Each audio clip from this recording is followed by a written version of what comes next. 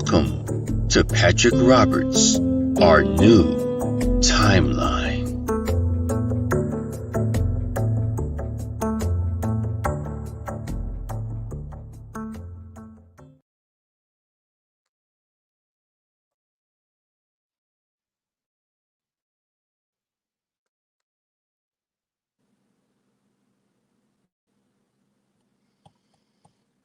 I don't know when the hell we're going live. You're just going to have to hold your horses.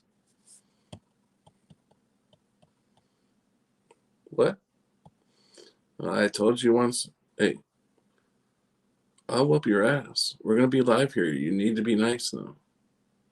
Oh, we're live. Hey, how's it going, everybody? We're live. I wasn't talking to anybody. There's nobody there. See? Nobody there.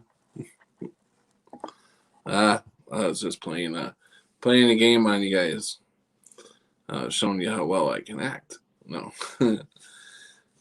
So anyways, I am going to try to do a 12-hour marathon today. We got a lot going on. I've got a lot of things I want to do with you guys today. You guys will be spending the day with me. Everything that I do, you're going to do with me. So, I do have a couple errands to run later. So, of course, since you'll be with me, we will be taking a ride together. We will be going to Walmart. I have to pick up some hangers and something for supper. So, you guys will be riding with me. Hey, Catherine, how you doing? Hi, everyone. Hey, Patrick, it's great you have a new apartment. Nice. I know. I feel a lot better. That was a big thing. You know, the guy, the manager is such a nice guy. He is even allowing me to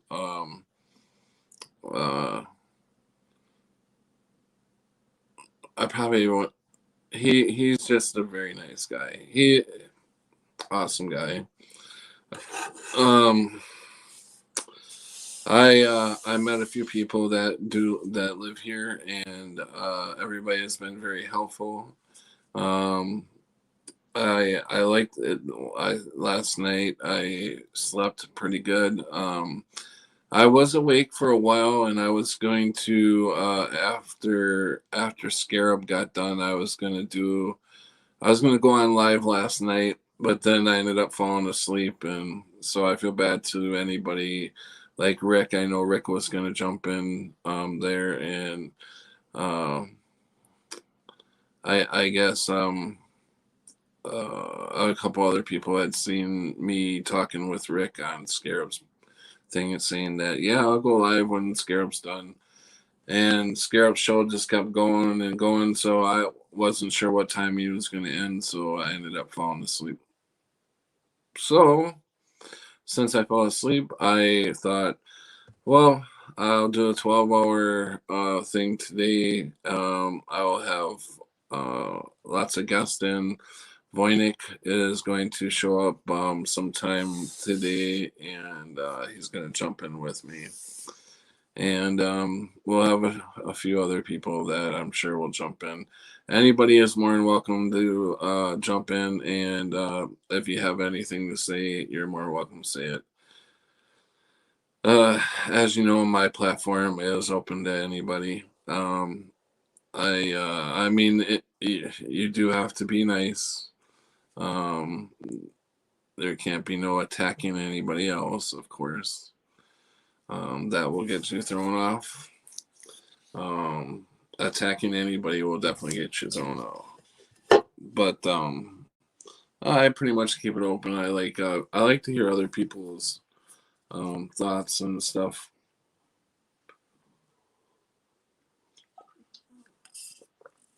On what's going on.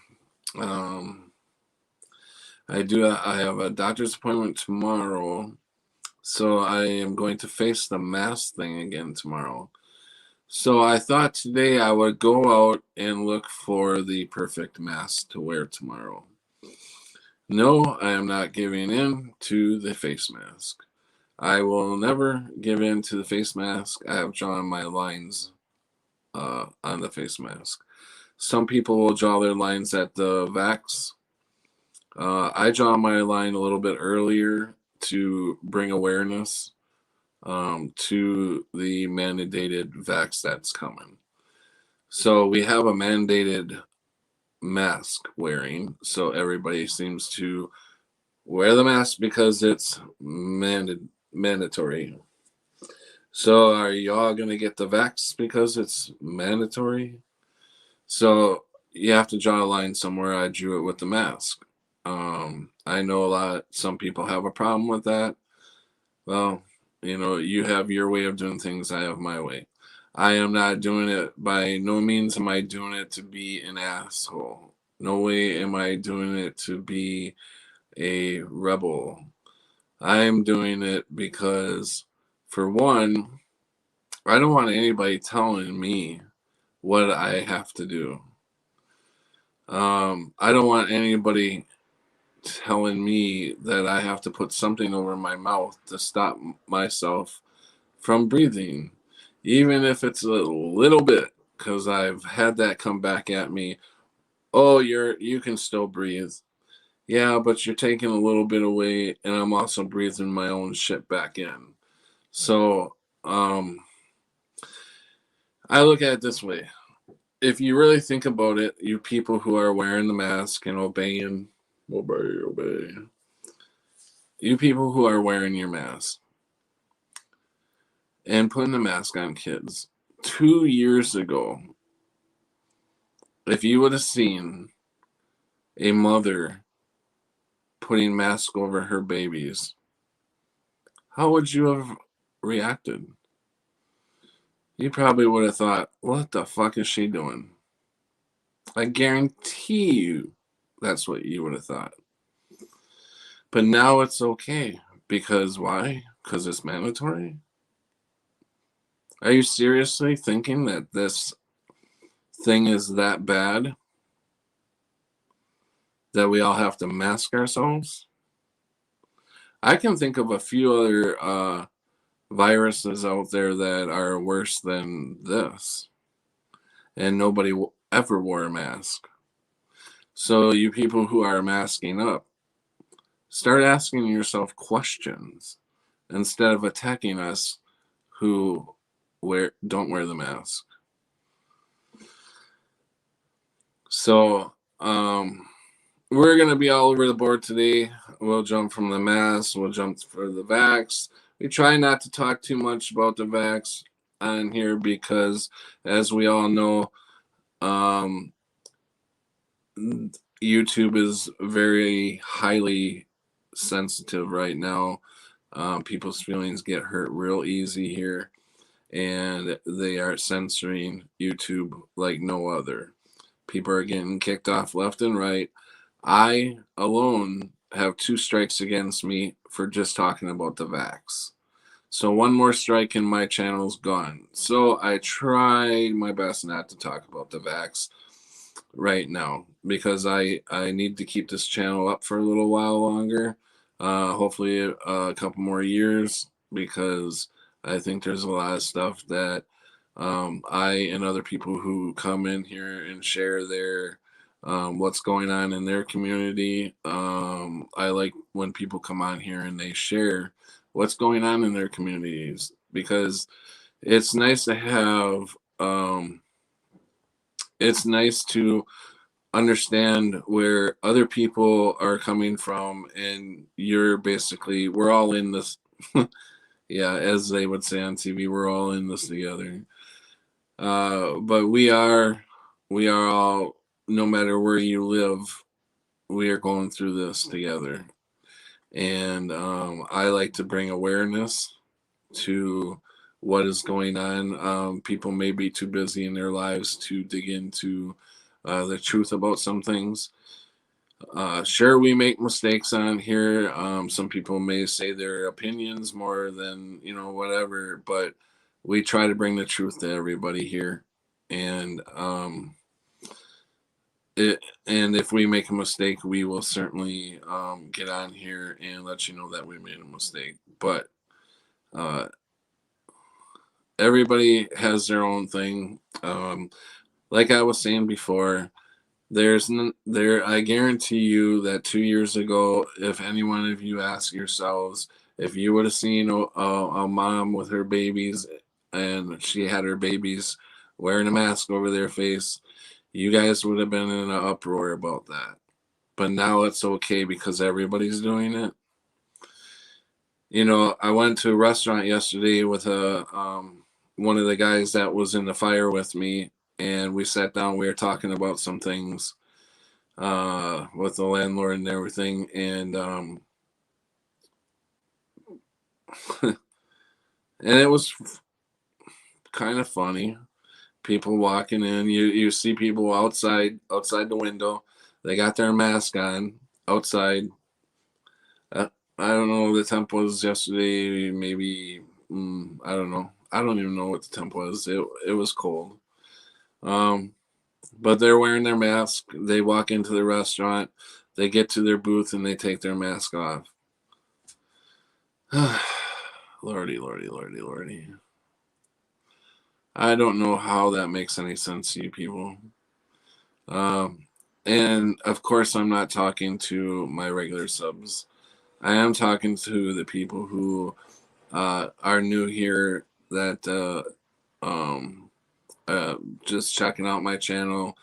How is that making any sense? If you are a person that wears a mask and believes in it, I would love for you to come on and explain this to me. Explain to me why you are masking up and why you are putting it on your kids. But it's okay for you to take your mask off when you get out of the grocery store or when you sit down at a booth in a restaurant. I would love to hear what you're thinking and what you're thinking. I would love to hear that. Like I said earlier, I'll probably be repeating this many times today throughout the stream because a lot of people are just coming in, probably just getting notifications. I know notifications are late, but I will be doing a 12-hour stream today, and this is to help my own benefit. I mean, I lost I lost everything, so I mean, as I'm buying things back, it is really expensive. So I just need some help. And I appreciate the help that everybody has been given. My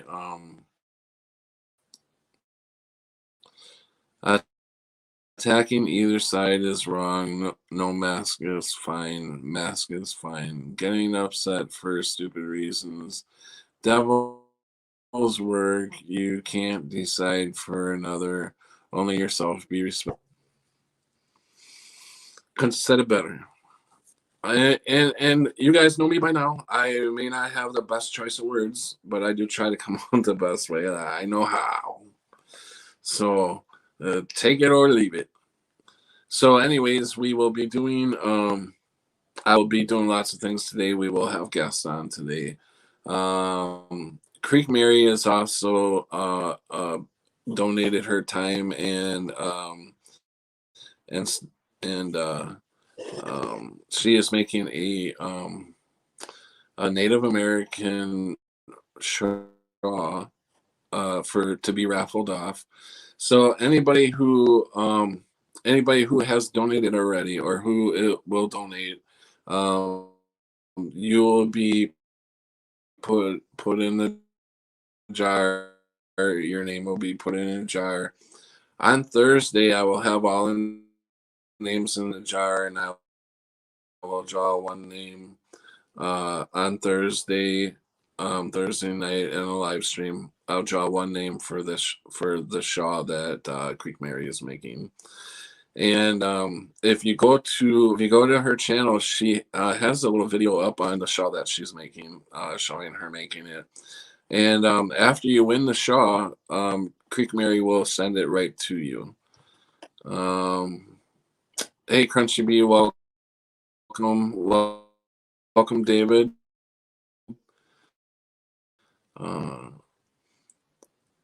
No, I wouldn't, because I don't agree. Just right.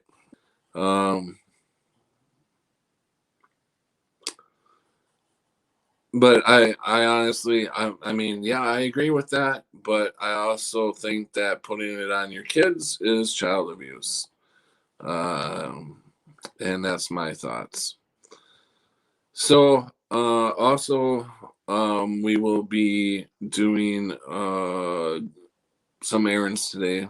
Like I said, I need to go to Walmart and get some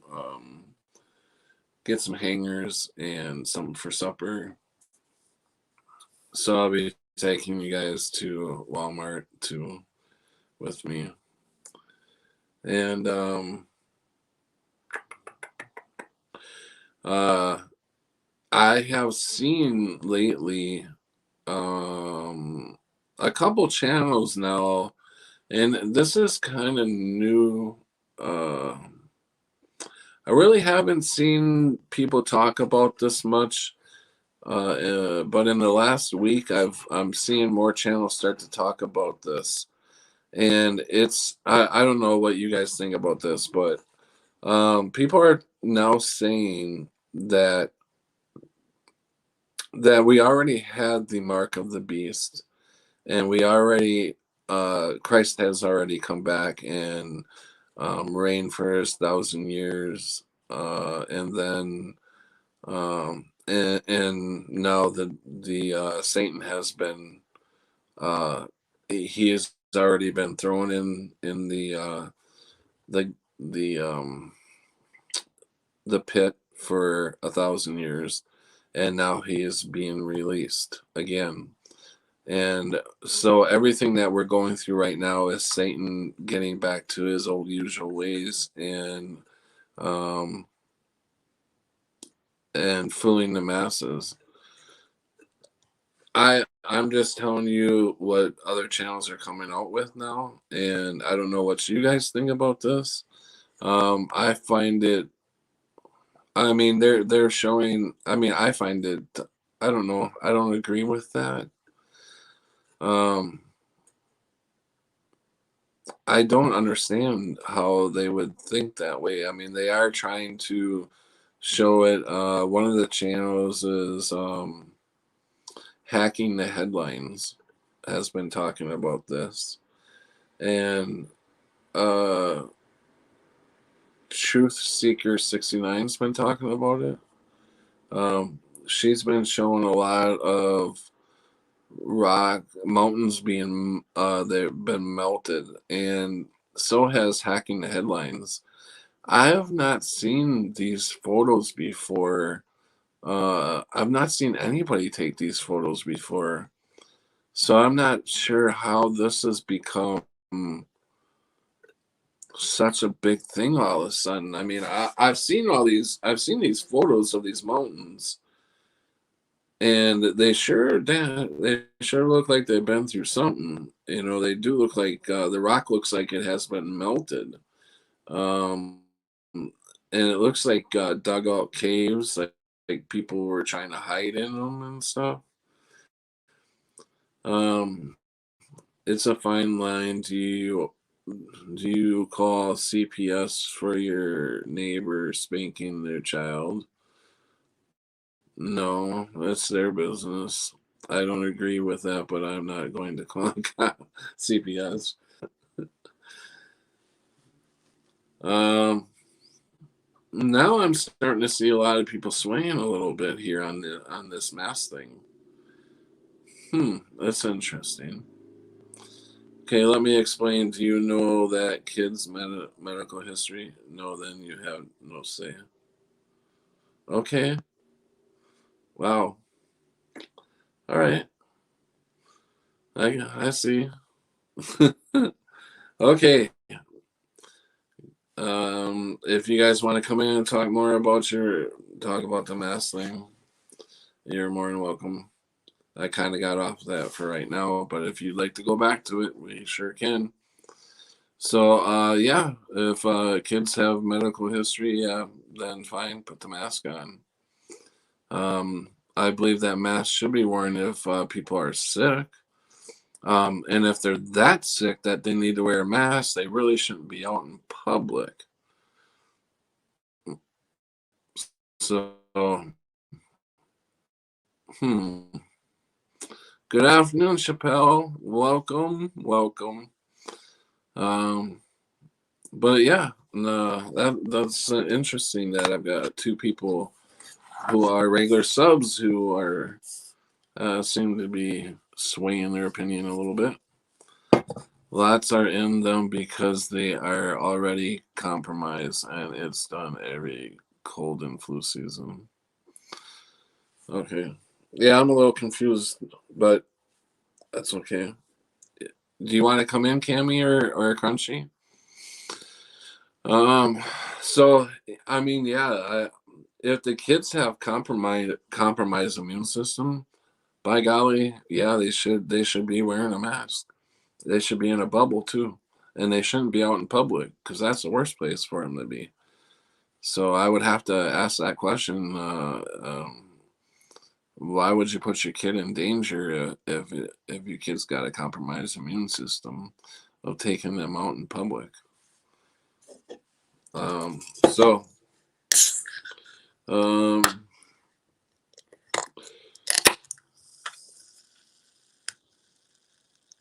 okay, so back I was talking about these mountains that are melted. Now I've not seen these photos before, so I would think that these photos would have. I mean, people would have been talking about this before. So I find that really odd that all these photos are coming out now of melted mountains. And I mean, it does look obviously like something has happened. And they're thinking that when Christ came back, uh, he came back with a vengeance and burned everything. Um, or I don't know. I'm thinking, could it not be maybe nuclear war happened or something? I don't know. Bubble Boy was an awesome movie. Yeah, yeah, it was a good movie. I felt bad for the guy. Uh, his he couldn't have much of a relationship with his girlfriend. I mean that sucked. But yeah, that was a good movie. Sharky, how you doing, buddy? Saying hi, doing a few things around the house, so mostly listening. Yeah, I seen your dancing video last night, Sharky. I thought that was awesome. I was gonna make a video, a 2 minute skit of myself dancing also, but I couldn't do it, Sharky, because I didn't have a radio. And for me to tape it on my phone, I couldn't do that at the same time as playing some music from my phone. So I couldn't do it. So I'm sorry. Maybe sometime during this live stream I'll do it if we find some music somewhere. They will have music in Walmart. Do do do do do do. Cammy, not trying to be mean about it, but nobody has the right to decide that people have autoimmune disease all their life. You holding them hostage, Pat. I don't know what you're talking about, Cammy. You have to come on and explain because I'm really confused about what you're writing. I get that. I can't tell people what to do. I wouldn't tell them what to do. I don't want them telling me what to do. That's the main thing of this whole thing is yes, I get upset when I see people putting masks on their babies, but there's nothing I can do about it. They have the right to smother their babies if they want to. That's the way I look at it. The biggest thing as I'm trying to say is mandatory mask. You don't tell me what I have to do with my body. That's the main point here. Like going into the doctor's office, they are forcing everybody to put a mask on. Mandatory is not the law, but yet my free will is taken away because they're forcing me to wear a mask. Although I don't wear a mask, I get treated like shit. I get everywhere I go to a new station in that same hospital, going somewhere else, I get the same shit. Put the mask on. I need you to put the mask on. So, yes, that's what I'm talking about. I see we're gonna stay on this mask thing. How long do you think you would stay inside if you were ill lifelong? I don't know, Cammy. The whole they need to stay at home if they're sick. It's just an evil and anything else. Every human has the same. Okay, well, I agree. Do you want? I'm giving you the option to come on, Kimmy, because if you want, you're writing a lot. I get what you're saying. You keep going back to human rights and all that, and I'm not saying anything about.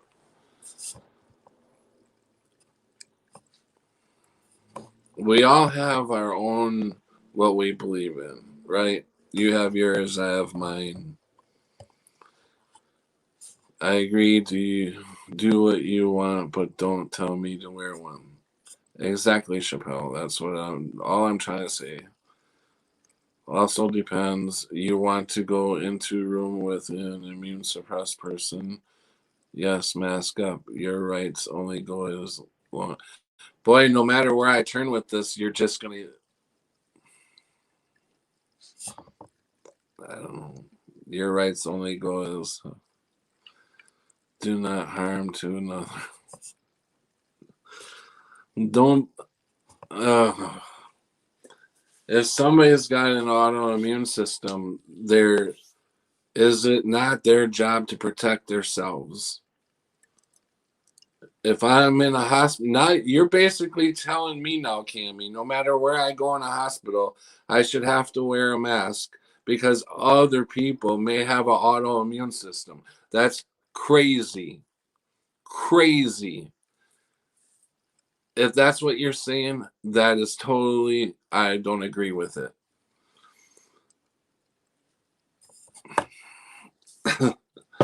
why I'm not gonna keep going with this. That's just crazy. Agree, Pat. Cammy, are you saying wearing a mask is for health? Immune suppressed can be almost the healthiest. You are suggesting the healthy are sick. No, they are not. You can choose not to go see a doctor, or if you want to see one, you must follow the rules. That's crazy, Cammy. Come on now. Ugh. Come in and talk to me, Cammy. It's really hard to decipher when in text messages. I can look at and read your text message, but I may not be reading it the same way that you're coming out with it, Cammy. I mean, I want to understand what you're saying. I think I understand what you're saying, but I may be looking at it the wrong way or whatever. I don't want to take it the wrong way because you're a good friend of mine. So I would like you to come in and explain yourself. If you're saying that I should have to mask up no matter what, because I may run into a person with autoimmune system problems, that's crazy. You are you are to take care of yourself. You can't then I should have to wear a mask anywhere I go. Basically, if you're saying that, you're basically saying I should have to wear a mask everywhere I go because I may run into a person with an autoimmune system problem, autoimmune system problem anywhere I go. No, I am not. Immune suppressed people are at risk from the basics. I get that. I'm an autoimmune system. I have an autoimmune immune system problem myself. So I get that. I know. I know what it's like. People are at risk from the basics. I have many in family, and a minor infection can kill them, and almost has. I get that, Cammy, but you can't tell me that I have to wear a mask in a big place. I mean, people need to protect themselves, do they not, Cammy? They need to be responsible to protect themselves. If they're afraid that they're going to catch something, then they need to watch where they're going. Don't tell me I have to not, that I can't go see a doctor because I may run into an autoimmune person. That doesn't make any sense at all. Cammy, they need to protect themselves. It's not for us to do. What would Jesus do? Jesus would probably heal them. If you want the truth, Jesus would probably heal them. Would Jesus walk around with a mask? I don't believe he would.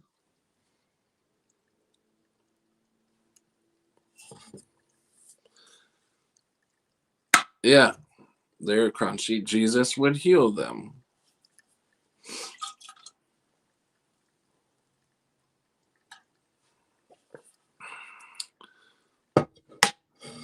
So the way you're talking, Cammy. So now let's move from the mask to the vax. So now I may run into an autoimmune system. So the mask thing is out now. I should get a vax now to protect the people who I may run into because I want to go see a doctor.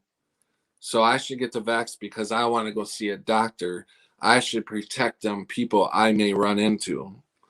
I have an autoimmune system problem myself. So if I want to protect myself, I need to stay away from people or, protect myself any way I can. But what I do personally is I put it in Jesus's hands. Whatever, if I'm going to get sick or whatever, then Jesus will take care of me. I truly believe. I typed it right before you said it. Laugh out loud. No, you did not. It didn't show up until I said it before it showed up. Cammy says, I am saying if you see someone in a mask, don't assume they are a moron who is hurting themselves. Okay. All right. I gotcha. Jesus would tell all, remove the mask, breathe his life breath. Take responsibility for your own health. Yes, I agree, Deborah. Doctor is for sick, duh. Come on, Cammy. Come on, Cammy. I don't know what's going on, but yes, the doctor is for the sick, but it's also to see if you're sick. A doctor is also for checkups. So a doctor is not just for the sick. There's many of reasons that you may have to go in and see a doctor. You don't necessarily have to be sick. Duh. I don't know why you're being so rude, Cammy. I mean, there's no reason for it. So let's all play nice and let's get off the subject of the mask. Not because I am sick, but because I know many are. Well, I am not wearing a mask for anybody. I am not going to stop myself from breathing for anybody.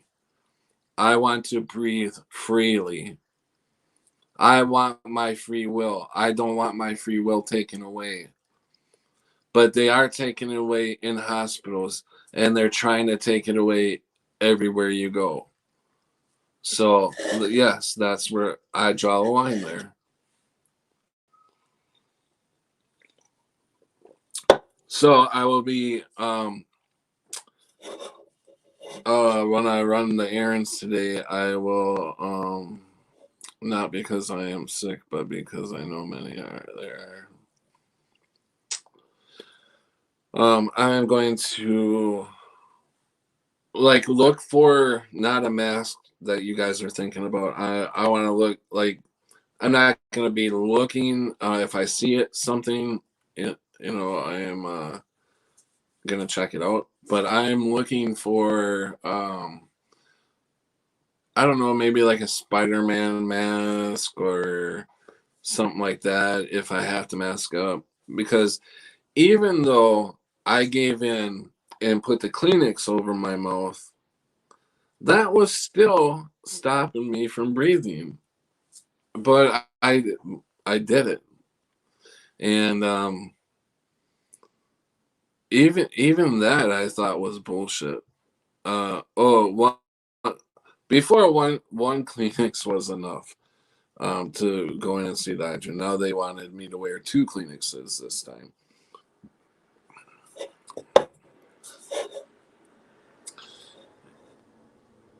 If the vax was not DNA altering, maybe, but this one alters DNA, so no, I don't agree with bad vax. Catherine, wear a horse's head. I think that's like on Scarab. Yeah, I seen that. I seen the Scarab. I seen that one too where Scarab showed that black mask with the zipper that went across the mouth. That one looked pretty scary.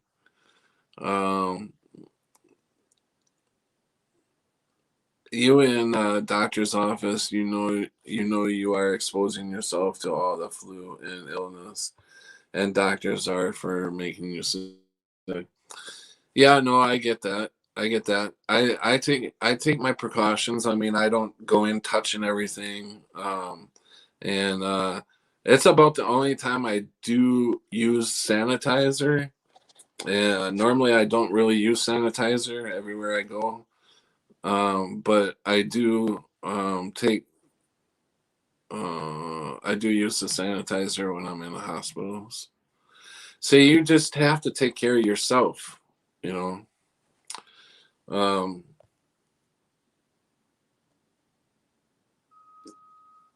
let's see, wear it under your nose so you can breathe. Yes, they are. I don't go into doctors unless I am sick, broken, bleeding, or birthing babies. I am, but yeah, but with the medicine I'm on, I have to go in for checkups. I'm not sick, but I have to go in for checkups. Um, and need to draw my blood to test to make sure everything's going good. I am not being rude. I am just not blindly agreeing. Okay, that's cool. That's cool, Cam. Not agreeing with you is not being rude, Pat. Okay.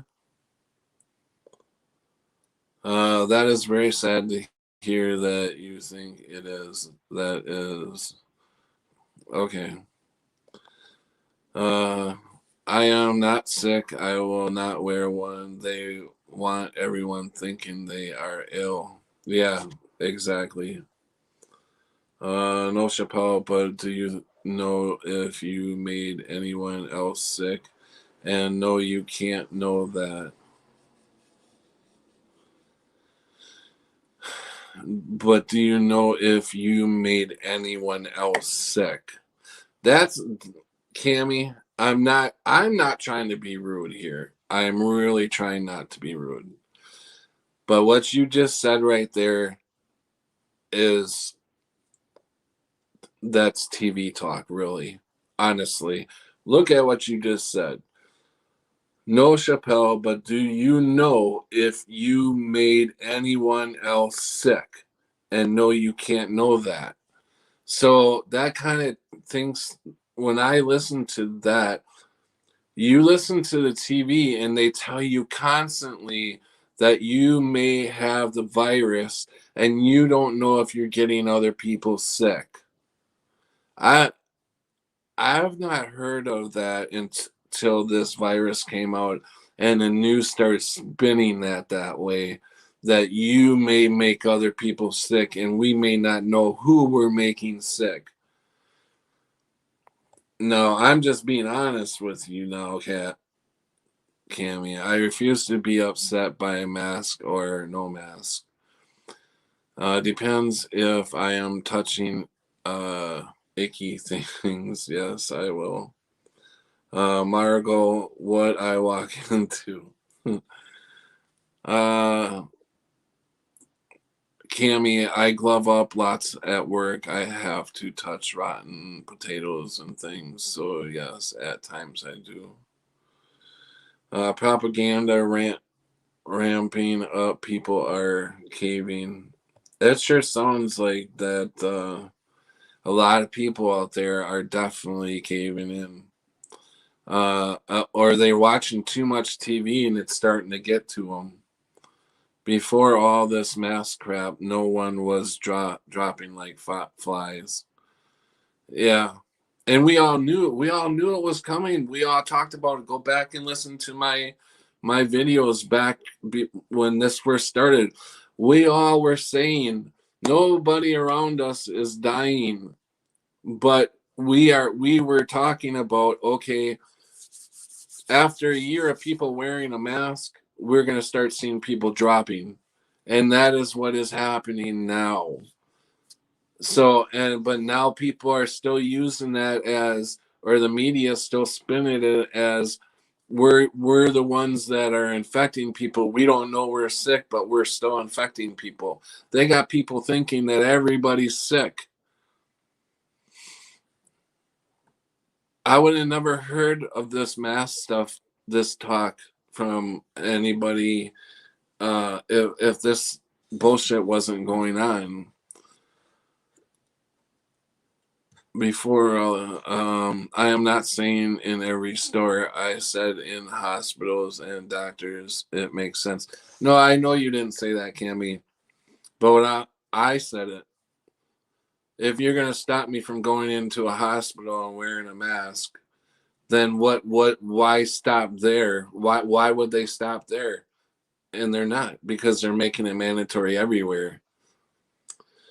They're just not as hard on everybody as they are in the hospital of wearing a mask. If I'm sick, I should wear a mask. That's common sense. But if you're not sick, why should I have to wear a mask if I'm not sick? How am I going to get somebody sick if I'm not sick myself?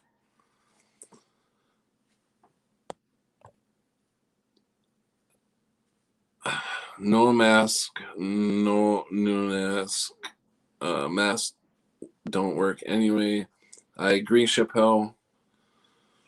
It makes no sense to wear one anywhere if you have no symptoms. If you are well, what happened to just stay home if you have a fever or cold? Totally agree, Deborah. I didn't see the mask coming. I love a plot twist. Yeah. Cammy says, no, it's called my life experience talk. I have been made sick. I have autoimmune things. Oh, I'm sorry, Cammy. You don't need to know my medical history, but I am telling you it happens. No, I agree. I agree, Cammy. I totally agree, and I'm sorry that you have an autoimmune problem. But you can't tell people to wear a mask just because you have an autoimmune problem. I don't go around telling everybody you got to wear a mask around me because I have an autoimmune problem. And that's what I'm saying. And I'm I'm getting from you that that's what you're saying is you want everybody to mask up because we won't know who has an autoimmune system problem. So we should be kind enough to mask up um, because we may run into them people. And I'm saying no. Deborah, right? Why would anyone go out anyway if they're that sick? That's what I'm trying to say is if you have an autoimmune system that's really bringing you down, you shouldn't be out and about anyways. That's what I was saying about the kids. If they have an autoimmune system, they shouldn't be wearing a mask. I believe it's child abuse. But if they have an autoimmune system, of course they then wear a mask because then it gives them some protection if they're going to be out and about, which they really shouldn't be out and about. But that's here nor there, right? I know many who. Let's see. Hold on. Most people don't understand that. I'm trying. I just lost where I was at. No, it's called my life, Deborah. Right? Why would anyone go? Okay, Cammy. Cammy says, and most people don't understand the phrase "road to hell is paved with good intentions." Your intention is meaningless alone. Actions and end also matter. Okay. What can I ask you? What intentions? Good intentions. My intention is meaningless alone. Can I ask you what you're talking about there? My intention is meaningless alone. Actions in the end also matter. Can you explain yourself a little bit more there, Cammy? Margot, hey, no funny note, mask, deaf, emphasize, and eye rolls. I force them to see my smile and love. That's cool. Prayers, Cammy from Margot. Cammy, I know many who have. Yes, they were already compromised, and no, I can't verify because I don't trust them to give full truth. But I do know they are killing people, and if you push too soon, you will. What? You really need to come on here, and I don't understand what. I know many who have. Yes, they were already compromised, and no, I can't verify because I don't trust them to give full truth. But I do know they are killing people, and if you push too soon, you will. You will be one of them. I will be one that's killing people? Is that what you're saying? I am really confused, Cammy. You can't tell to put it on, and I can't tell you to take it off, but we can debate. Right. I agree, Margot. Cammy, have you always worn a mask?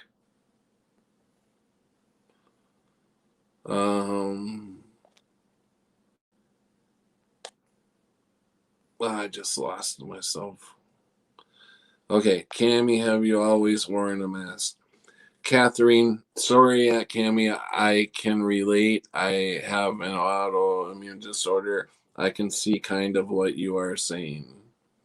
Cammy, nobody can force you to do it, but then you can't force them to deal with you either. I'm not even saying anything to anybody. I'm just saying.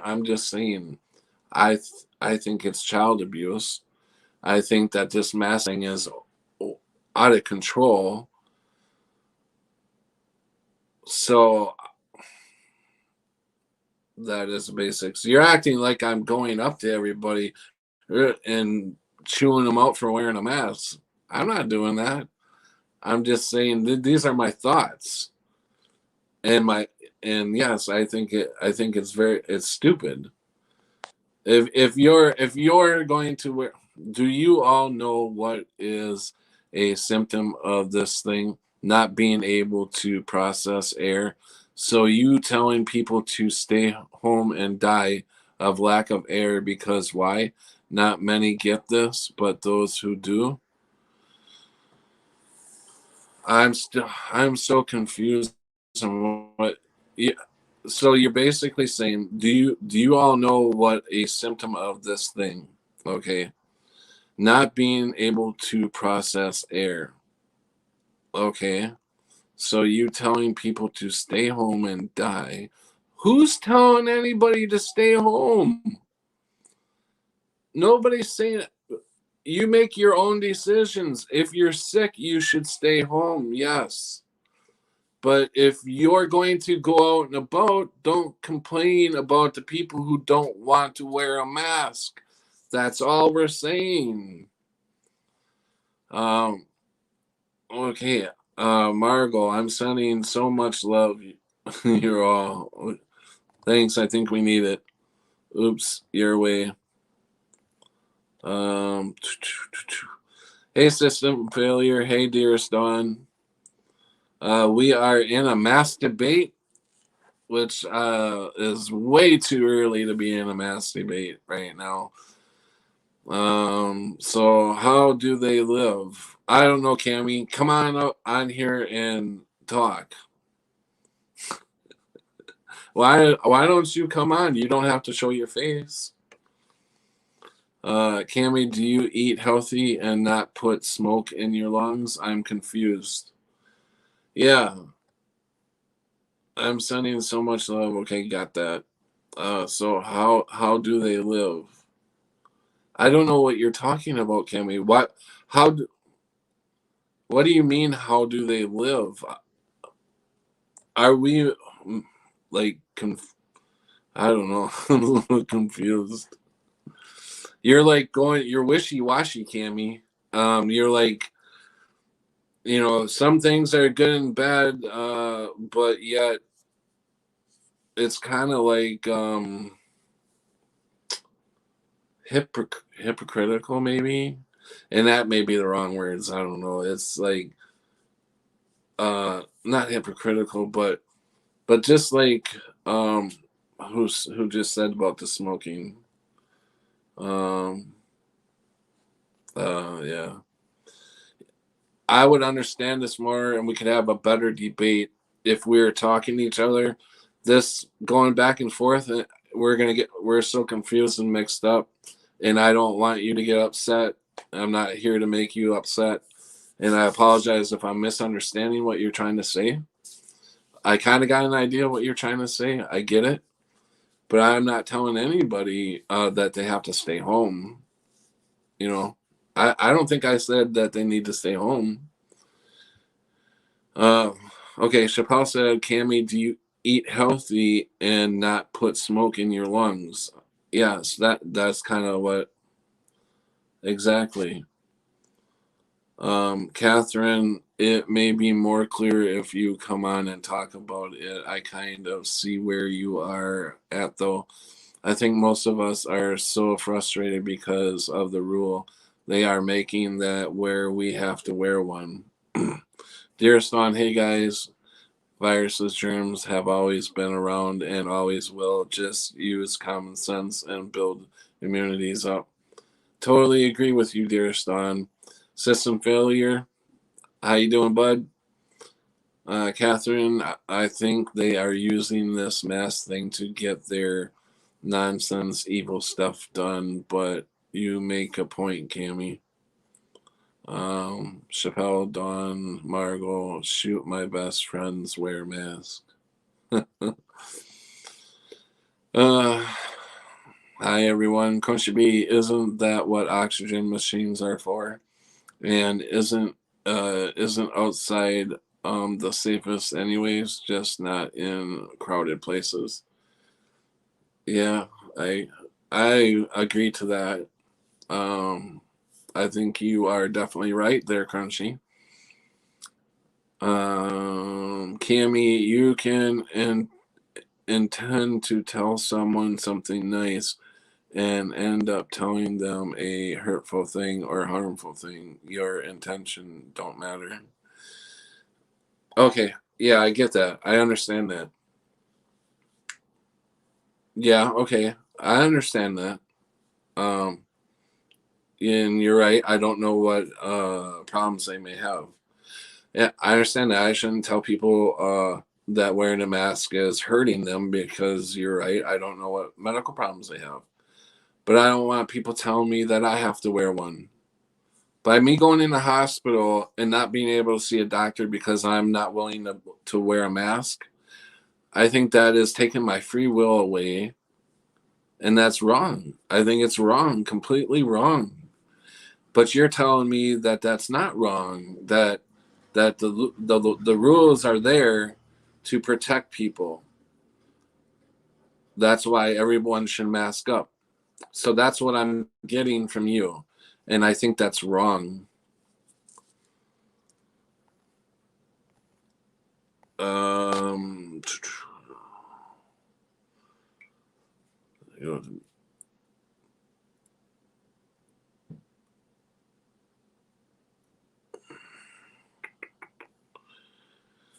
Okay, I lost my spot. Okay, see how it is. Let's see. Hey Rick, what's up, bud?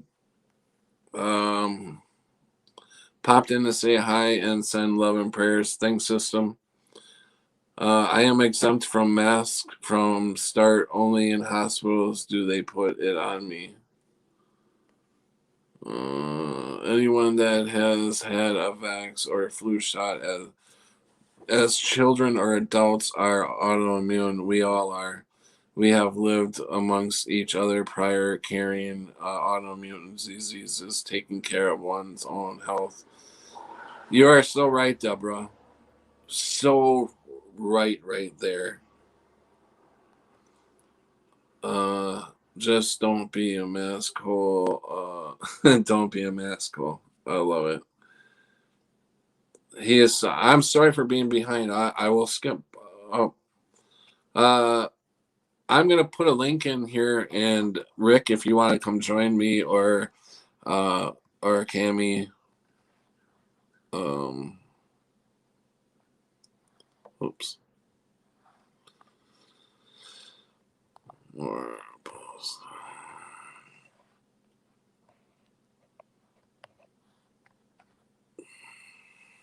Okay, I put a link in there. Anybody is more than welcome to come join me. Let's see. Let me jump through here. Hey Brenda, welcome. I didn't realize that you were going live. I've been listening to tunes, going through some stuff, trying to keep my mind off the anniversary date tomorrow. 2/2/2 is my anniversary date. Oh wow. Yeah, Brenda, I am gonna try a 12-hour. Hold on, we got Rick. Rick is coming in to join us. Hey, Rick, how you doing, bud? Whoa! Hey, Rick, take that man. I've been waiting since like 4 o'clock this morning, Pat, to go live, but it's all right. I am so sorry. You know what? It's fine, dude. What time did he It's fine. get done?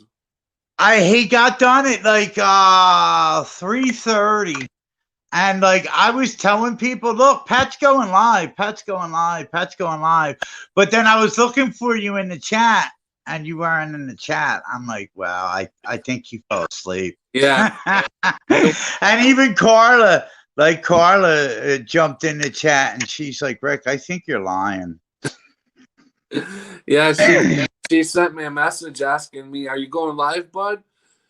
And I didn't get it till I woke up, and 3 hours. Yeah, so she knew you fell asleep. That's why she said that. Yeah, I told Rick I was gonna go live as soon as Scarab got done, but Scarab kept going and kept going. And yeah, he went on. It was like a 4-hour show. It was like 3:30 when he was done. Yeah. So yeah, I'm gonna since we got more people in here, what I'm doing today is I'm doing a 12-hour marathon to try to help myself because I'm going through, like, every time I turn around and I need something, like my oxygen thing, Right. that got burnt up. It's like I don't have, and I need these things, and I'm having trouble. I'm having problems because I at night I wear a sleep machine. Yeah, right. Yeah, I have sleep apnea, and Right. insurance company's not going to pay for a second one. So What? yeah, Red Cross is dealing with that with my insurance company, trying to see if Red Cross is trying to see if they can help me. All right. Now listen. I have one, Pat. Do I you? would have to ship it to you. Yeah, I have one. I don't know how old it is. Like it's not that old, and it's a newer one. Like I know it's got like the GPS in it and everything. I have to dig for it. You see this room, right? This is this is my son's room. Do you It's, have the hose and everything? yeah, everything's in it. It's in a little uh Case? yeah. Man, that And was it's fairly new. I think I may have got it like well, not new. Probably like 5 years ago. I yeah. got it. Cross was trying to see if they could even get me like a refurbished one or something like that. Right. Now I know this one, it has settings on it and shit. They're gonna have to set it to like you'll probably have to do the sleep study again because they have to set the machine to a certain caliber, don't they? I knew that. They do, but that may be the problem if I don't get it through the medical the way we're Right. That's what I'm saying because this machine that I have is set up for me. right, because You know what I mean? I know. if I try to get another company to come out to set that thing up, they probably wouldn't do it because I'm not buying it from them. So Right. And yeah. yeah. Um But I mean, I do have it if you do need it. You know, if worst comes to maybe worst, if you can't. there's accessories off there that I wouldn't have to buy. If Red Cross can get me the machine and get me set up for what I need it for, then Right. Well, that's if it's the same machine too, Pat. You know what I mean? oh yeah. But most of the tubes and everything are pretty much universal. Accessible. Yeah, here it is, right here. Oh, Yeah, I think they're universal pretty much. it's right up top. Because my wife was my I think it's my brother-in-law or something when needed it, and she was gonna give it to him. But yes, everything's still in here. Look, see, I barely used it. I think I may have used it like once. Well, no, that's not true. That's not true. I used it a couple. You can see, look, like it's fucking brand new. I mean, yeah, You know what I mean? Where I is- I hate that let me shit. off there. Let me take this Margot's thing off there. But I mean, I got all the paperwork and everything's in here. Yeah, everything. Oh wait, I'm trying to. Did it again.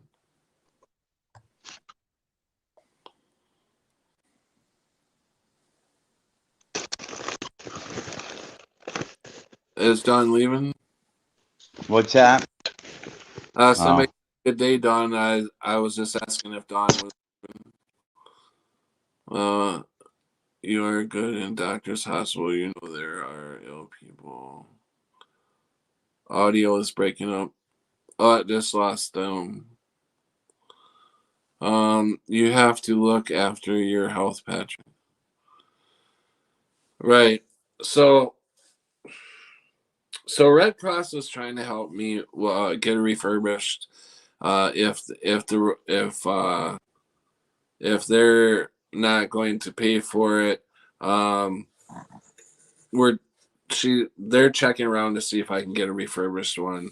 If I can't get a refurbished one, then I'm going to need to buy one. And there's some other medical things that I need, obviously, and also, still paying for everything else. I never realized, I always thought, I've never been in the position where I've had to literally start all over from scratch. So basically, I thought I'd do a 12-hour live, and don't forget that Creek Mary has donated. She's wanting to had a great idea to raffle off a Shaw. It's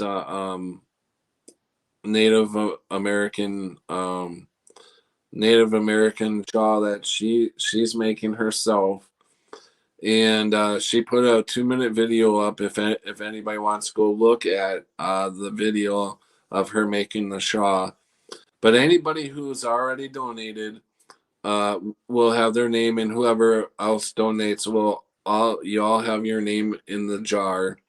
I will do a live on Thursday night, and I will draw a name out of the jar on live, and whoever wins it, Creek Mary will personally be shipping it to you.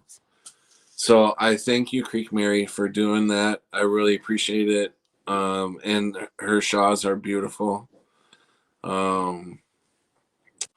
Brenda, a simple way to balance your sugar level is to have an orange or a glass of orange juice, not from concentrate. It will balance your sugar levels all day.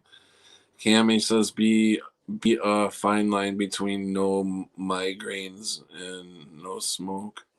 I had migraines after my car accident. That's the worst. I don't get them anymore. But if you're dealing with migraines, I feel sorry for you, Cami, because I know them are fucking rough. And there's like fucking nothing you can do. Dearest Dawn, Patrick, were any of your picks saved? I thought they were all burned up. The guy that lived to me, most of them were burned. But I went in the house yesterday, and yeah, I know it was very dangerous to do, but I had to see if I could get anything out of the house. Oops, sorry, Rick.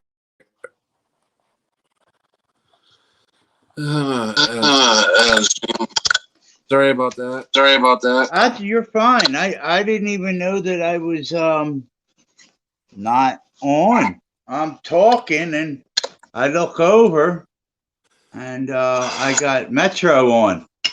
Metro News. I'm like, what the fuck? So I went in.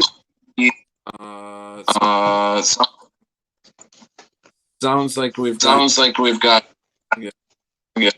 Yeah, we're breaking up. We're all choppy.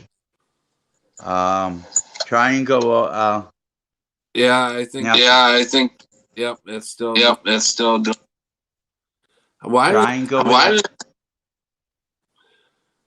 How weird. Last night. What was that, Pat? What? What about last night? No, I said before. Can you mute? Second. Okay. Yeah, I'm coming in perfect now. So, I will shut up when you talk, Rick. I will mute myself. We're gonna have to do that because otherwise we're gonna have to keep going in and out. So I meant not last night, the night before. We were coming in. I mean, after we had to go out numerous times. We finally got it to where we are all, talking just fine. So it's gonna play this little game with us today until, you know. So, anyways, I was saying that Shane and I went back into the house. We got ourselves upstairs. The stairs, half of the stairs is gone, but we kind of climbed up the side of the stairs where there's a lot of support there. I don't know enough to get us up there, but we managed to get up there. And I went in my room and I found some pictures that were still in really good shape, but they had a lot of water. Some of them had water on them, and they were frozen. Everything was frozen.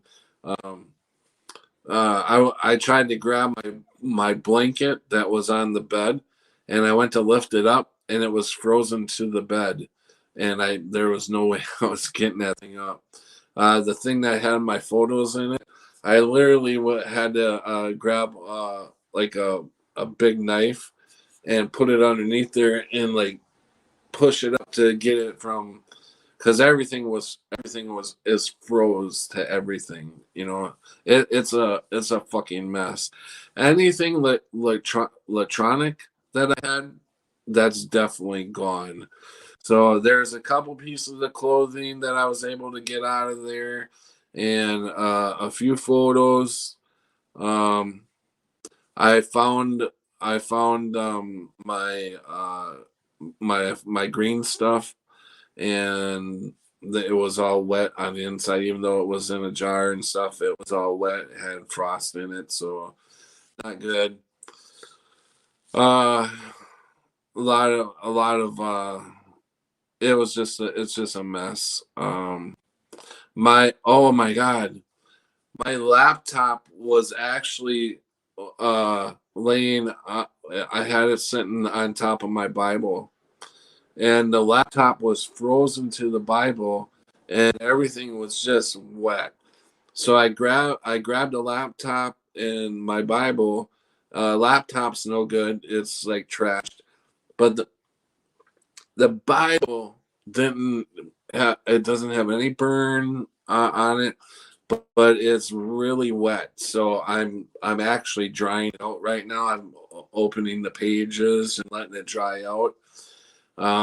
So the Bible, none of the pages were ripped or burned.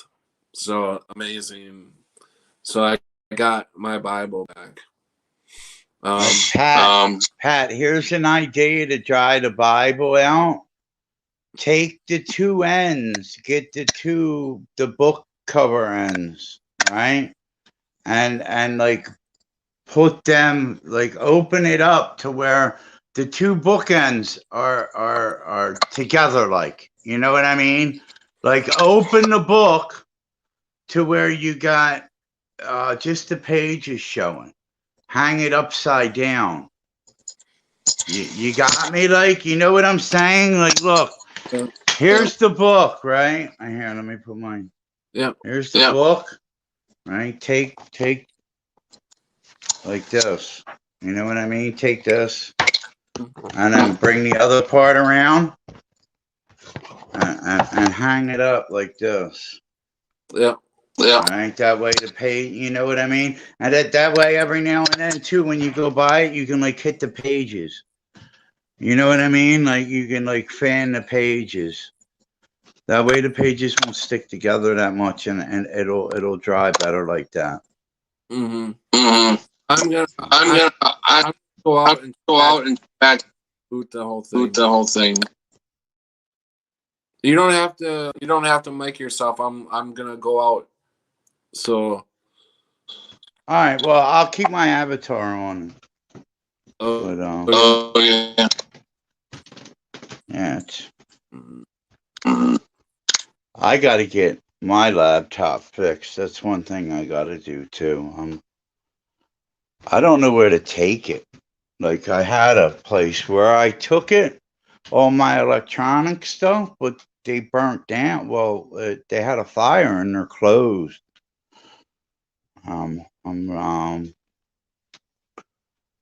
really iffy where I want to take the computer because it's an expensive computer. It's my son's computer, and I want nobody hurting it.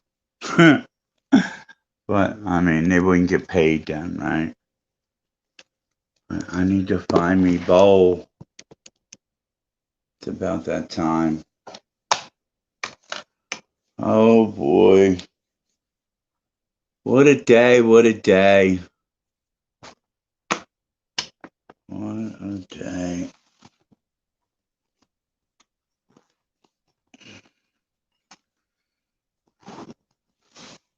So, anybody in the chat that doesn't have electricity? You're Checking. a A bit. little bit better. Better. The Cammy. So when I know there's more. Okay. I can't explain why I know it. I've lived through so many things I shouldn't. I know he wants me here. Yay for some photos. Yes. I knew the Bible would not burn. I know, that's amazing. It didn't even get touched. Patrick, is PayPal donation better or GoFundMe? You can do either or. It don't matter. Whichever is easier for you, dearest Don. And thank you. How to save a soaking wet book. Shake out excess water. If the book is soaking wet, don't lose hope that it can't be saved. Wipe down cover, lay down and dry washcloth or paper towel sheets. That's a good idea. Paper towel sheets. Place the book upright to dry. Place paper towel sheets or rags between the pages. Leave the book to sit in place. Margot, I'm eating, so it's like Sunday dinner with friends. PayPal preferred for me. Okay, that's cool, dearest Don. I appreciate that.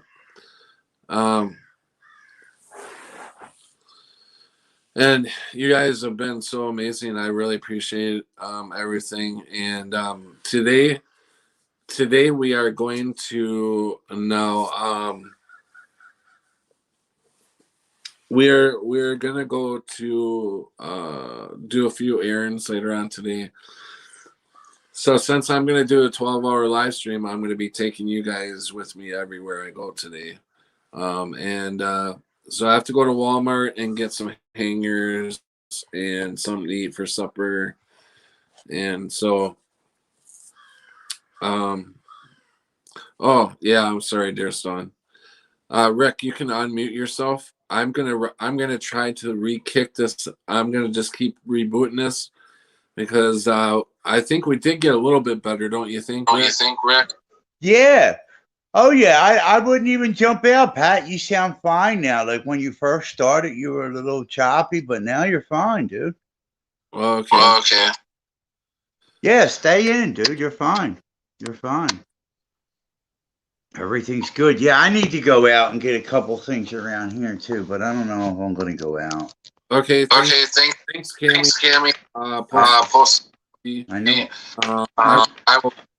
I will go get the itch. Now you're breaking up again.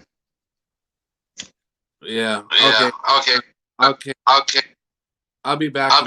In a damn thing. Fucking technology.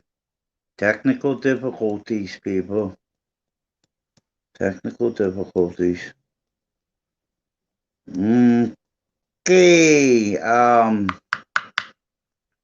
See if did I learn anything interesting lately? I don't think I have. That's sad. Or I did and I just forgot it.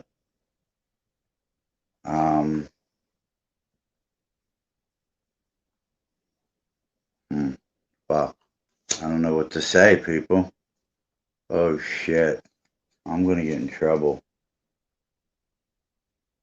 My wife's gonna beat me. I burn her. Fuck. No big deal. No big deal. I'm not in no trouble. I'm alright. I'm gonna put my camera on so you can see my ugly face. Let me check in the chat. See what's going on. Chat.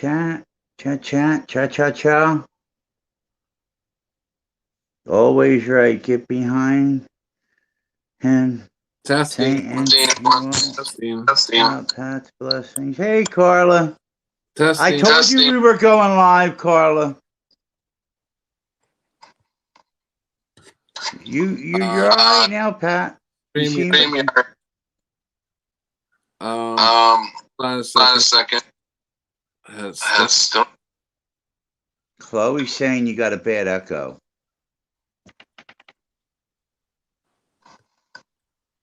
But I think you're all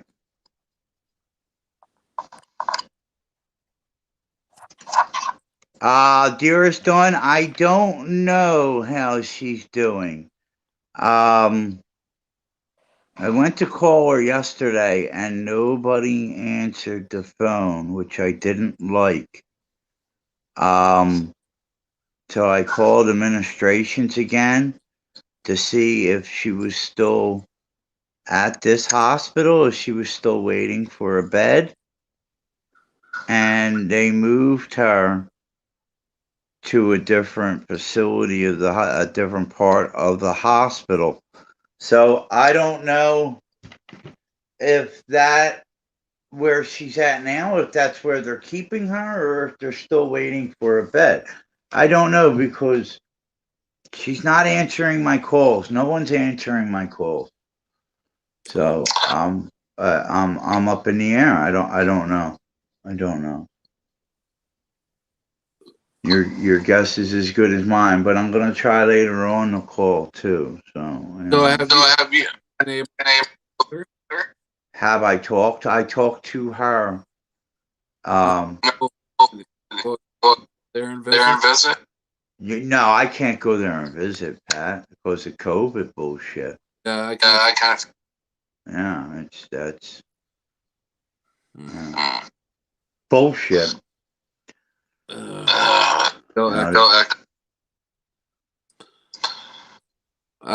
get hour and 10.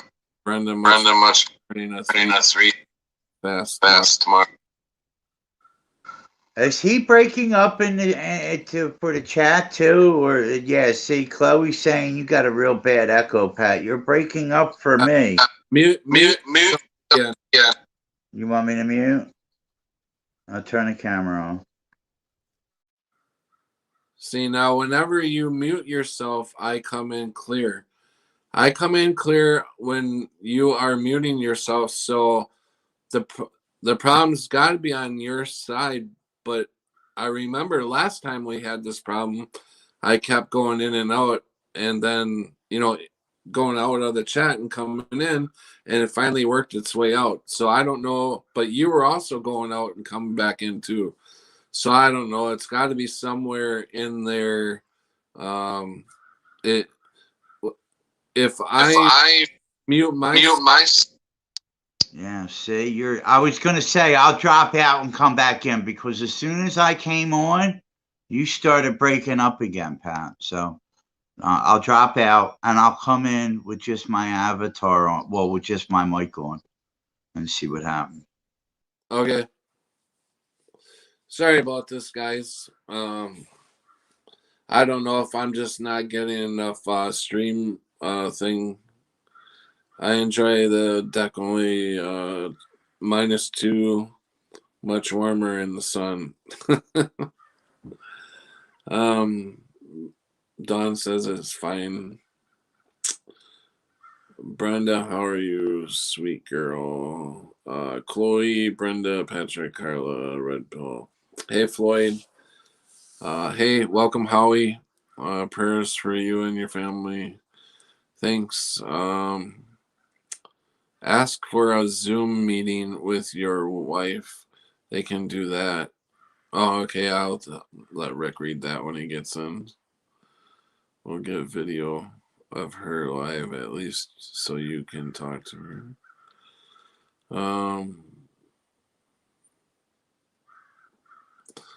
Thanks, Treasure, and welcome. Welcome.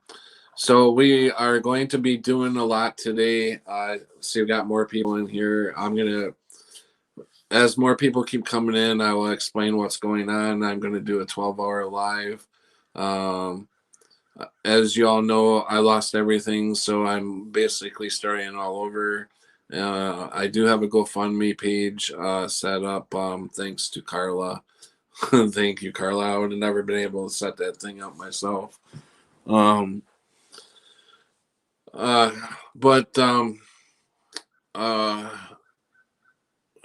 did get into a new apartment, and I moved in 2 days ago, and I got a blow up bed, so that's good for now.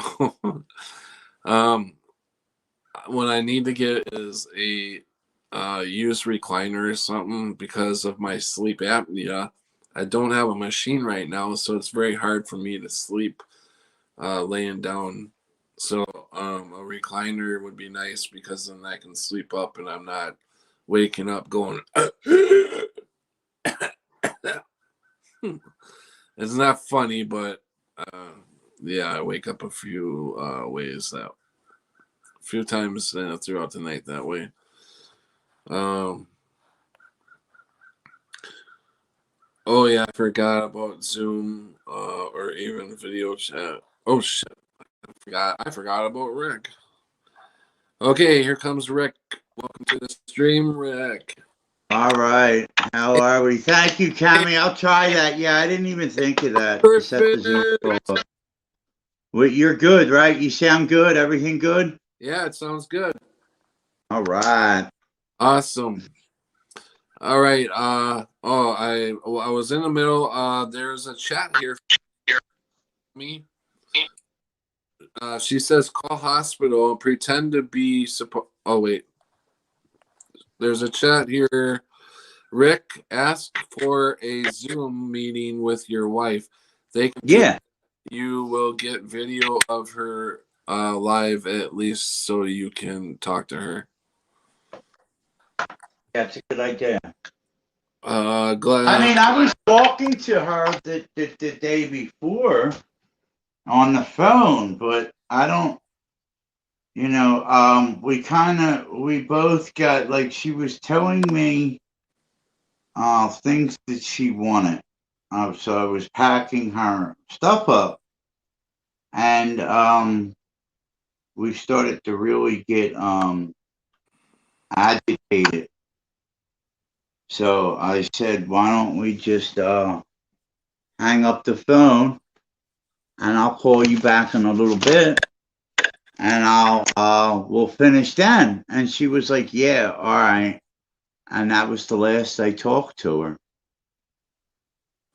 I know they changed rooms, you know what I mean? But I hope, like, she didn't have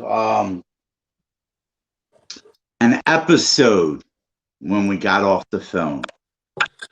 Yeah. You know what I mean? But I can't, it's out of my hands, dude. That's one reason why, like, when I would leave, I would worry because I knew that she wasn't in the right frame of mind. And I didn't want her to hurt herself. I didn't want her to hurt anybody else or to get hurt. So it was like I didn't want to leave. Right. But it was so bad to where if I didn't leave, I would have ended up really hurting her. There was times to where I've never hit a woman. Never. Now, I gripped my wife up. I'm not proud of that at all. I'm surprised I just admitted it. But yeah, I mean, I gripped her up. I never struck her. Well, I mugged her, but I never close fisted her or slapped her, and I don't want it to come to that. I just wanted to read this real quick. Treasure finds with Jane said, "Hey, we had a house fire and my insurance had to replace mine, so check with them about that." Yeah, they are denying it, Treasure. So the Red Cross is trying to work it out. I can't see how they can deny a medical something that you need to survive. Like, how is the medical? Yeah, they're saying they already paid for one. They're not going to pay for another one. So Yeah, well, yeah, I understand they paid for one, but it's kind of out of your control. You had a house fire. You know what I mean? Like, what the fuck? yeah, I know. Whoever's on the other side of that insurance company line taking that call, because there are just regular people like us that are making these decisions. Right. It's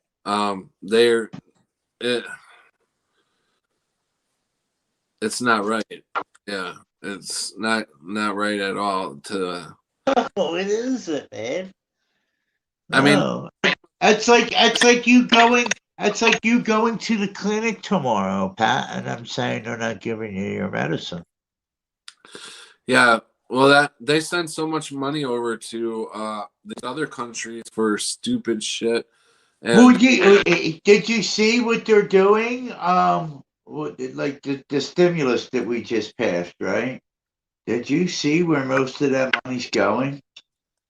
yeah, I seen there was like a lot of it to what was it, India or something like that For sex change. Where? For sex change. It's put aside for Yeah, I think I think it's India or Pakistan or something like that, but it's for so people can transition. That's where the majority of this money is going over. I forget what country it's going to over there, but it's so they can have a better what would you call that? Transphobic or no? I don't know. Whatever. The fuck would you call that? You mean the sex change thing? Yeah. Yeah, I'm not sure. Hey, so like you have transhuman. So what would like going from sex to sex be? Transgender. Transgender? Okay, yeah. All right. BLM made 10 billion. Did anyone see them spend that on any black peoples? Oh no! You think maybe they would? No, hell no. Yeah. Well, who got the richest, right? Jeff Bezos got the richest during this pandemic. With Amazon and everything, Jeff Bezos, all the top 3 people, they made the most money, man. Hey, Elgo. Hey, Elgo. What's up, Elgo? Is he coming in? I don't know. Organic, how you doing? Welcome everybody. I'm glad to see you guys all here. Yay! Now let's get the party's all here. The gang's all here. Yeah, the gang's all here. Yo, the gang's all here. Now it's and we're going for fuck that 12 hours, Pat. No 12 hours, man. What? No 12 hours. Let's go for 36. Oh no, that wiped me out that one day and I even got like 4 or 5 hours sleep and it's still wiped. Did you ever find that or no? That's gone, right? No, I did find it, but they won't post it. I don't know why. Okay. I think so it's on your channel or no? Maybe it's too long. It's on StreamYard. Oh, okay. But I can't put it anywhere. No, it ain't too long. Yeah, you could put it on Facebook, couldn't you? It wouldn't stay up though. I don't know. But you could, yeah. So, what if I wanted it? Could I go to your channel and download it? Right? Could I do that, or go to StreamYard? I don't know. No. I don't know how that works. Man, I'm either hot or I'm cold. My body can't make up a decision. I gotta crack a That could be your sugar, Pat. Oh, my sugars are good. Okay. I was gonna say that could be your sugar. That's funny that whoever said that about the orange with that Cammy. It said that about the orange and the blood sugar. Yeah. Oh. Woo! Oh. That's all I really eat is oranges. The little clementines. Yeah. Them and well, I've been eating a lot of fruit, period. That and grapes. But I'm not like I'll eat a bag and then clementines in like 2 days, easy. 2 or 3 days. In fact, I need more of them. Hey, And I haven't been taking none of my Chrissy diabetes medicine. and Christopher. Welcome, Christopher. Welcome, Chris C. How many people we got here, Pat? And at 24. Oh. Chappelle, welcome. Cammy, Chrissy, Dearest Dawn, Floyd, Organic, Brenda, Elgo, Salted Cedar, Helen, David, Howie.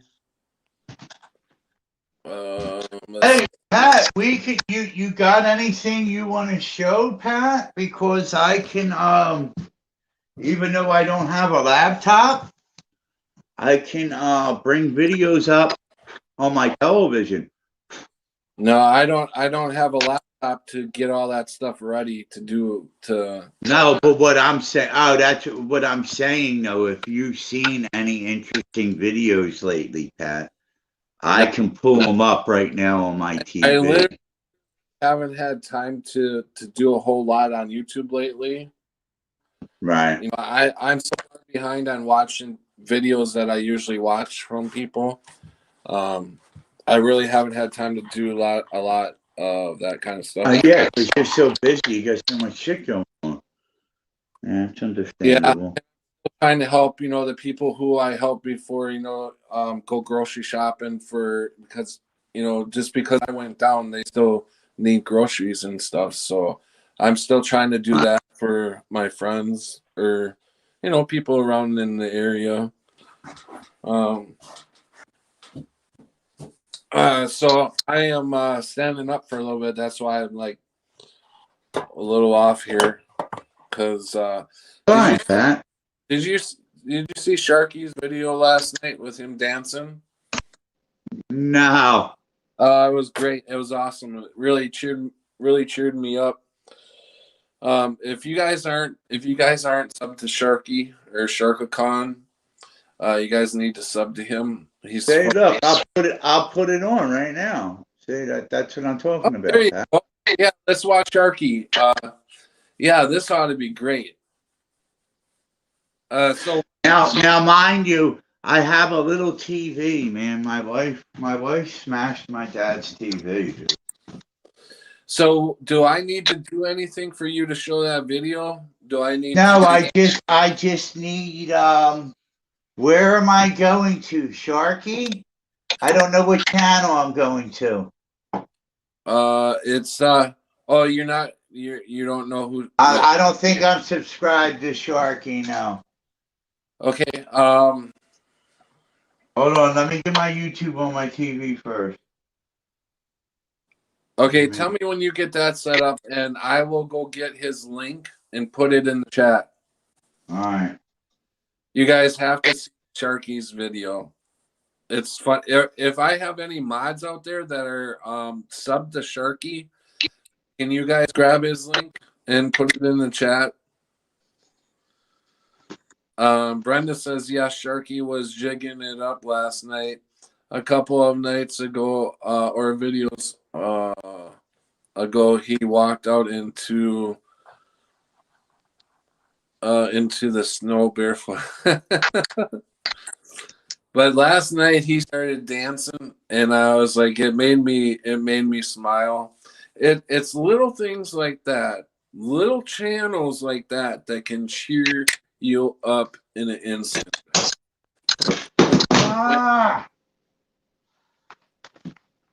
Sharky's channel. So Elgo put his channel in there,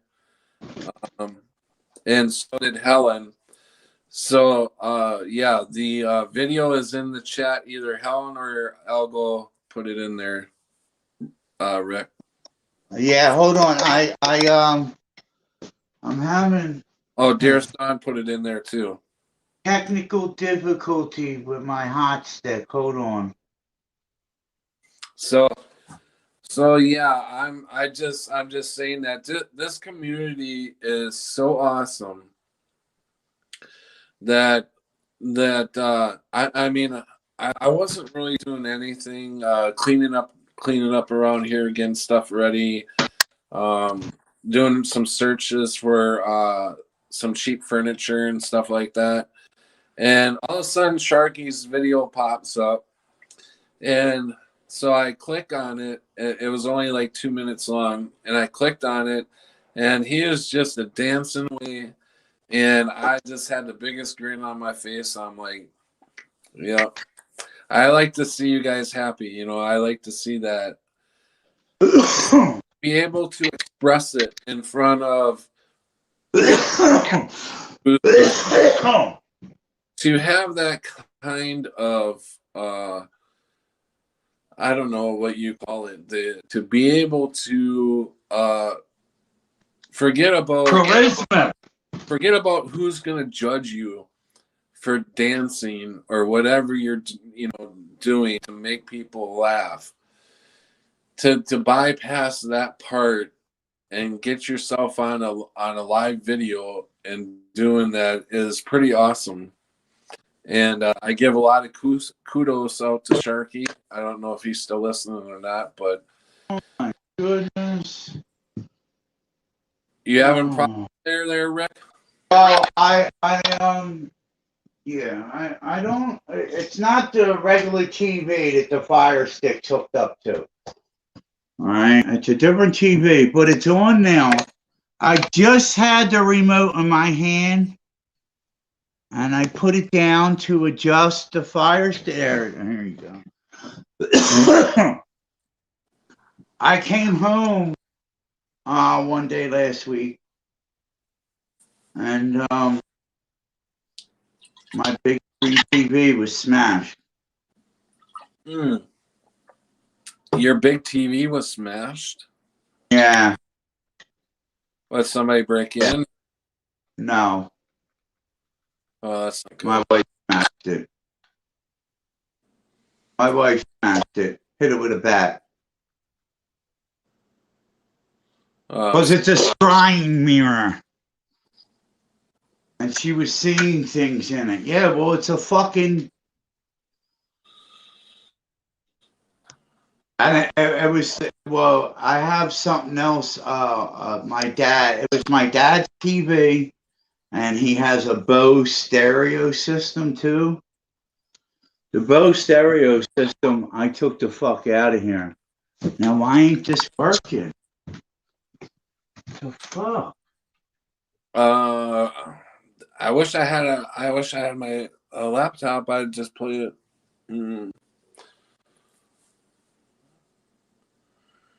All right, I think I got it here now. All right, let's see.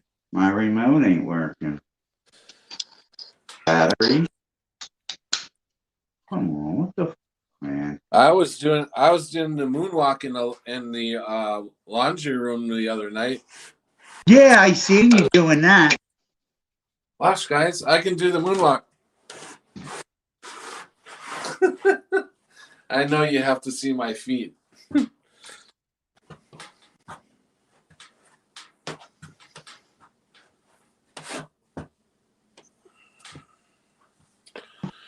Bokan. Hey, Bokan. Welcome.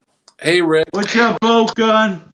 He said, hey, Be Rick. patient with me, Pat. It- I'm trying, dude. It is a scrying device referred to as a black mirror. Yes, it is. Yes, it is. Hey, Helen.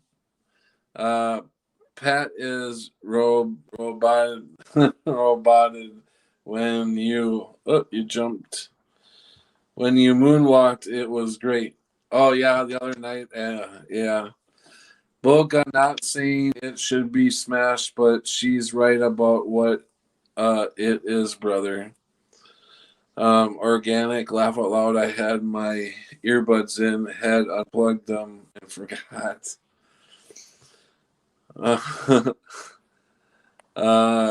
Chappelle, don't do that, Patrick. My mom shocked her thermostat and it went wonky. Oh wow. She what? She shocked her thermostat and it went wonky. I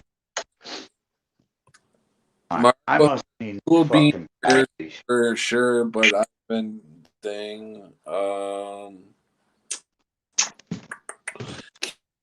we all have them look at any screen you have. Come quick. Quick. David, what's up, Pat? Rick, boy, we need shots. I need batteries now. I'm looking for batteries for my remote. I don't know what the. I just seen them too. Here on the. Hey, JW. Welcome, JW.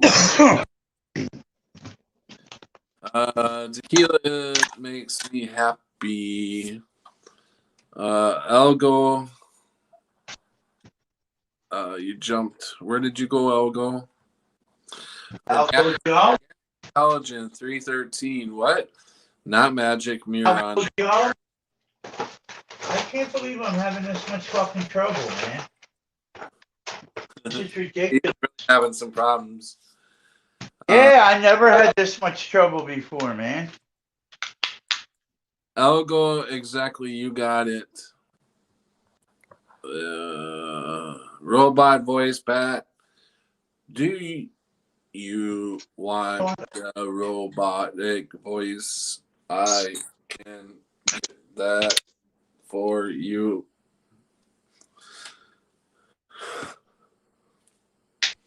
Oh, here we go. I had to bang the remote. I had to beat it. I had to knock something senseless. There we go. We're playing with power now, Pat. Sharky, right? Is that the name of it? Just tell me the YouTube channel. Sharky? Sharknado? What's the name of the YouTube channel? Sharky.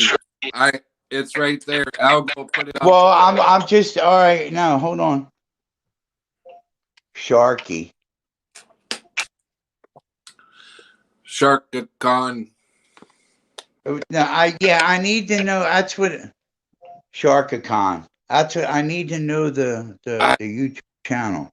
I'm guessing it's Sharkacon. It's been a long time since I've had to actually look at his channel name because I can't pull that link off of here and put it on my TV.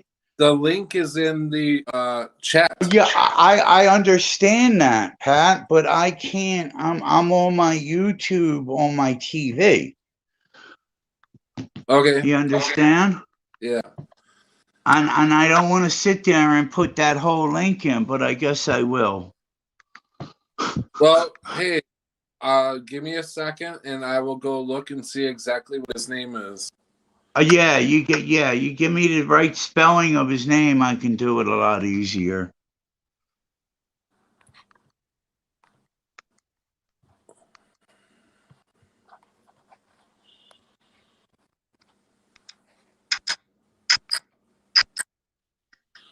Let's see here.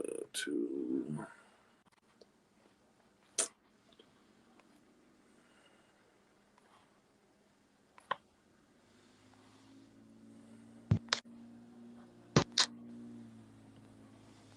Okay.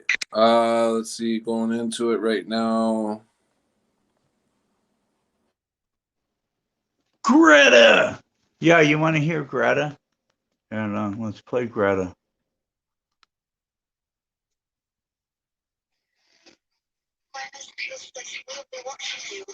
Oh God. How do I switch this?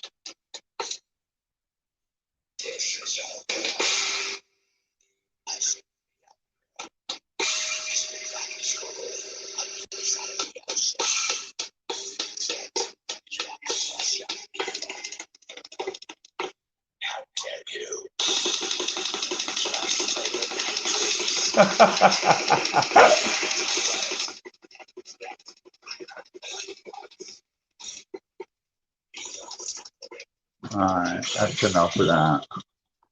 That's Greta.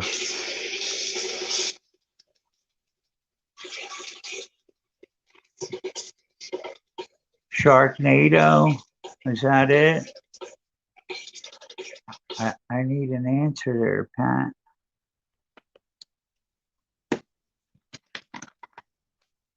My cluttered table. Okay. His name is Sharkticon Na. See, you can't even say that. I knew I it mean, was Sharkticon Na. I mean, you can't even see that. Fucking TV so small. Sharkticon Na. What is it, Pat? Sharkticon, SHART. Hold on. Fuck, I don't know how to fucking spell it. S. I couldn't get to. Well, you should have wrote it down, dude, because I can't spell neither. But it's because when I say it, it isn't Sharkticon.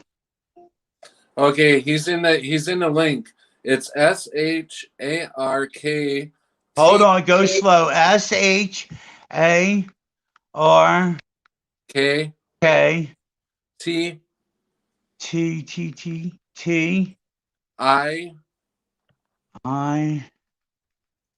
CON. All right, I got it. It says Sharkticons, Transformers. Yeah, I believe so. Sharkticon Transformers. Is that it? No, it's Sharkticon Na. After Sharkticon. After Sharkticon, there's a space, and then it's Na, GNAW. What kind? Just do a space, right? Right. And then put what? Oh fuck! It just took my shit away. Wow.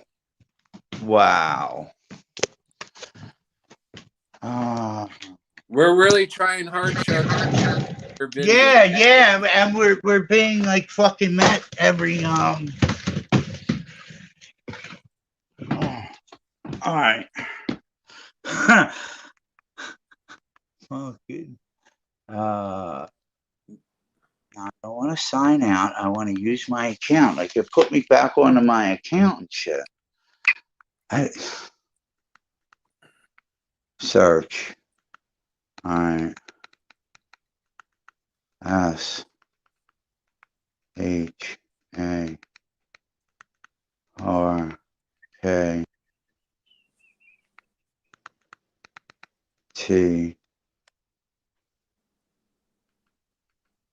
All right, give me some letters. Sharkticon after T. How do you spell it? Shark.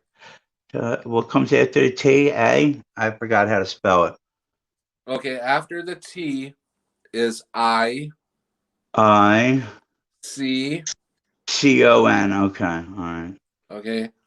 Dash. C. Hold on, C. Because when I did. See, why is it doing that? That's so fucking weird. Oh, wait. Dash what? GNAW. W.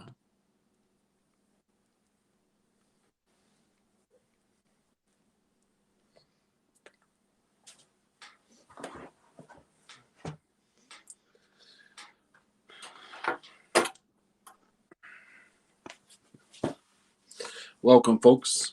We are here to make you laugh.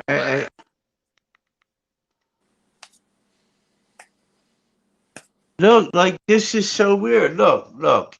I'll have you guys follow along here. Okay, you're seeing this, right?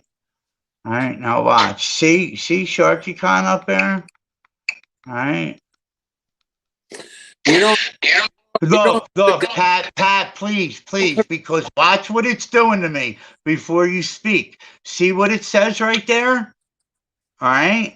And now I go down to space, right? Watch what happens here when I click on this. What the fuck? Sharky. What? Why did it do that? I don't understand. See, look, and then I'll put the C. Look, let me go back. What is the avatar that's right there? Look, there is no. Hold on, look. When I put in, look here, there's shark, right? T I C ONS, all right there. All right, that's all. And then I got this, and this. I click on this space, it's gonna change this word. It changes the word. Take the S off there.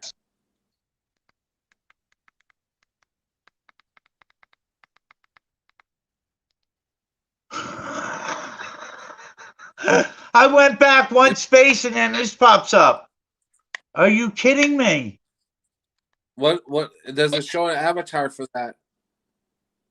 For what? This? No. Yeah. No, it doesn't. No. Okay. For just what? forget it. No, that's okay. Shark Boy, Shark Tank, Shark Tank. See, it's like he's not coming up at all. Here, look, I'll just try and put Sharky-Con in it, right? And if this don't work, we'll just get off of it, all right? Shark, what was it? T SHR C O N. All right, I'll try and search that. Now, what does his avatar look like? He's just got a photo of himself. A guy with a big white beard. Yeah, see, these are all like Transformers and shit. See, here's search for Sharky-Con. It's like, you know, here, I search Sharky-Con Transformers, Mega. Let me read some of these comments. Pit. That's the name of video. That's the name of the video? Yeah, why don't you try putting the name of the video up? I need the name of the channel. You're giving me the name of the channel, right? Yeah. Sharky-Con nah. Don't press the red button, Mike says. Hey, Mike, how you doing, bud? Hey, Bokan says, hey, maybe I shouldn't have, but dang gone, you have to find humor in the shit that's happening to us, or you'll flip out. It's the truth. Oh, wait, there's... Oh, no, that ain't it. There's something like it. Maybe that is his channel right here. Elgo says, try to get Rick to search this title. Vibrationalized as helping incorporated. It might be fun. The fuck? I ain't typing that shit in. The fuck? What is it again? I could say it because I got the devil in my hand. Say, Alexa. Well, what do you want? Jesus Freak Computer Geek. Yeah, I like him. He's got a good channel. Yeah, I know. I wait. It's two. Jesus Freak Computer Geek 2. Suggestions put whole thing in and no. Yeah. So What's this? put the whole name as one. Shark. I tried that. I tried that too. Look, watch. All right, hold on. All right, so we got T I C O N Who has the link for S. Is there an S in it or no? No S? no S. Right there. There's his name. Can you see it on the thing? Right where? No, no, I can't. Right now, I can't, Pat. No, I can't see it. Okay. So yes, there's one S that's at the beginning. Right. All right. But after the N, I'm taking a G, right? I'm starting at Guan, right? Yep. The no after G or after the G, and that's UN. No A. No. A, G-A-N, U. G-N-A-W. G-A-N. No, N-A-W. I think this is going to work. I think I got it. We did it, Pat. I think we did it, man. No videos available. That's your name, right? Right there? Is that it? SHARKTICONGNAW.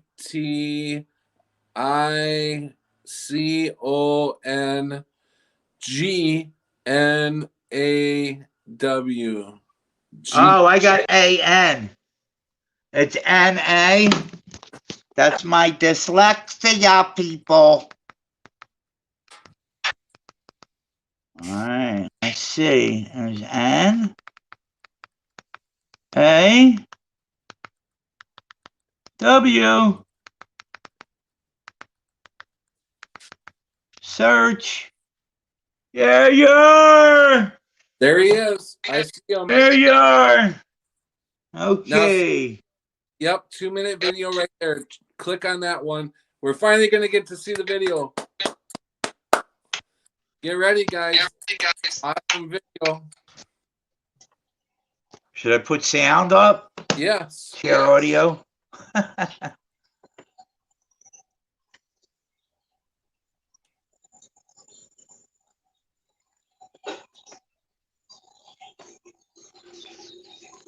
What's this here?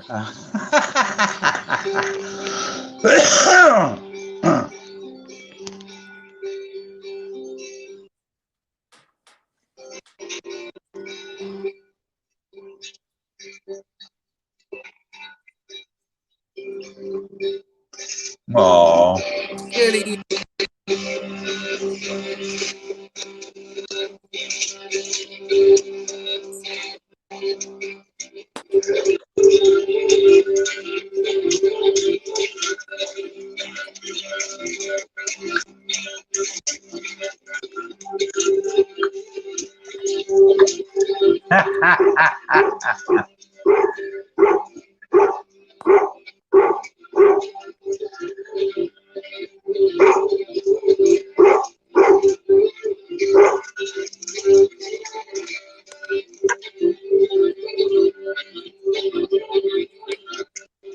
Let it rain. Let it rain.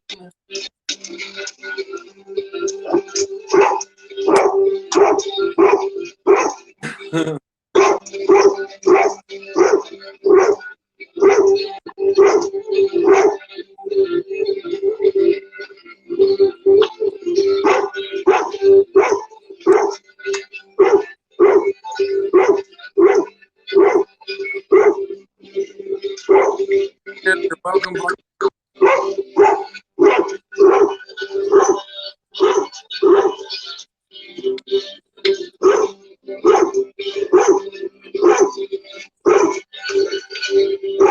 Turkey, look like You're breaking up, Pat.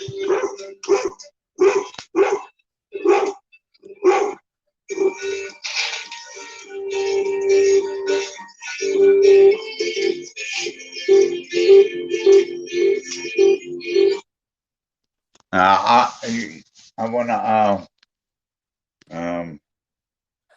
That was cool. yeah. Happy President's Day again. This jerk off.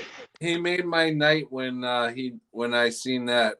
Good job, Sharky. That You ever watch this guy right here, David Crockett? David Cracko? no. Oh, you can see people right now. People That- are traumatized. That video of you, Sharky, to go by. Everyday people that are like, I don't. I want to, Pat, I want to show you my favorite picture of me and my son.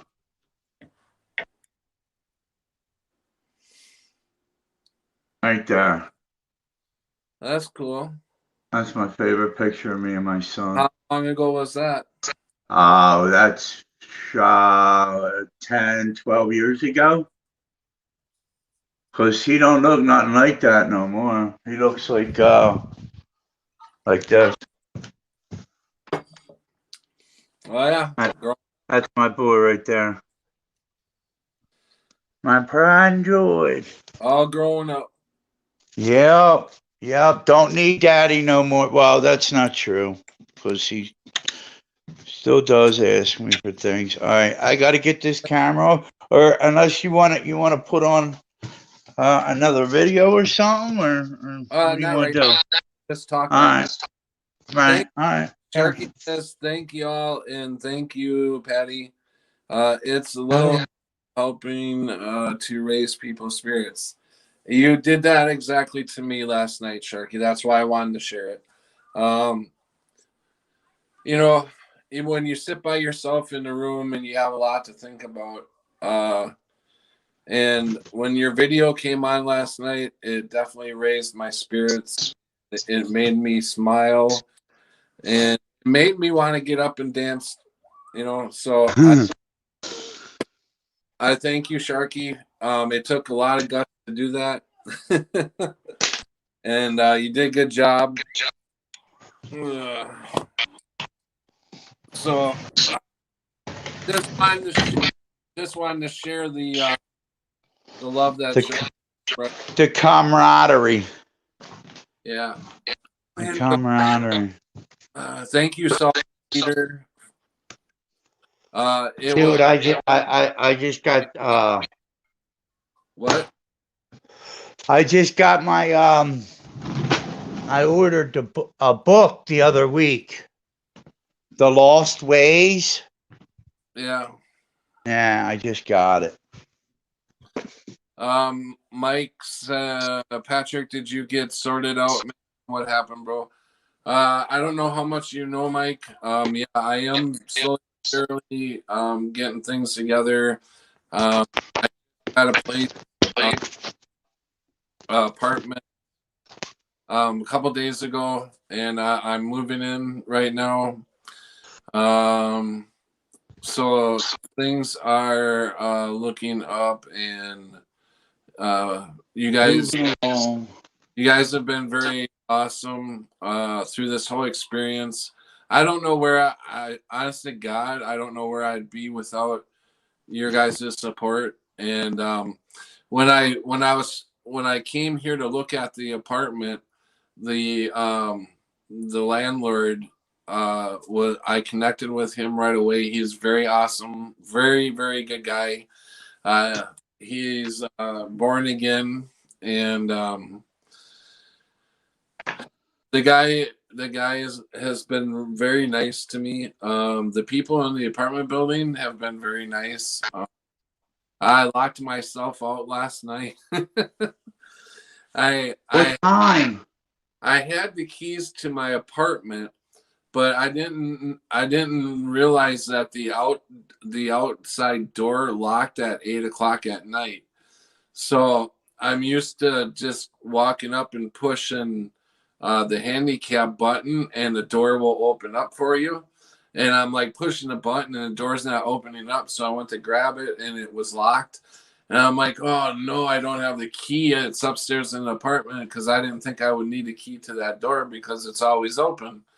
And so I came home last night. So I called the landlord, And I said, how far do you live away from the apartment building? And he said 120 miles. Why? And I said, oh, okay. I said, do you know anybody in the building that could, because I locked myself out and stuff. And he's like, yeah, I'll call somebody and have them open the door for you. And just as I hung up with him, a guy was coming to go into his apartment, and he's like, do you need help? I said, yeah, I locked myself out. And he asked me what apartment I was in, and I told him, and he was like, oh, he is right up kind of next to me. So we walked up talking, and I connected with him. Really nice guy. He's kind of like a hippie. He's got long gray hair, and he's really funny. So I can see this being a good experience. There's a lot of the only thing was I was thinking about I thought I'd share my experience of reading the Bible because I have never read it all the way through. So I thought maybe I could get some people here because it's all older folks, and they have a day room downstairs to get some people to. Right, well, there you go, Pat. You can start a Bible study, dude. But the landlord said that I couldn't do it because if he was allowed me to do that Bible study, then he'd have to allow the Muslims and whatever do their thing. So I don't know what the criteria is about that. So I guess nobody can do that.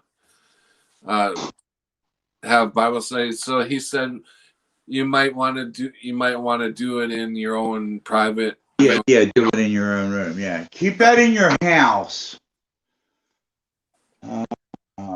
Everyone, just an awesome heads up. Algo is the true Batman in his awesome Batcave. Just kidding. Floyd said that. Howie says, cheers, Rick.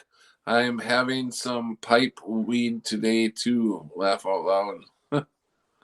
Here, boy, here and here my little bagel. There are many angels that are helping you, Patrick. Yeah, there definitely is, Brenda. See, it comes from here and then goes in here. You could grind it up. See? And then from here, it goes into these little things. Voila. See, I got this one. Where am I at? I got this one and I got this one. And then, and these are, I just pop the top, put it in here like this, put it down, and puff. I can't pass. I'm sorry. Ooh la la. Ooh la la. Oh. Oh. Okay. Let me read some of these. But you've been talking, Pat. I've been doing a lot of reading. I mean, I've shocked myself, like, cause I'm highlighting too. What parts I like and what parts really mean something to me. And I have I've read a lot. And I'm not one to read. Yo, you're talking to somebody when I was in 6th grade. All right. My reading level when they tested me was 2nd grade, 2nd month. Oh, really? I was in 6th grade. I'm supposed to be in 8th. I was 2 years behind. Wow. Yeah. Boynick says it's crack. Don't let the troll Rick Swain fool you. It's crack.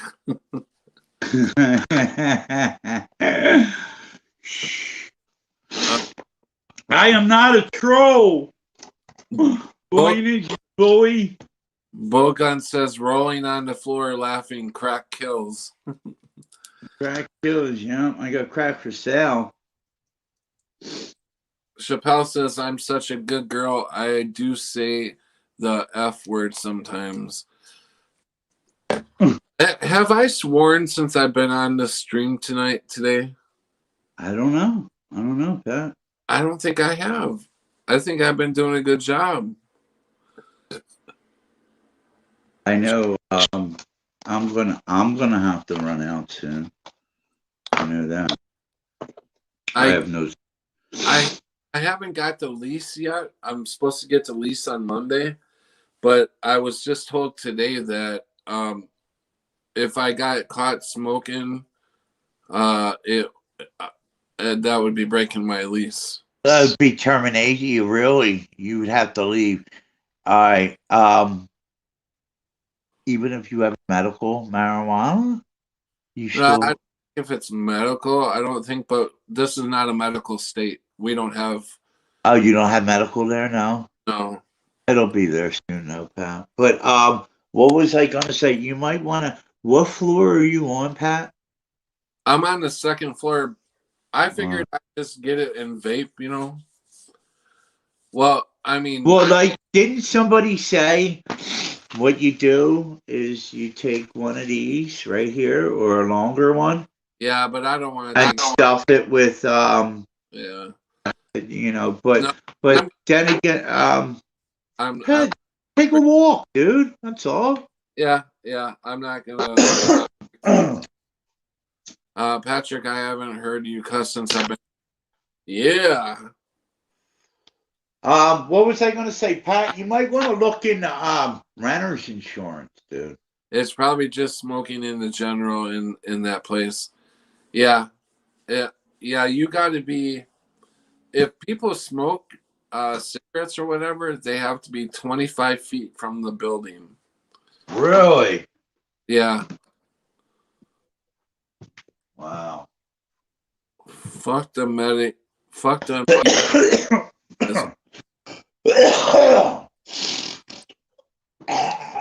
Yes, vape. Where'd it go? Probably due to the fire. No, this is a different building, Salted Cedar. But yeah, no, after being in that circumstance and the guy next to me smoking in his room, I could see how, you know, a lot of people don't want in their places. I mean, I get that.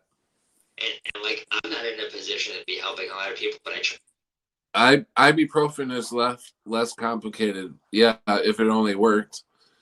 Ibuprofen works good on my headaches, but it don't hit the nerve damage. Yeah, what you were talking earlier, who said they were suffering from migraines? I believe Cammie said she was suffering from migraines, I think. Yo, when I was from like the age of 8 to about 12, 13, I used to get migraine headaches like 4 times a week.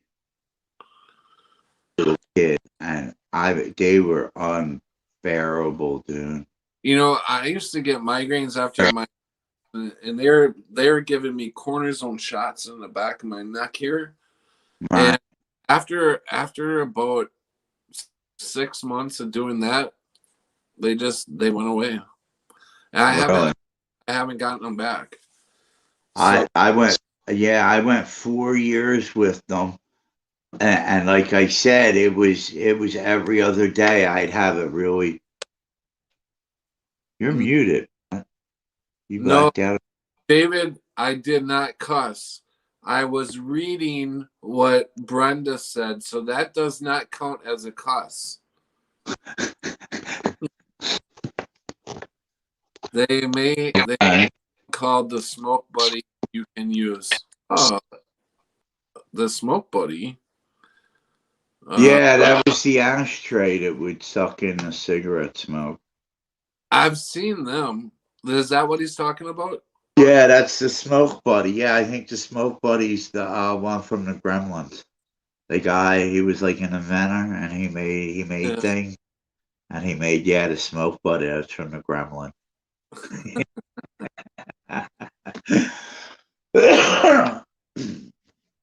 I want Rick's beard. Am I the only one?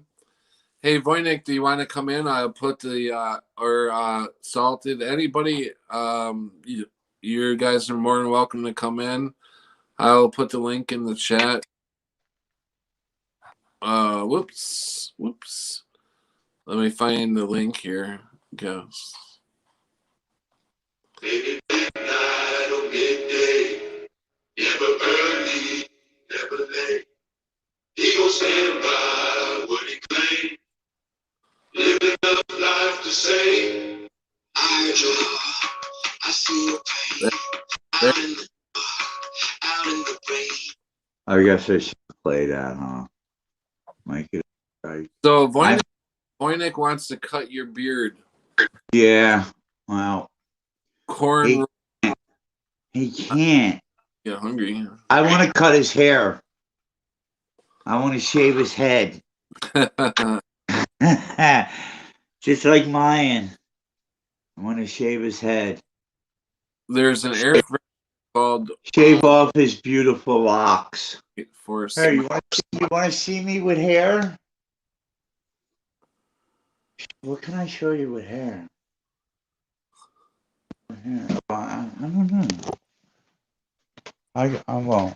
I can show you me as a little kid. I knew that. With a black eye. Oh, can you see that picture? With a black eye. Oh, can you see that picture? Oh yeah, I see it. That's me as a little boy. Oh wow. Hey, welcome, Voynich. Sitting in a beanbag. I want to go at Rick Swain with the scissors and him at me with scissors and see where we end up. Like I might end up with an ear less, just like Rick Swain, but you know we'll see.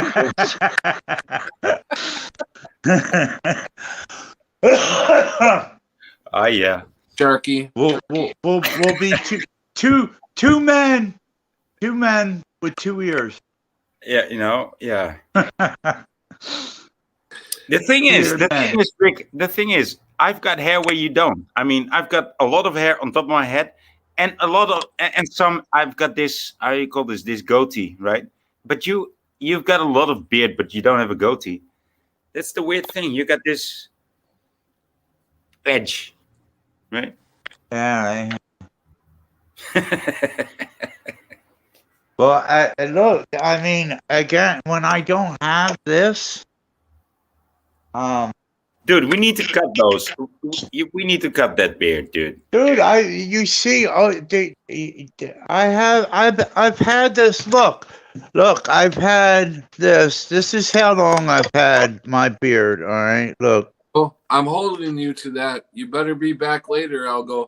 And you're going to come on the show, Elgo, later on, right, Elgo? Look, see that picture right cool. there? We can See have that picture?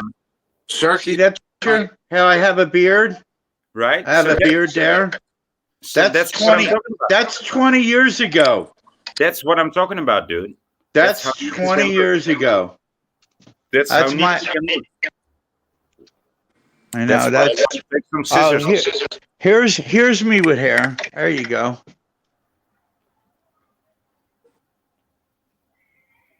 That's me with hair. See, you know, Without the beard too. right? But you still knew where the scissors were in those days. Yeah. There's my wife fishing. I'm just They busting. were the good old days, man. Chappelle, does that mean you're taking off? She put poof in there. Put them together and they can hear anything. Bogun looks like he shaved skunk's ass and glued it. What the fuck? What's this?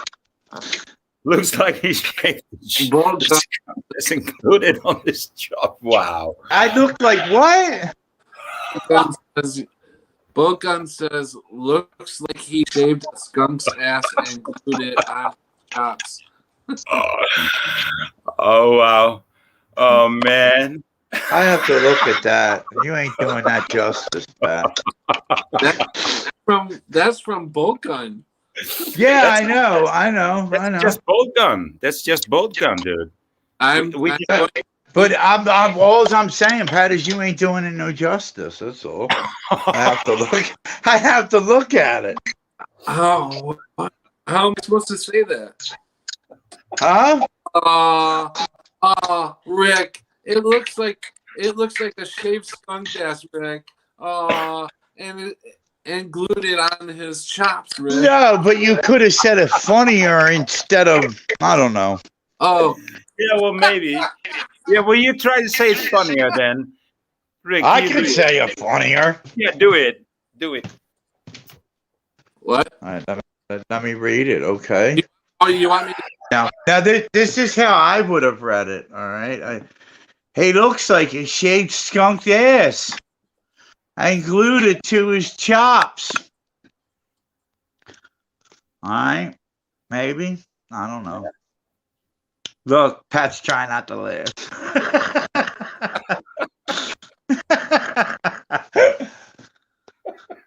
Oh, Rick. Oh, man. Rick Bolt Gun said no. It looks like he shaved his skunk ass and glued it. and glued. See, now that's better, Pat. Yeah, that's better. That's better, Pat. Oh, man. That's how it should have been said. You gotta Oh, go in and edit. David says he's got a wild hair up his tuchus. He's got a wild hair up his tuchus. Up his what? Up his tuchus.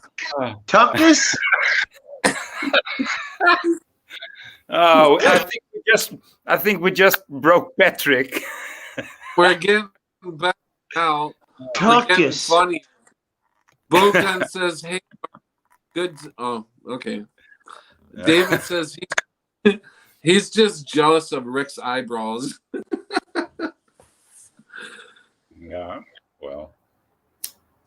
You do have some awesome eyebrows. I just noticed that. Dude, I don't have any eyebrows. I got a couple scars in them. I mean, I don't have, like, I See have, this scar right here? See that scar right there? See the moon on my head? Yeah. You can't see that? You can't see that scar I right can see there? it. All right. I see a lot of anger. I see, oh, yeah. I got bit when I was a baby by a Saint Bernard. Bit me in my head. Duchess. Its name was Duchess. Yeah, and then when my dad, they had to put it to sleep. My dad came home and went to correct it, which is kind of a dumb thing to do because the dog don't know what he did. It's hours afterwards. He don't know what he's being corrected for, you know. Yeah. So he went after my dad, and my dad they put him to sleep after that. But my mom used to raise Saint Bernard. She So you don't remember anything of it? Oh no! I was a baby. I was crawling around the yard, Voynich. Yeah. And I hit it. It had a bad paw, and I stepped on its paw and it chomped me in my head. Yeah. That's why I think maybe I had them bad migraines for 4 years of my life. It explains a lot, you know. Right. That It explains how I am too. Yeah, so that your brain got damaged at such a young age. At such an early age, yeah. I got pierced. Got pierced. Yeah, right. I like to make jokes, you know. Here, yo, you want to see something that's kind of crazy? Yeah, I like those kind of things. Here's my stockpile of meds. These ain't my meds. Well, I'm actually off of these. So this was what you were on. This is what you were on, and I'm on. Dude, no. I don't even. Yeah. Fucking throw it at me. Look at that. Oh. Go pharmacia, man. That's all. But yo, there's a lot of good shit in there. There's a lot of good shit in there. Yeah, you should like filter it. You know, how to filter it, right? No. Or just use a coffee filter and alcohol, and you can filter it. Oh, what do you mean? What are you talking about, Brandon? Well, like I'm saying, just use a coffee filter and pure alcohol, and you can filter everything. The only substance that you will need, like everything you don't need will be stuck in the filter, in the coffee filter, and Right. everything that is usable will be left inside the alcohol. That's how you drain it. Interesting. You should know that shit since you're in America. Well, I mean, that's kind of why I got this too. You know. Yeah, I don't know a lot of it. You know, No, but I know what I do want to learn how to make. I want to learn how to make colloidal silver. what I'm telling you was urban was like a urban way of surviving or getting drugs. But it's not I wouldn't advise it to anyone. But I would just throw that away, dude. I would just throw that shit away. Wait, oh well, it isn't. You know. No, I would just throw it away. Listen, first time I saw that amount of medicine in somebody's possession, I've seen it on TV. Like it's been in people's medicine chests and everything, right? Right. But then I visited this friend that was like on psychiatric drugs, or how do you call this? Okay. Yeah, the SRVs or SIRs or whatever. Don't start throwing these Right. SRVs on me. I don't know what that means. Just say the word. Okay, system failure. I'll see you later. Well, no, I don't. Are you? I don't know what the word is, Moynihan. I know I don't it's know a what category. I don't it's know a what category. SRV is. I don't know what SRV I'm gonna be right. Right. No, that's like for people that need psychiatric help. Hey guys, You know, mental health. I'm gonna be right back. I gotta go out so I can make organic and mud. I can't do it from here. I don't. So I'll be right back. All right. See you right back. Yeah. No, the SRI. I don't know the exact. No, I just want to tell you that I never seen like this much drugs that you just showed me. This much medicine. Right? No. I'm not kidding you. No. Right. But this guy pulled out his like the drawer in his kitchen, and I said, because I asked him like, what kind of? I know you take drugs, prescriptive drugs. So what do you take? He said, well, I'm taking this and that and that, and because I have the side effect of that, I'm taking that. And he was like, I don't know, dude. An uncountable amount of. Dude, yeah, right. And There's another box. Like I got boxes. You finished? Huh? Did you finish that? Like a lot of them are ones that did you eat my those? mom got. A lot of them are ones my mom got. And she didn't finish. So I just grabbed them and held on to them instead of taking them to somewhere. I can't say a lot of them because a lot of them are mine too. What am I talking about? A lot of them are my wife's. My wife was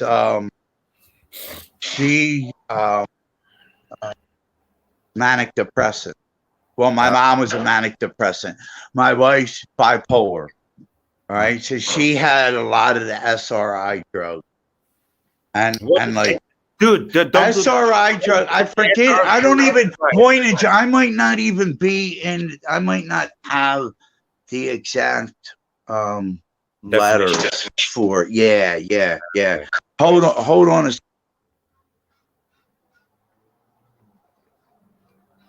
So we both are being deficient here.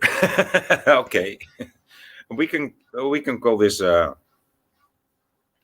we are both being deficient here. It's okay.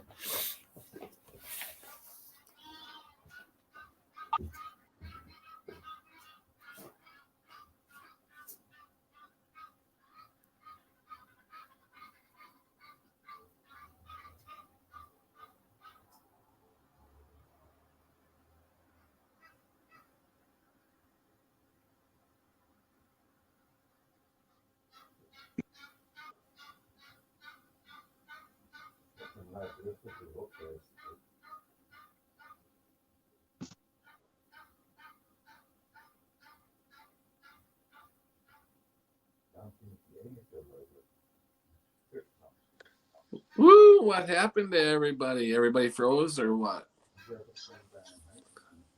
I think Rick froze. You guys all okay? Voynick, everybody, can everybody hear me?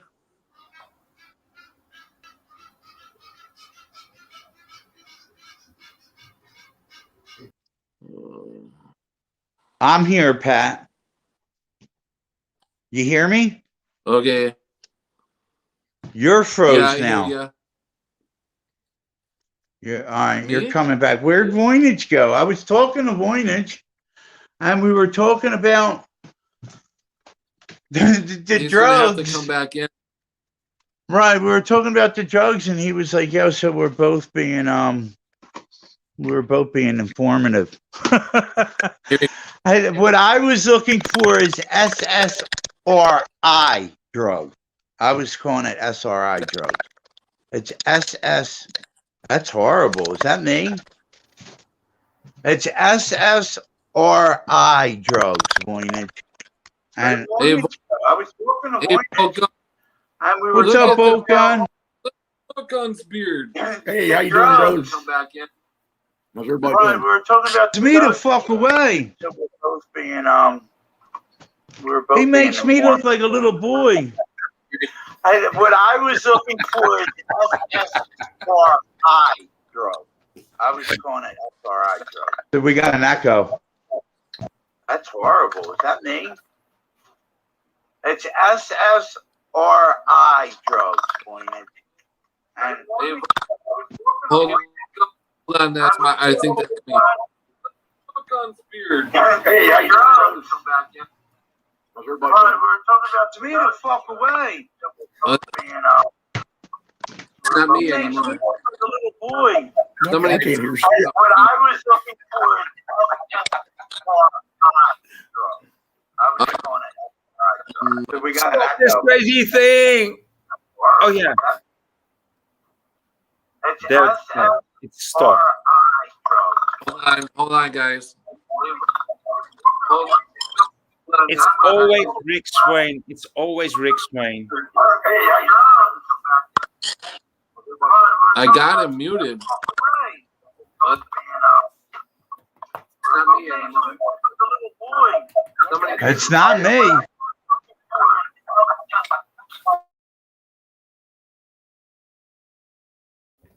It's Bolt Gun. Yeah, it's Bogan. I got you muted, Bogan. You're gonna have to go He out and thinks come back in.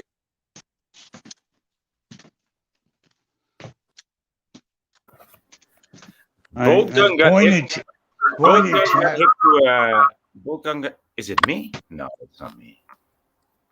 No, it's Bolt Gun got Bogan. hit to I just speakerphone. he's gonna have to put earphones on. Nice.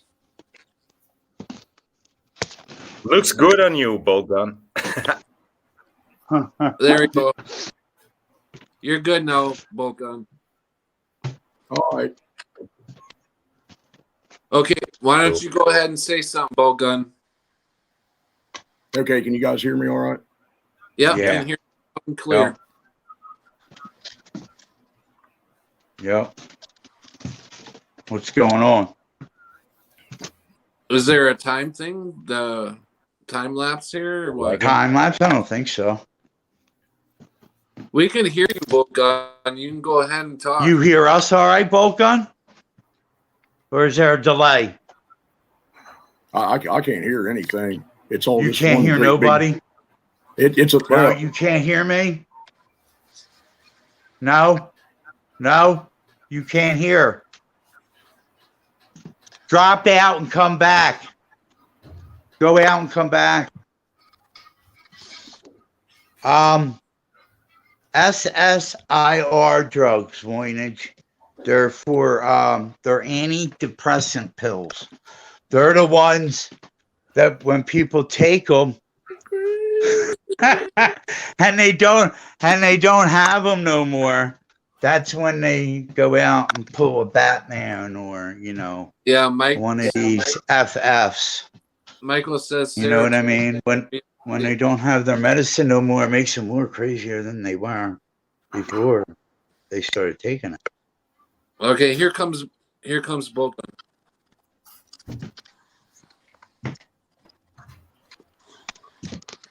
Okay, is that better? Welcome, Bogun. How you hear us now? Yeah, I can hear you guys now. All better? I'm sorry, man. I didn't know that was me, Patrick. I was sitting here trying to figure out what was going on. Hell, it was me. What? That's okay. We'll figure it out. No problem. So how you been? Oh, I ain't been too bad. Been snowed and iced in here pretty bad for about 4 days now. Well, I mean, not iced in, but just everything covered in it. And the animals is getting pretty hungry and stuff, so they can't get through that ice. The wild animals are. For the people who don't know, what state are you in? I'm in Ohio, and I live down by Gallipolis, right down on the river. That's Tennessee? No, it's Ohio. Oh, Ohio.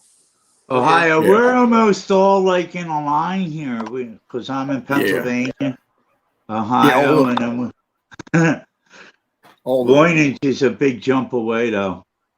All the people that live in Ohio, that live in the Appalachian Mountains, they call it Ohio. They say Ohio when they don't say Ohio, and nobody knows what the hell. They ask us where we're from. Hell, we got to tell them 2 or 3 times. And I learned when I was in the Marine Corps to say Ohio because they just embarrass the hell out of me for being an old hillbilly. Can't talk right. You don't really place, like, when I think of Ohio, I don't think of hillbilly land. Right? Yeah. No, you don't. No, it doesn't. Yeah. When I was in boot camp, when they'd come up and ask me where I was from, I had to tell them that I was from Arkansas, or one of them was Texas or something like that, because I'd tell them I was from Ohio, and they'd slap you and say, "Boy, you lying to me, man. Where are you from?" And pretty soon they'd say, "I'll tell you what now, and I ask you where the hell you're from. You're from Texas, boy." I was like, "All right, you can hit me in the head, and I'll be from Texas." You have that Southern accent, like a Tennessee or Kentucky draw. Yeah. My mom, she was born in Tennessee, and she was raised around a place called Muletown, Ohio. And, a place named like that, man, they're hillbilly, man, is down around Menford, it's pretty far south. And, but yeah, man, you can't tell the difference between around here and Kentucky and well, it's just right across the river. It's the same hills and hollow. I live in a hollow. That's when we get that ice, you can't get out of here because you go down our driveway and it's about, I don't know, our driveway's probably 10 degrees or something, and goes down to the road that runs in the bottom of the holler, and it runs out here at the end, and then it goes up out of the holler on both sides, and you can't climb up out of there. And the only thing you can go down this way, but you still got a hill to climb. So when we know we're getting ice, we just make sure we got plenty of propane, and feed for the animals is a big thing you got to have, because man, they run out of feed, dude. that ain't good. Right. Especially you got to get out in that crap and tear a vehicle up trying to get it or something. But we just make sure we're stocked up good. And my old lady, she's real good about that, watching the weather and making sure that we've got everything we need to keep the house going. Yeah.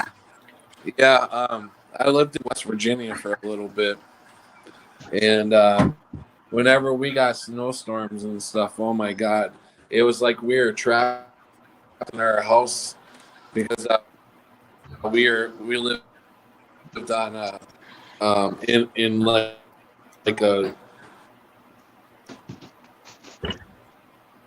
hollow. I don't know what they call it. Something like It's down in the hollow. dunes, you know. And for us to get anywhere, we needed we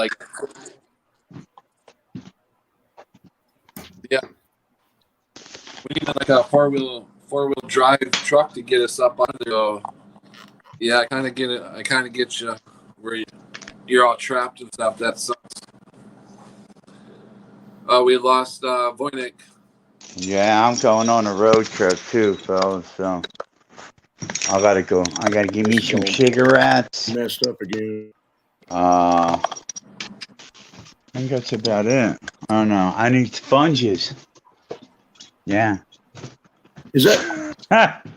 Can you guys hear me? Yeah, Yeah. you're coming through. Okay. Is Patrick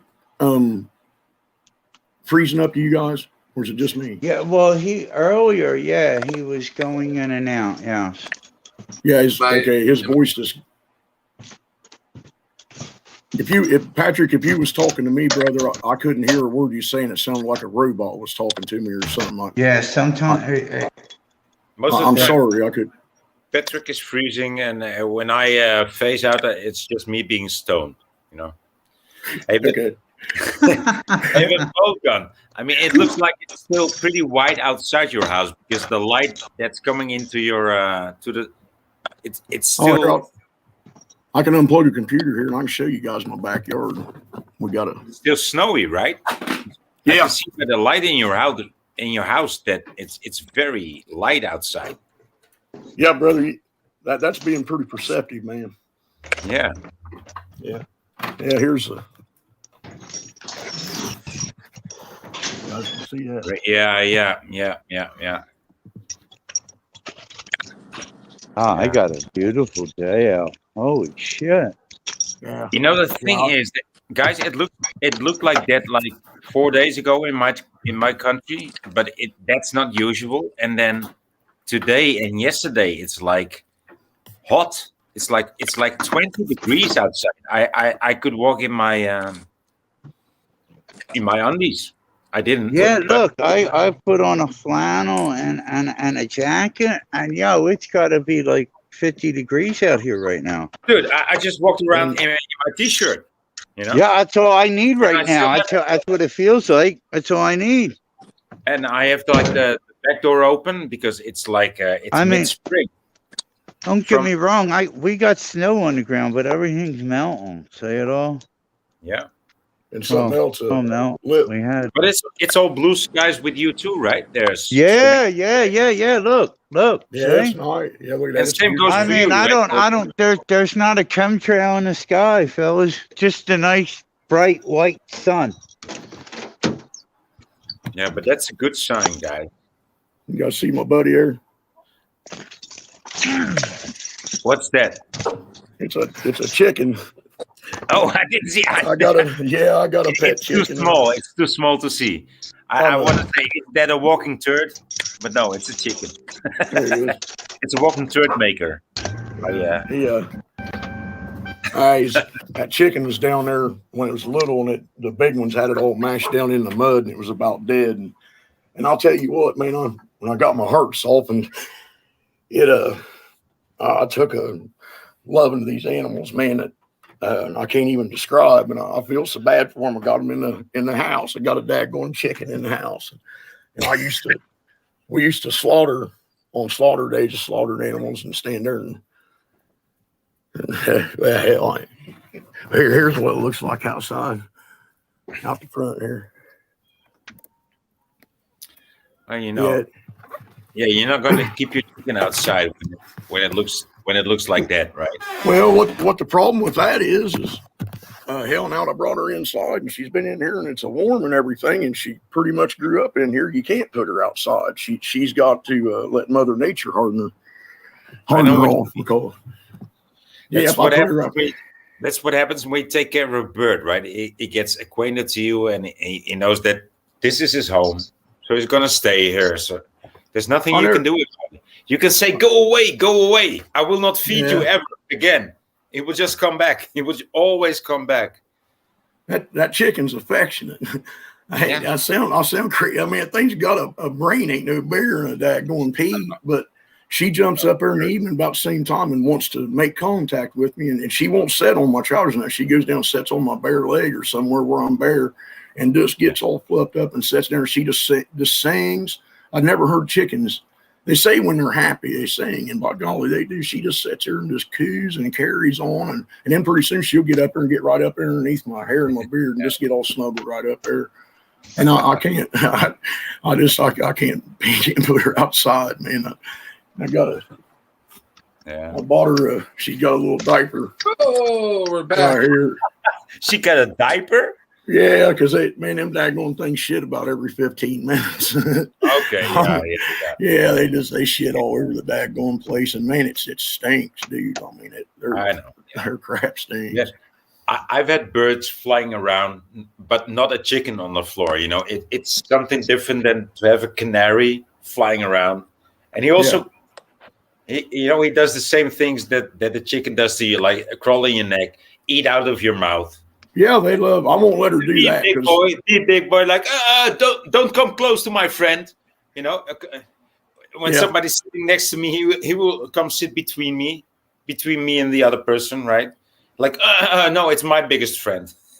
Yeah, I can't. He's out of view. Right? As a matter of fact, he's back here sleeping, laying down with an old lady. She's got a headache. And that chicken, we got about 140-pound bull mastiff Weimaraner. It's the old lady's dog, and she'll stand and put him right in his place, buddy. I mean, she pecks him in the face, just torments him to death. Right? Yeah.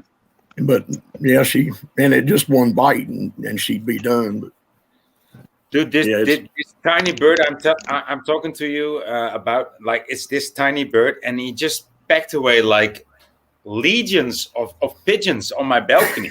It was just like this. What the fuck are you doing?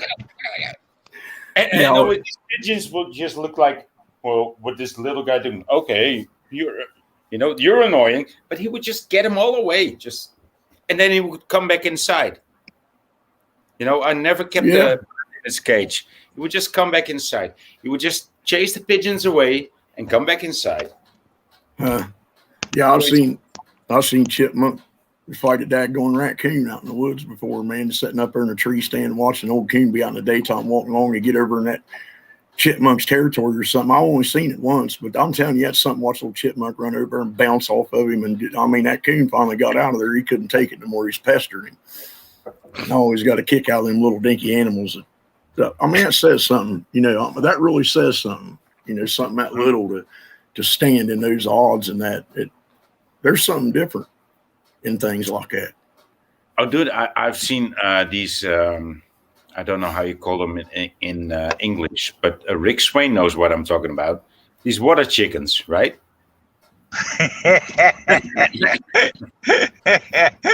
These guys, they are really like water chickens, but they're black, right? But when they have a nest, they're like fucking ninjas, dude. Oh, yeah. Oh, you're talking about everything. They will just eat your finger and your hand if they must, because you will not get near their nest. They will rather die first. It's awesome. Dude, that's why it's fun to go down there we got a town between here and where my parents live up north there called Chillicothe. It's an Indian.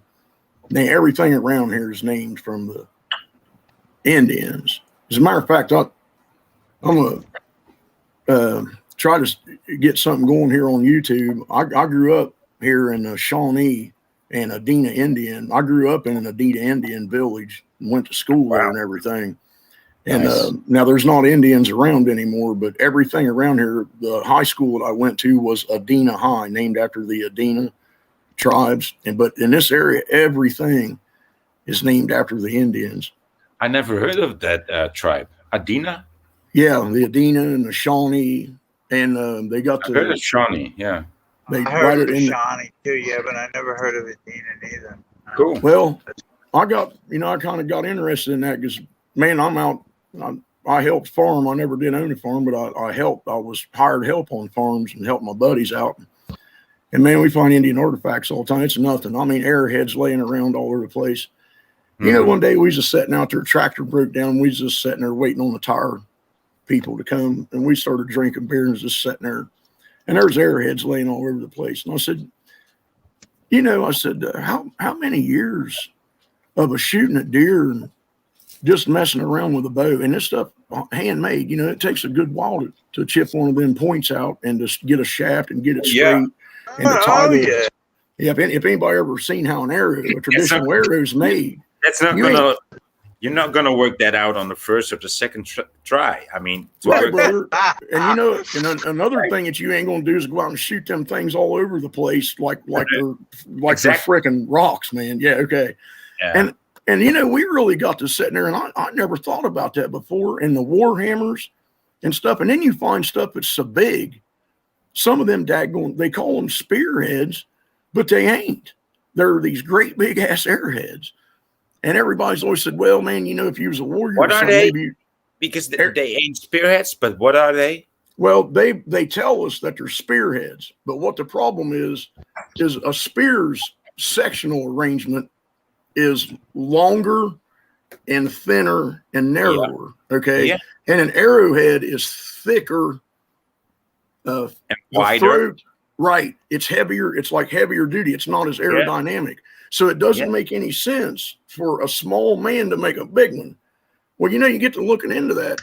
And I'll tell you, I can't remember that today and yesterday I've been thinking about ballistics.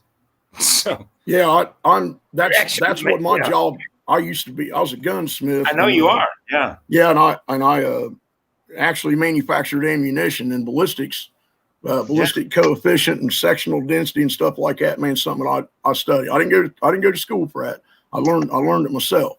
Yeah. But I can tell you guys, everybody out there right now, you've seen that channel Autodidactic. You know what an autodidact is?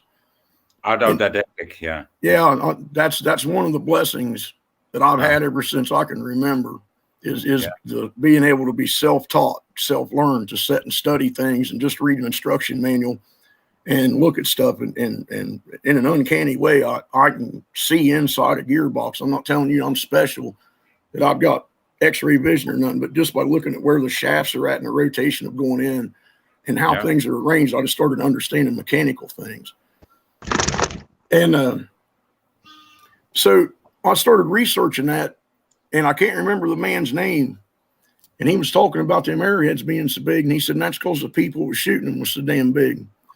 And he took an overlay of the Nile River Valley over where the Bible and all this stuff talks about. And he brought that over here into the Ohio River Valley, and where the Nile and the Tigris River and everything come down, all the bends, all the crooks where they meet and everything, it's an exact same match for right here where I live. That's and creepy. I got to go out and take pictures, but there's pyramids covered with trees right here in Southern Ohio. And there ain't no way anybody stand and look at something like that out in nature, and you see four perfect symmetrical sides on it. And then you look around and they're arranged all over the world in the same order that they are over in Egypt. That following that celestial stuff. And I can tell them right in public, they can kiss my ass. And we used to fly a lot. My dad had a plane, and we used to build. I started out as a kid. We used to restore these old antique aircraft. I got a life story like that daggone movie. Secondhand lines. They're just crazy old man lived in a farm back behind the house, and everybody always said, you stay away from that crazy son of a bitch. He'll shoot your ass. He catch you on his property, and he will shoot your ass. He's an old Vietnam vet, and he's crazier than hell. And he drives like a fucking madman. They'd always say, come through town and just light it on fire for nothing, just trying to get home from work. And hell, he was always building engines and racing cars and shit. And ain't no wonder everybody thought he's nuts. He was. Yeah, Patrick. Well, he's got the right to be nuts. I Mike said I was glitching, so I just want to make sure I'm still good to go here. Yeah, Sorry. I got you good now, brother. Okay, go ahead, Bokan. Sorry. All right, brother. Hey, it's your show, man. And you guys want me to shut up? You guys like sit here and tell these stories that go on all day. But I'm glad to I'm glad to see you and to speak to you again, Bokan. And I'm glad to see that you're doing good. You know. Yeah, I'm glad to see you all doing good too. I love you, brothers. And Bornick, man, you being on about every day. That's something I kind of look forward to. I like listening to your wit. You're a good grounded feller, man. And you tell the truth. If somebody needs to hear something, you tell the truth, man. You like me. People, you don't give a shit. Somebody gets pissed off at you, whatever. Yeah. And because the damn truth's truth, man. And a lot of people want to start doing it, and they're going to have to stand in a fucking mirror and do it. Yeah. And I mean that. That's one of the things I've done, man. That, like I said, my heart. I know that you know what it's all about. I mean, I haven't been to the places that you've been, and you know, I don't even want to know about it or hear about it. But you know, yeah, we can see. I'd like for people to kind of get to know me well enough until they can understand. I have a lot of problem where people get sitting around, man. I'm talking about building guns and flying airplanes and building airplane shit, and they run behind my back and call me a liar. Say nobody accomplished all that in a lifetime. You can't do that. And so I'll tell you what, if you cut out them $150,000 tuition bills in 4 years to teach you how to do freaking math in some kind of a daggone building somewhere with a bunch of other stupid fuckers and ain't got any idea what's going on in this world, you keep learning your shit that way. And the day that you can sit down with a daggone book or some kind of instructions or something and use the God-given thoughts you've got between your daggone ears and your own eyes and just look at what's around you, for goodness sake, just please do that. And I know what you're saying, but mistake you not. There's also wise men writing good books, and there's also stupid children reading good books, becoming wise men because they read the good books, right? Yes, right, right. Hey, this knowledge is not ours. Yeah, it's not ours, because if you look at it, my father, my uncles, the men in my community, when we still had a community, that little farming town I grew up in there, like I said, used to be an old Indian village. I got my ass whipped by neighbors and stuff. Be out fighting. Something you needed your ass whipped for. Fighting with my friends. And, you know, we was all a bunch of rough little bastards, man, around there. And we got in, my neighbor whoop your ass. I had the handlebars taken off my bicycle. The guy, my dad told me to quit jumping. There was an old woman lived down there. And I was jumping my bicycle by her house. And it wasn't bothering her a bit. But one of us got hurt one day. And she fret over it so bad. I guess it might have been messing with her blood pressure or something, but it was upsetting her daughter. And they come out and it was nice. And they told my parents they'd appreciate if I didn't jump down there on that bike. That she didn't care. It wasn't that she was being no bitty or something, didn't want anybody having fun. That she was afraid for us and fretting over. And I went down there and jumped it. Little asshole, buddy. And the neighbor guy come running across the road, took the handlebars, took a wrench and took the handlebars off my damn bicycle and made me push that son of a bitch home, man. You know, and that was life around there. You know, he knew about that. And that was a pretty good community to grow up in, man. Those men are all dead and gone now. My dad's still alive. It sounds like a tiny community, right? Like a very well, not tight, but tiny. Like about 280 people if you count. Yeah, right. Yeah. I mean, in the town, it'd probably been around the hundreds in what they called it. Matter of fact, it's called a village. It wasn't even a town. Dude, you know, I've never been. That's actually like the basis of my country. Counties like that, like 100, 200, few hundred people, maybe a few thousand, right? And then there's cities, and that's how this country of mine used to be like before the Second World War. And then after the Second World War, things completely changed. Every tiniest village grew into a village, an actual village, right? And everything bloomed. And but I can still feel where it came from because Europe is like has a lot of these places that you talk of, right? Like 200, a village of 200, a village of a few thousand. But it's not the things you hear about.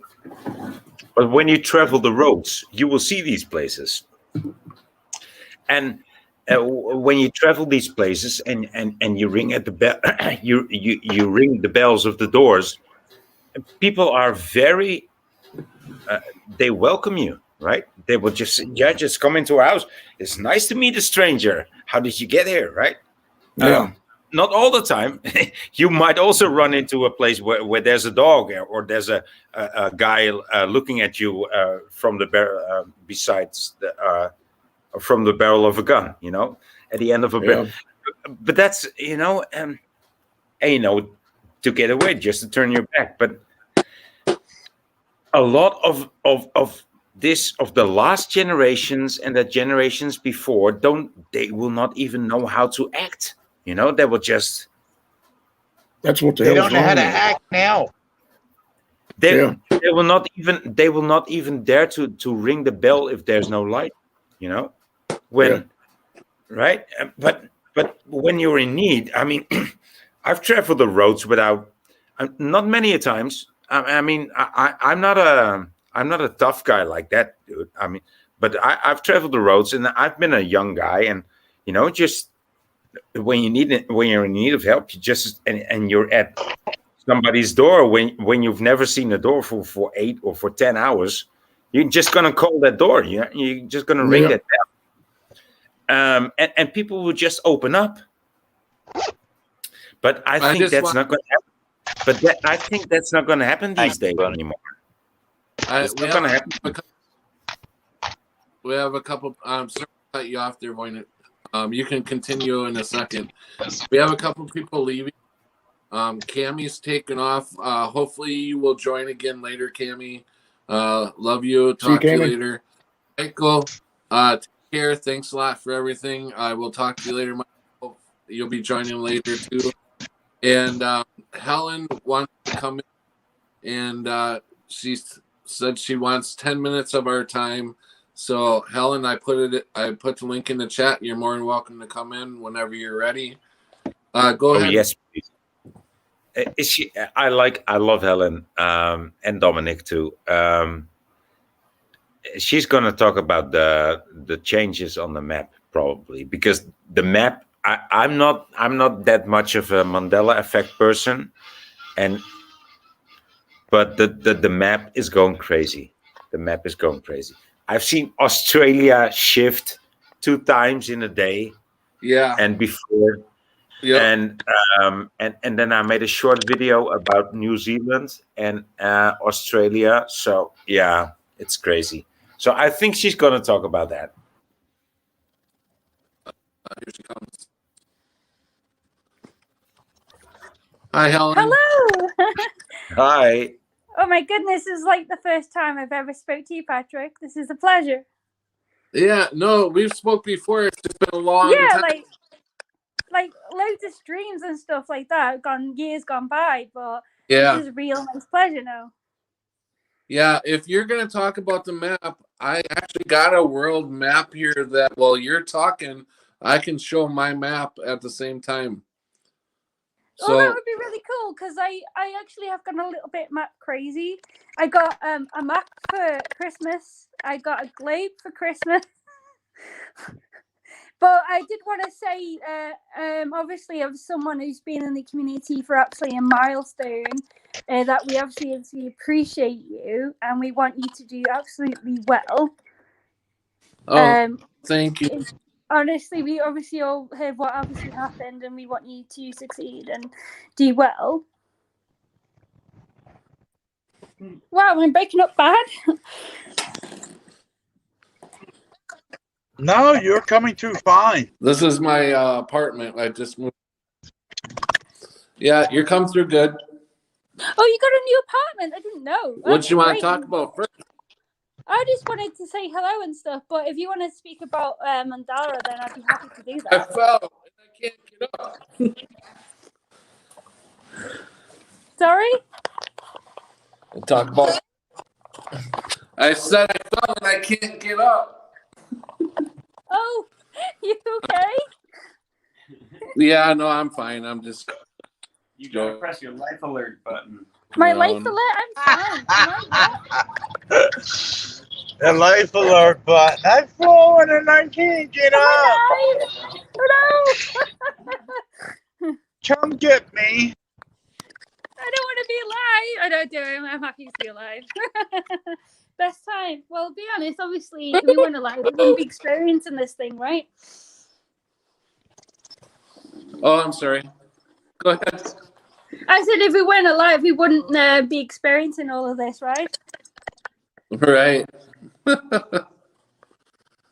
How is everybody, by the way? How have you and Frosty been doing? Great, but obviously he does have to go. But we've extended as much as we could because we didn't want him to go to a Chinese prison camp. You know, we didn't Wow. fancy that in Canada because that's what happens, and then they changed that. Thank fucking God. And hello, say hello. Hey, everybody. Hey, Frosty. How's it going? The frosting. Good to see you guys. Hey, bud. Yeah, I'll be back over there in a couple weeks or something. Maybe a little longer. We'll see. Depends on what the Prime Minister has to say. I hope you guys get to enjoy as much time as you can together. Yeah. Yeah, well, that's what we're doing. Yep. Well, yeah, we've been subject to the stay-at-home order, so it's been a pain in the arse in the UK, obviously. Oh. All this shit is fucking bullshit. Yeah, there's been like police asking literally like where we live, asking where are you going, stopping you like and stuff like that. It's been nuts here. Man, I don't know if it gets like that here. I'm gonna be in big trouble because I don't like authority at all. Well, we've seen some of your past videos. Yeah, we know. Yeah. We know, man. We love it. Yeah.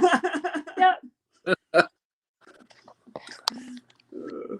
I think you just froze, Helen. You froze. Oh, sorry. Must be my connection. We can still hear you though. Oh, that's great. So, were you gonna talk about the map or some changes? Just quite literally wanted to wish you well, but I could literally talk all day about the map and stuff because I got like several in my house. Got 2 maps there. A map up there, which is the stars. I've got a map over there. I've got a map on my wall. I've got the globe. I cannot believe how much Australia has moved. What is interesting is what people don't speak about is how different it looks on the flat Earth map because I have a flat Earth map as well. Oh, that only changed for me in 2018. Really? Yeah. Where was it for you, boy? If you Well, mind before I knew that. because I remember the flat Earth map. If you turn it like around with like Africa in the north or on the top, so to say, Yeah. It actually more or less looks like a bird. I'm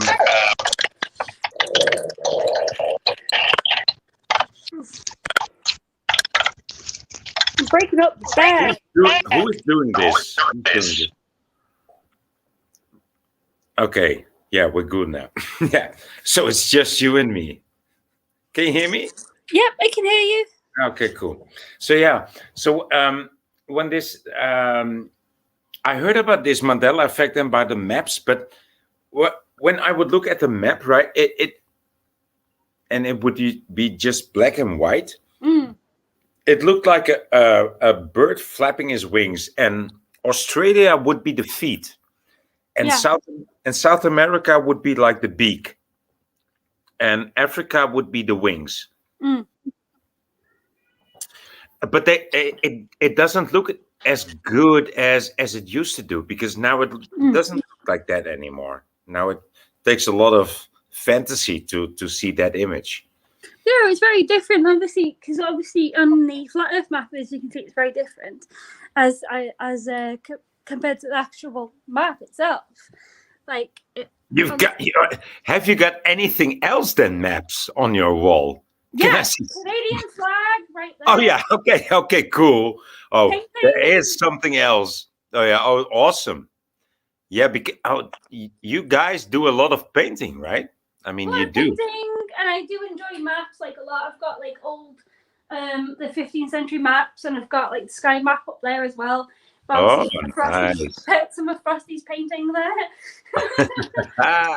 It's not just all maps, but obviously, I got the obsession with obviously the effects. Obviously, I look at the maps, the globe, which is here, and then of course, global Earth, bloody Google Earth is awful, isn't it? It's obviously awful to look at, but you have to look at many things. So people go, "Oh, well, it's just the drawing of the map," and no, it's this map, the globe, and Google Earth too. So it's not just my shitty drawing of the Earth. You know what also is a weird thing in my reality? Yeah. I lived in South Africa. Yeah. And I traveled from South Africa back to Holland, but my brother was old enough to stay there, right? He was like 19 years old at the time. And he said, I'm going to stay here. I'm just going to be adventurous, because South Africa is just like America, right? Yeah. It's just, you can just do as you want there. It wasn't like it was. Like, I remember South Africa being half, like, not where it is now. It's not like it wasn't a country. South Africa was South Africa. It was the whole of South Africa, and then you had your sub-districts below. So South Africa is nuts to see that is actually a country. You know, for me, it wasn't like that. For me, but what many people won't realize is that I actually am from a different place in the Sagittarius arm compared to many affected. Yeah, but me too. But so we'll not talk about that. We will not. You're from another place. Me too. I mean, yeah, but I've been to South Africa, and the weird thing, I lived there, and my brother stayed there, and I traveled back to Holland. But my brother, he became kind of more adventurous, and he traveled to South America. And as many people would do that don't have any clue of navigation, they would just dot out their navigations according to the globe, right?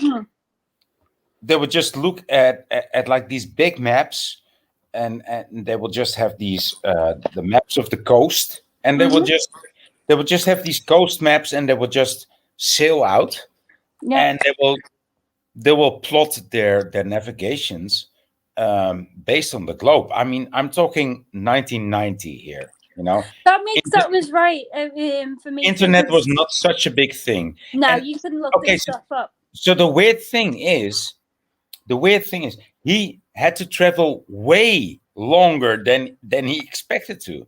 You know, and of course, even based on the globe, you know, they made their stupid calculations based on the globe.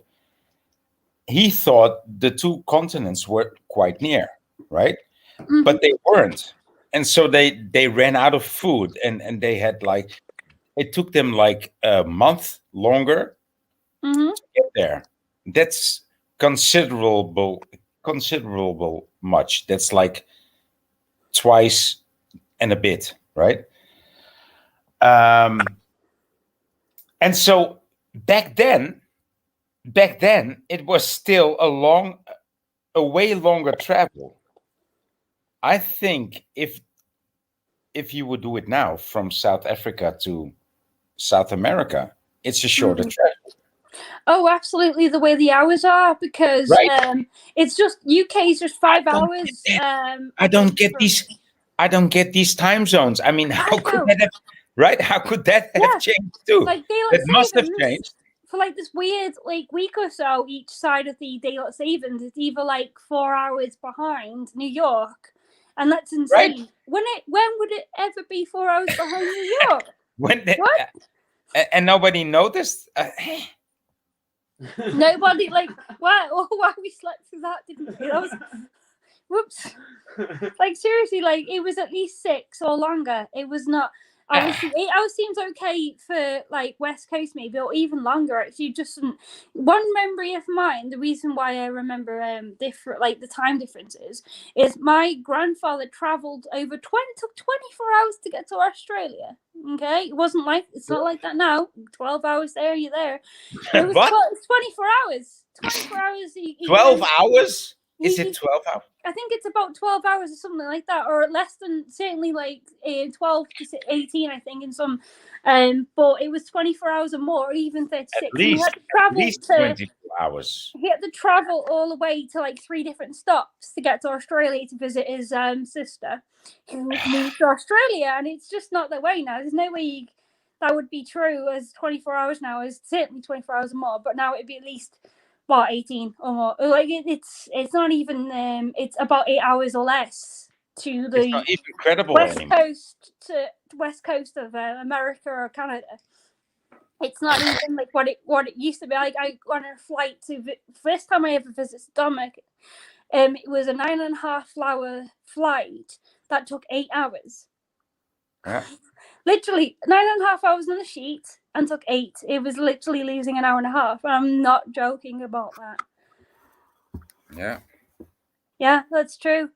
And I remember looking, like for the Flat Earth crew, I couldn't believe it because I'd never. This is what swayed me to the Flat Earth completely is when I seen it, when I seen how flat everything was. I couldn't believe how flat the Earth was. Hey, mind blowing to me how flat everything was. Can I butt in here for a second? Oh yeah, sure. Go ahead. Sorry. Hey, Helen, was that a jet, like a high altitude passenger jet you're talking about? No. Oh, normal plane. I think it was a Transat. What was it? Sorry. Yeah, it was like a 737. It was a 737, but it was Air Transat Canadian flight, just a normal flight. Okay, what I meant by the kind of aircraft it is. Yeah, straight away. Okay, so just something I know about. I'm not doubting what you're saying, hun, but just something I want you to be aware of is in those planes, they're traveling distances like that, east versus west times.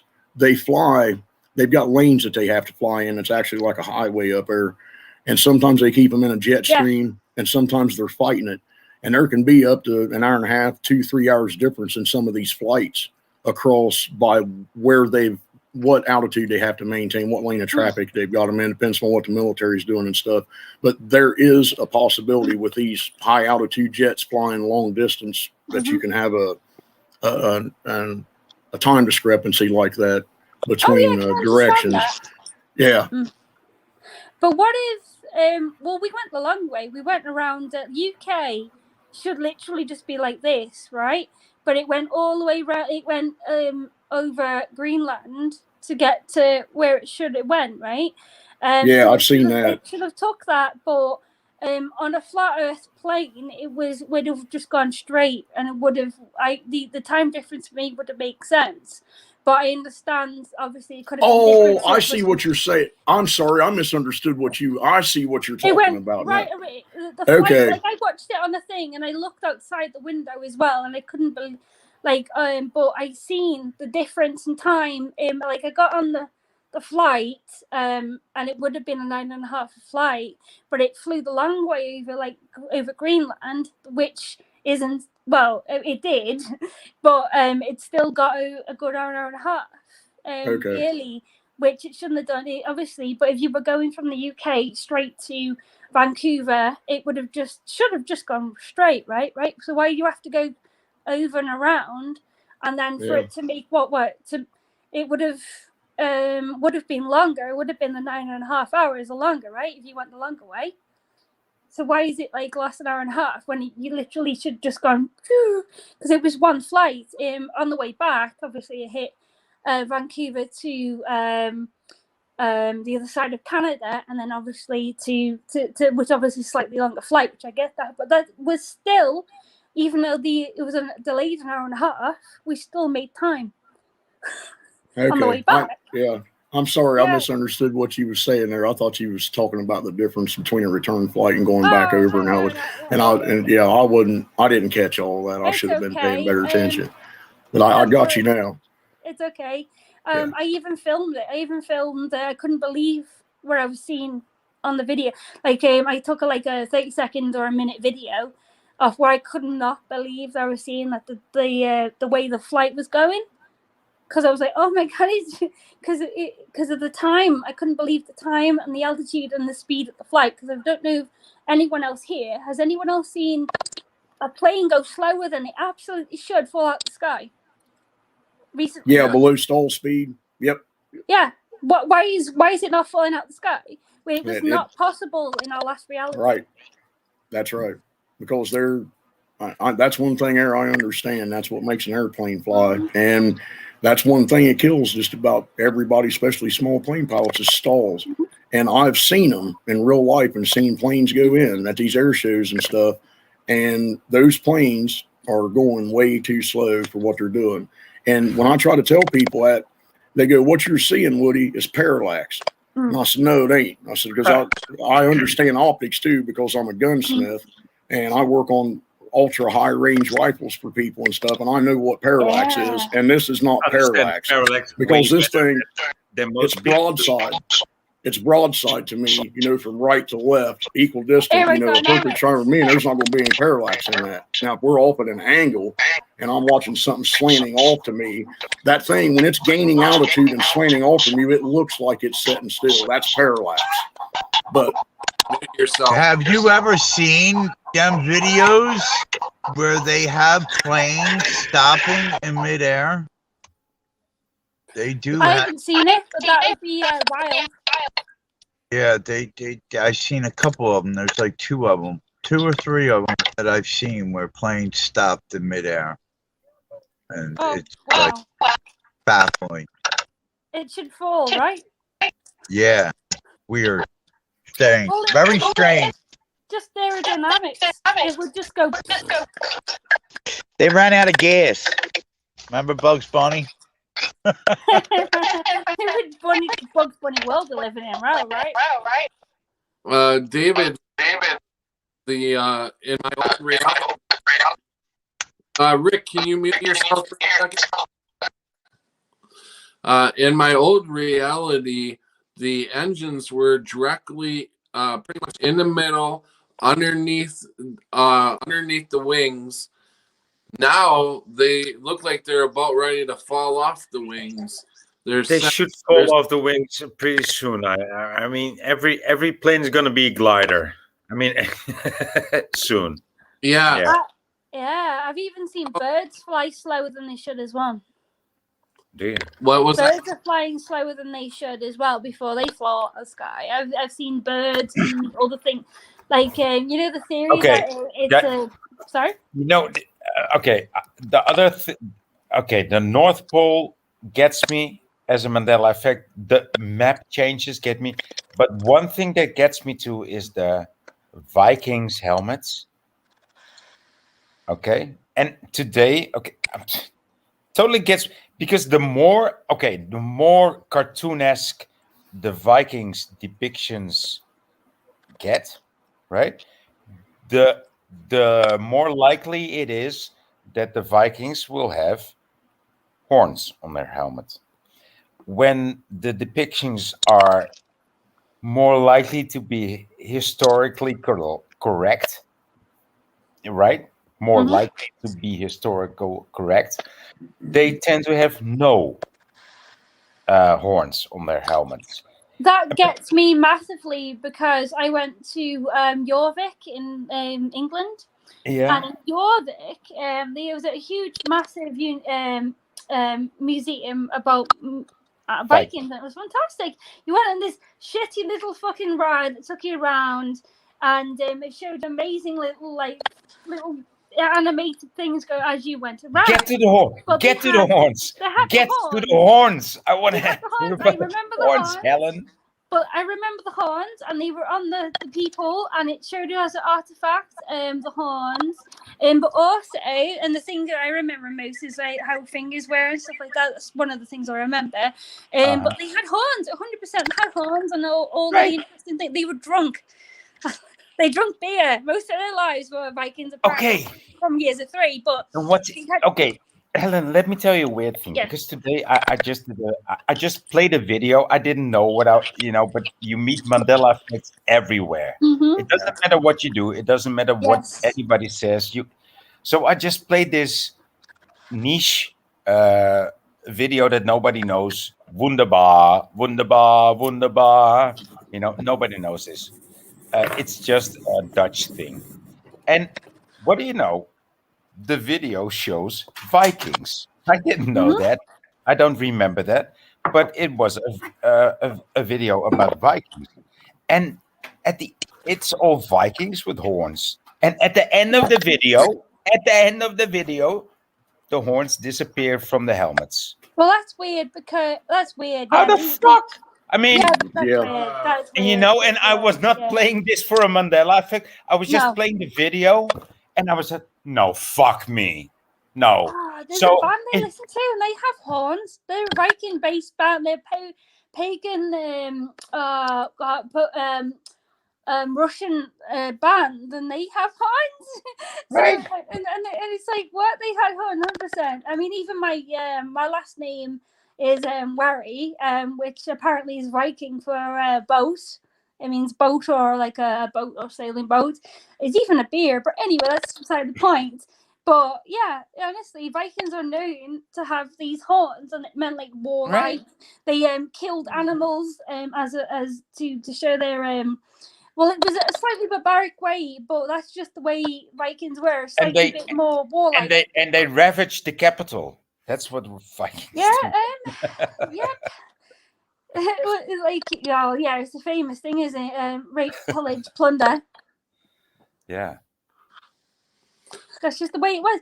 But this finding one thing as well. I think this is an effect that you find Vikings all the way from to North America, all the way to North Canada, and it's like they're finding Vikings all over the place. And I'm like, well, this is mad because it wasn't that mad. They came to England and they came to like some parts of obviously like Scotland and like all the various parts, but I don't think they went that far. I don't remember that in my history of learning about Vikings when I was at school. I think they're further away now than they used to be. It's so crazy. Hello, Yeah. people. It keeps on changing daily, don't you? I mean, Mm. yeah. I mean, Always. you know because you have these maps not for nothing, Joe Dirt. right? Hi, Sky. Welcome. Joe Dirt. Welcome. Brenda. Welcome. My Sky's 5D. Hello. I love that guy. He has the best like Sky videos, and I've ever known apart from Jed DPK. Him and Jed DPK are the best Sky's guys, that I know.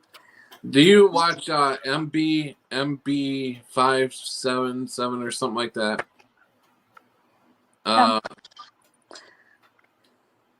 Link me though. Link me because I Mr. do watch it. MBB 333. That's it. That's it. Thank you, Yep. Vaughn. Yeah. Link me That's right. private message or something, and then I'll have it because I like to follow. I like to follow all of the people. Like some of the best ones, like Skies Above as well. She's wonderful. She's affected. Don't know what happened to Flying Turtle, Japan, Skywatch Japan. He disappeared. But there's a few amazing others as well are out there that have been like real pioneers in the Skywatch community. I do miss them. I do miss some of the folks that have just stopped or disappeared or whatever. Hey, Helen, while you're in here, did you hear me earlier talking about taking the overlay of the map from the Nile River Delta that it overlays in the Ohio River Valley? And yeah. Okay. Well, if you go, I wanted to run this by you while we're here because everybody's saying you probably understand more about this than what I'm understanding. But we've got a Bethlehem, Pennsylvania, where Yeah. Bethlehem Steel comes from. That's in the same place. Yeah. We've got Cairo, Illinois, and those cities that the main ones down through there are in the same place on here. And I mean, I'd kind of like for somebody, like I said, I'm a mechanical. I'm more along the engineering line of stuff. And this geographical stuff, I lacked in that because when I was in school, you know, I was an old hillbilly, and I didn't care nothing about that creek behind, or just that creek behind my house and them fields that I worked in is the only thing I give a hoot about. And I kind of wished I'd have paid a little bit more attention because I ended up traveling the world when I was in the service, and I'd have known some of the customs and things of people. You know, I knew that if I'd have listened a little bit to them teachers. But I found that because like I said, I questioned the artifacts that's around me. Mm-hmm. And, you know, that's kind of what me and Boyne was talking about, because I'm telling you, them airheads and stuff around here now, there people make a living off of them things, of finding them and selling them. And there ain't no short pipes. I mean, I found the prettiest pipe you ever saw had an owl. I mean, a three-dimensional carving in stone of an owl with his feet wrapped around the tree limb, and you can see the cuticle and the nails and stuff. And it was so small. And the guys in the coal mines around here, there's a story going around. I can't remember which one of the mines it was. It's been so long ago since I heard it. And these guys found wagon wheels and weapons and all kinds of stuff petrified in this coal bed. And they said they ended up dying. They died of like carbon monoxide poisoning at home and stuff like that because they were told to keep their mouth shut about stuff that was in the mine and anything for investor reasons or whatever. I don't know what it was. And so they brought them in and warned them about it, but that all those guys eventually died, like in a car wreck and carbon monoxide poison in their homes and stuff. And, you know, Noah's flood. Them big old mats of material will be floating. Everybody's seen a stream when it's flooded. You know, them little mats, all the corn stubble and stuff that lays on top of the ground. You know, when that got heavy enough until it would sink, and then the sediment would fall out over top of it. And then if he drained the waters off of the earth, that explained that coal seam having all them artifacts in it, stuff that we recognize that we would use. You know, and how far do you guys think we're, since we're talking about the sky and everything, I've noticed lots of things up in the sky too. How far away do you think we are away from them trying to, you know, pull something like a fake alien thing? Or, I mean, these things in the sky, I personally believe these things in the sky we're seeing are demons. Yeah, we're seeing them going back and forth. Yeah. The Indians will tell you that. I've seen a black ship once. I was on a live stream. I was doing live there's like a field right there. And I'd seen a black little thing, and it was just so freaky to me because I'd never seen anything like it. It wasn't a plane or anything like that. And I was like, oh my God, there's like a black object. Like I couldn't believe it, and I it blew me away but I knew it was. I knew it wasn't off this world. But I do believe your idea that there are things that aliens could be demonic in a way because they're supposed to trick us. Demons trick all the time. It's their way of thing and it's the way of being. But what you were saying, Vulcan, about the things that the coal miners found, I believe that's real, and I believe that it could be something from time or time travel or shifting that they could be there. Yeah, I believe. Yeah, it could be that. Yeah, because I mean, we're seeing that. You know, we're you know, old hillbilly like me's confused now. There's so much of this world different. You know, when you're talking to what I call a normie, they think you're nuts because they're I in don't even. They've got a different reality. Man, I mean, I see this big time. I mean, you get to standing around talking about the prices of stuff and how they went up and stuff about automobiles and stuff, and you immediately see conflicts and you know we're talking about the prices right, and you know anything like that. I mean, you go back and look, and it's all messed up. who is that? Alex Trebek, his name. And I'd never heard that yet. And here just a few days ago, somebody came around, I was talking to him on the phone or whatever, and said that it's Trebek instead of Trebek. And then they said it's been spelled with a C. And then, and you can find it all. I mean, the residue, I guess, is what they call it. So, yeah,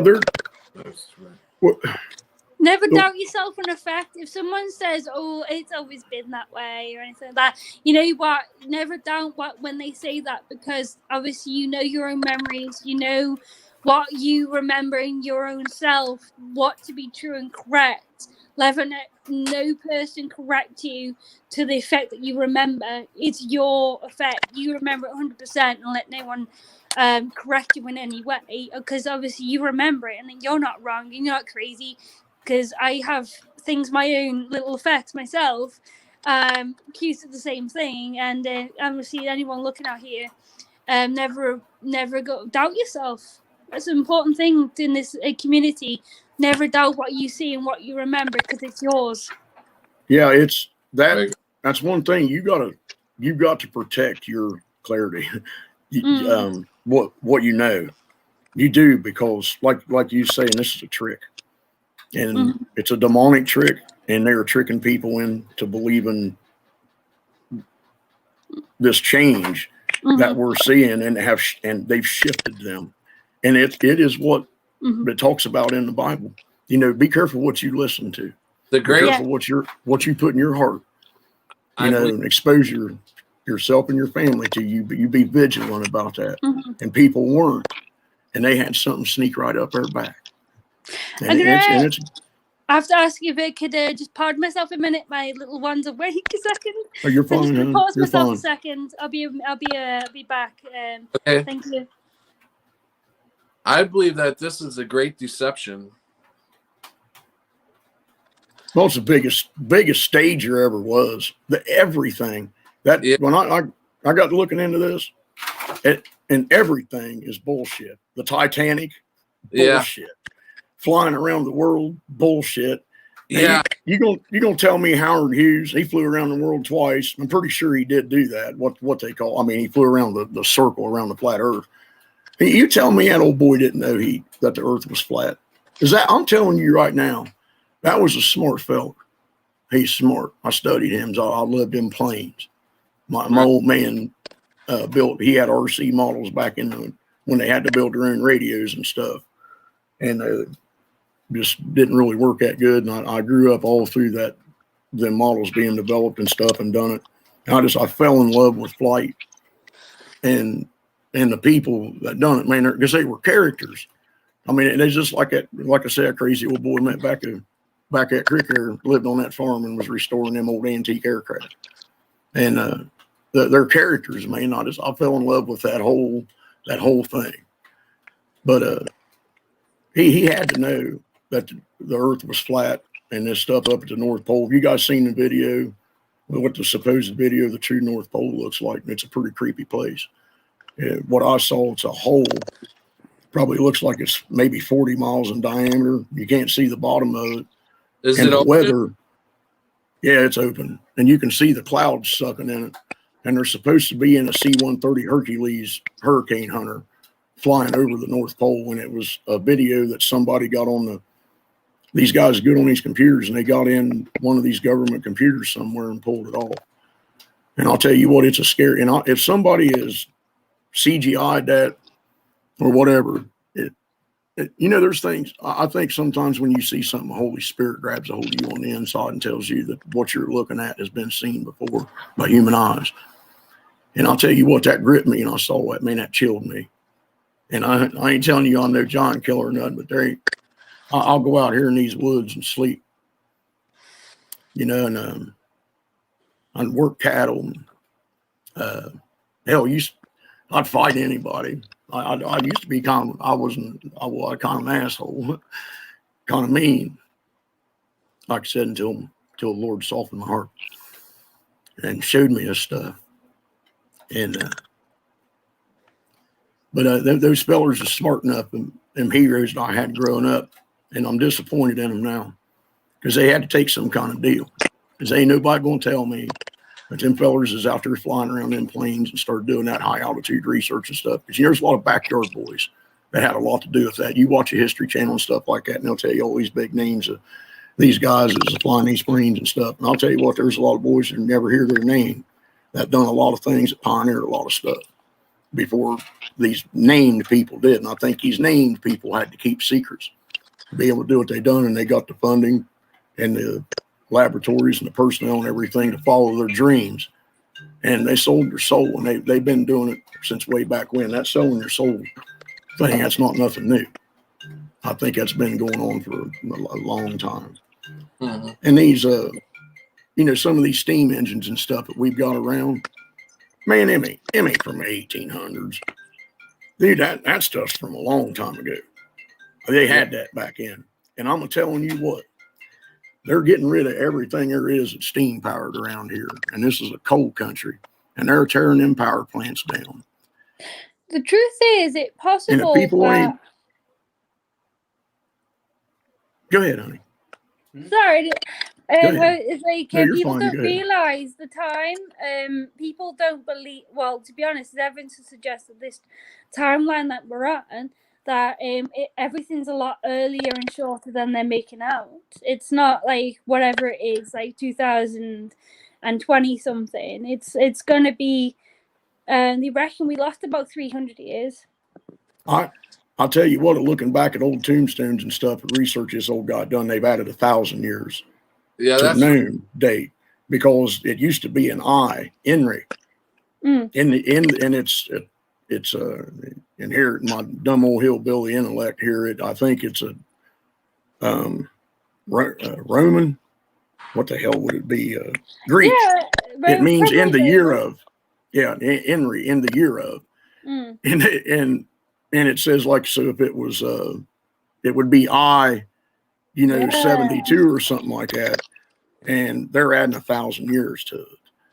And I believe that. I mean, I've seen too much evidence that you can walk around here, these old cemeteries, and put your hands on back in them old pioneer, when the Indians are killing them and stuff, and they got an I in front of their name. And I believe that, because when Or you in look front of at the there's an old effect with the clock. That, for example, the clock obviously used to be, the I before the V and up. But obviously the clock is just 4 eyes on the number 4 now. So you can see that obviously time has changed the way they've done, even the way they've done the clock. And the way they've done Roman numerals on the clock and stuff like that. Obviously that shows us that obviously they would have added eyes, or like deducted years or added years or what have you.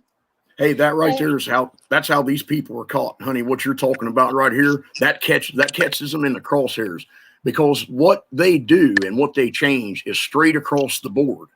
And man, it's just like when you're homing in on a radio signal, all you've got to have is 2 separate points and take an angular measurement as to what the azimuth is between that. And then you go back and on a piece of paper, and where those lines cross is where that signal's being transmitted from. And that is exactly what just happened right there, what you've done. And that's how I see the truth now, is when you see that I, they put that in front of them. Well, that correlates somewhere else too. You will find that where it didn't belong, because it has to be across the timeline. Yeah, if I understand what I'm talking about here. Yeah, with the A's and stuff. What I will do is just very quickly answer something in the chat. I've noticed that Shakti Kanganara asked, do you still remember if, like I do, where, well, obviously, me and Sharky are the only one of the few people in the community that remember the constellation. We both remember Mercury, Mars, Earth, Venus, in that order, but obviously it's not that way. Obviously, it's Mercury, Venus, Earth, Mars in the constellation order. And me and Shark are the only people that remember it the Mercury, Mars way. Mercury before Mars. But not only that, but I do remember someone made a video about Mars being the closest to the moon, and I remember that clearly because I used to see Mars trailing the moon all of the time. But I did want to answer that question in the chat. Sorry, I didn't mean to cut you off or anything. But yeah, I do remember Mercury, Mars, Venus in that order. Still, I've not changed in regards to what I remember regarding that. But yeah, but I see what you're saying there, Bolgan, about the times and obviously the eyes and the stuff and being added and or taken away depending on where we are in the timeline. We don't know how old the actual Earth is ever because you can't prove it because it's changed. I think they stolen about 400 years from us. Yeah. That It's really remarkable to try to get a grip on what we're seeing, because everything, like you said, Bokan, is fake. You don't know what to believe in anything that we were told, and right. Yeah.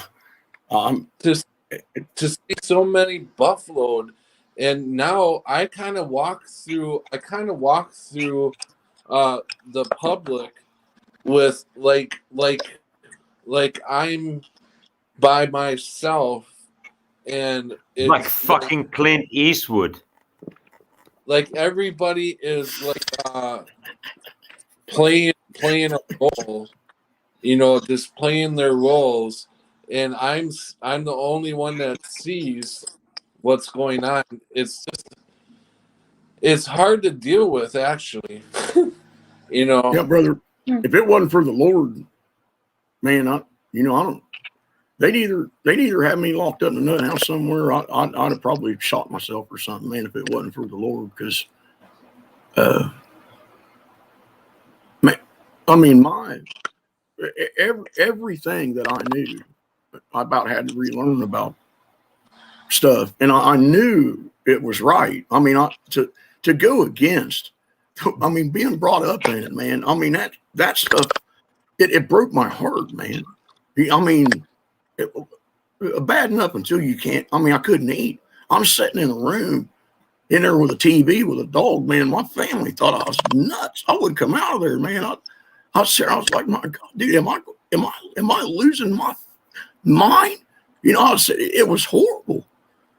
And man, that's when that peace came over me, man. And it's like you say, boy, buddy, so I've been waiting on you, man.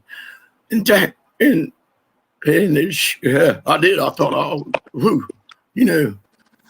And, yeah, man. I stood and thought, the stuff I've done, the way I live my life, man. He's still waiting on me. As I said,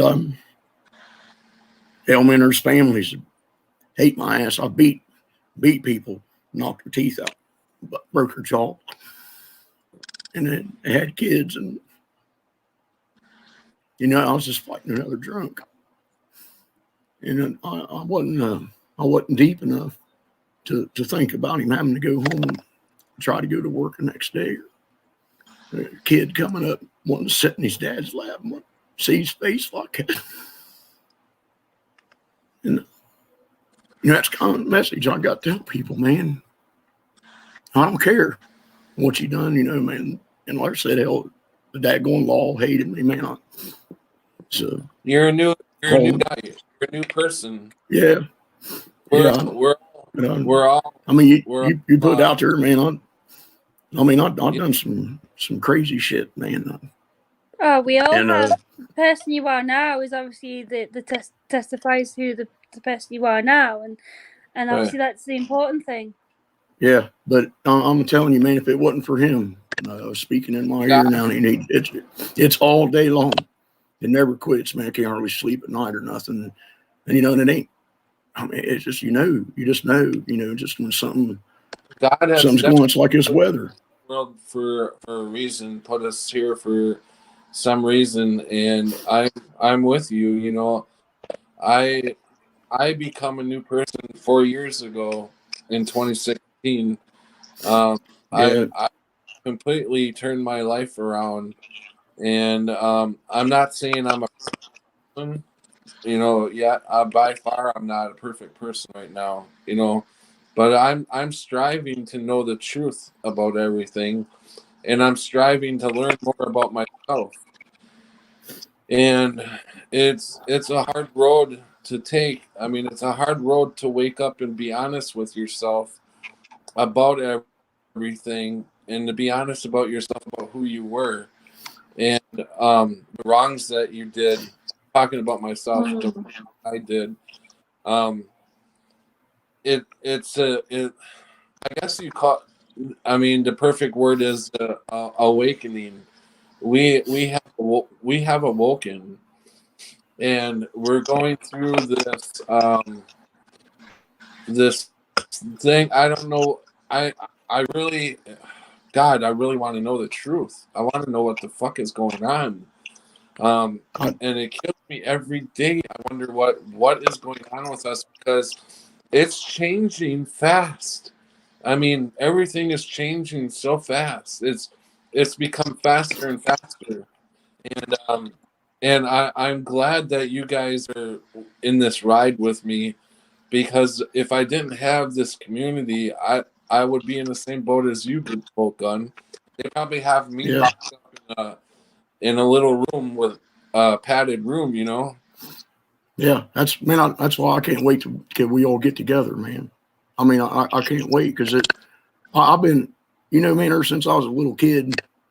I thought when I was a little kid, I thought I was bad, because I didn't want to go to school because these big kids is beating my ass bad, man. I mean, they's busting me up, buddy, and just taking my shit. And my dad wouldn't go do nothing about it. These boys' dads they ended up being like I turned out. I mean, you didn't mess with them, man. I think my dad was afraid of them. I don't know for sure, but I'd never let my sons go through that. I went and beat on a couple of doors about some stuff and told some people how I felt about it, and I wasn't putting up with it. But nobody done that for me, or wasn't nobody stand up for me. And I was just sitting in a culvert, and hell, the teachers and the principal and everything's out. As I said, I went to a school in a little town. When a kid didn't show up to school, he's always afraid you fell in one of them storm sewers or in a creek or something like that, and they'd go looking for you if they called your parents and you done left, And they was out there hollering my name, walking around. I was hiding up in that culvert, smoking a damn Marlboro. I just knew I was a little rotten bastard, man. And I was listening to this, and I was listening to this thing telling me, you stay right in here and smoke that cigarette, and you wait until they leave, and you get straightened up. Hey, when my dad called that made me. When my dad made me think. He made me eat a fucking pack of cigarettes. Yeah, I ate some. I ate a can of dip too. Man, got sick, puked all over the damn floor, and got my ass whipped for puking all over the floor. Yeah, but I've been there before. Roughly, obviously not to the extent you've been through, Bolt Gun, but I used to have people to come to my house and smash my windows. People tried to set me on fire. People tried to throw eggs and stones and all kinds of things at me at school. I was bullied all the way through. But so I have a slight degree of what you went through there, but it makes you tougher. It makes you tougher, and realize, well, I'm happy as hell that I'm not friends with anyone in work. For example, because I see the degrees of people, they're NPCs anyway, right? But at school, it was obviously whatever happened at school, and whatever happened through like work and whatever, it toughens us up, and it makes us the people with probably why we see the effect. We have to go through some stuff, to be awakened to the things that we are, to see the truth, or to see the truth of God, or whatever people believe in. I think we've unfortunate. Obviously, we've been through some stuff, but here we are. Yeah, I did. I said back in them rough. We're alive. We're enjoying ourselves. We're experiencing, as far as I'm concerned, the best thing we could experience, Nelson Mandela, and it's because we've got all these amazing people. I've met all you people here. Hey man, this now's an adventure for me, man. I mean, it's like that around the world in 80 days. I mean, I'm standing here and I'm like, man, there's dragons. Man, I've seen them petrified in these caves and their eyeballs and stuff. And around here, like I said, what we was talking about before, I wanted everybody. I'm not sitting here trying to tell everybody I'm some kind of genius or something talking about these airplanes and everything. But why I wanted to tell people how I grew up is so they know that I knew what I was talking about, and I'm not no doing doubt this, but at all.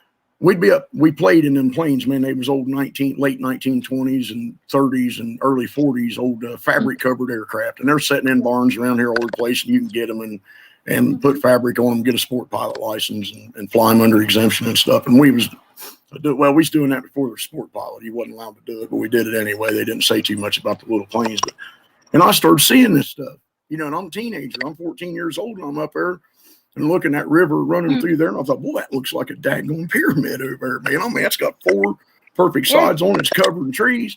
Well, then there's these people that always come around, my teachers and stuff. They want to go take a ride in a plane and take pictures in the fall, because here in the Appalachians, these trees get, man, they're bright red. Well, you guys know shit. I ain't telling you nothing you don't know. But anyway, they want to take pictures of that stuff. Well, then sometimes people want to go up and scout for deer just to see what the deer is doing and stuff like that in the snow. Well, when the snow's on, all the leaves is off, man, it's pyramids. Or a pyramid, this one I'm talking about, and you drive right by it here on 35 South or 35 West. And I see it, and I point that out to my wife and my kids and stuff. And like I said, my wife's awake, and my oldest boy took after me. He sees this stuff, man. He served in the Army too. He fought in the war too. He's combat vet just like me, and had a lot of the same questions.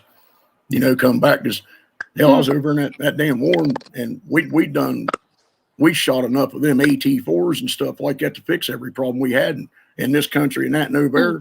And you stand there, and I'm looking at a field of $2.5 million tanks, blowed all to hell, and billions of dollars worth of oil squeezed out, running out in the ocean and stuff. Standing there, and I'm like, man, these crazy son of bitches take all this money and just fix all these problems. You pay everybody to be good.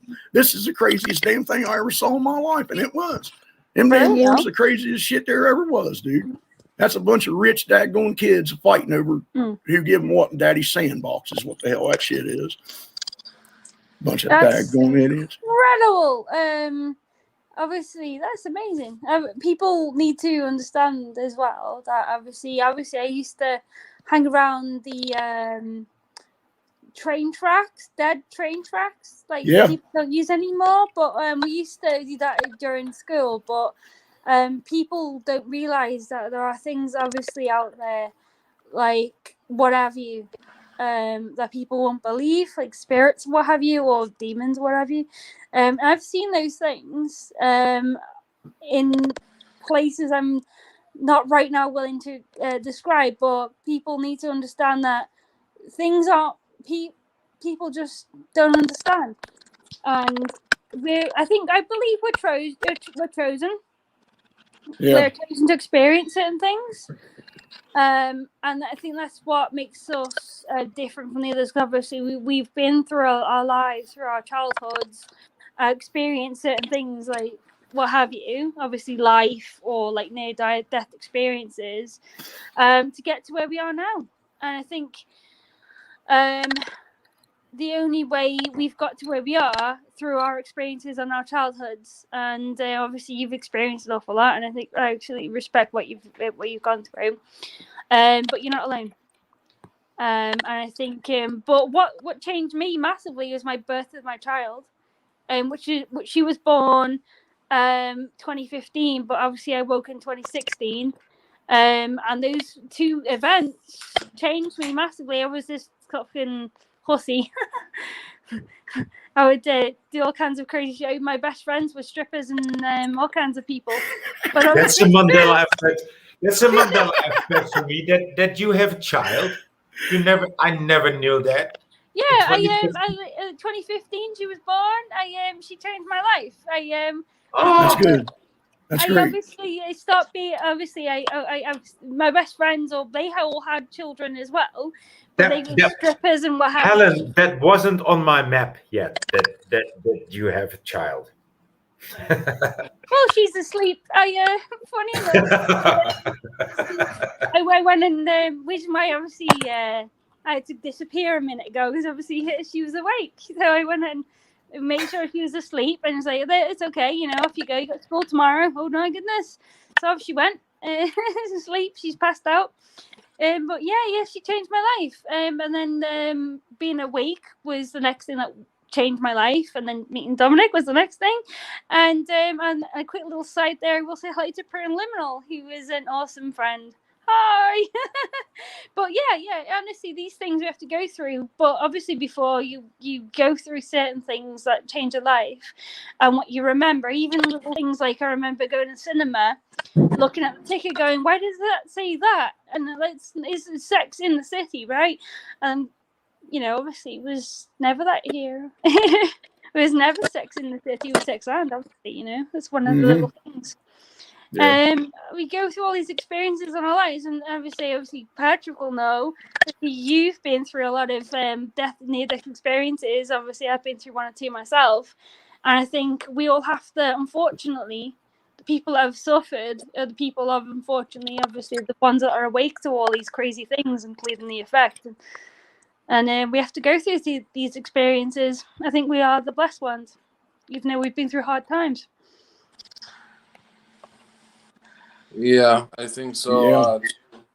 Oh, we're definitely in hard, bad times. There's no doubt about that. I wish go ahead, Patrick. Better grasp on what's going on and why this is happening, and what are we looking at? You know, I mean, we're seeing the differences. We're seeing everything ramp up faster, but it's not. I don't know how to explain. I mean, you guys know. To be able to explain this to people is really hard. Yeah, because you do what you're doing right now, because you can't find words that mean what you know, and they're staring looking at you like, this dude's a bumbling fool looking at me trying to tell me what, and you can't help but do, because we don't know how to describe what the Holy Spirit's putting in us. I mean, that's what I think. Man, exactly. And let me say this right now. I'm going to give you guys my take on this, because like I said, all I can go off of is my experience where I grew up and what I call stuff and things. And I don't want anybody to think, and I'm sitting up here saying, I got this shit figured out and you follow me. And this is what this means. And I want everybody to take this, that this is bolt guns. My name's Andy. This is Andy's, this is Andy's take on what his experience.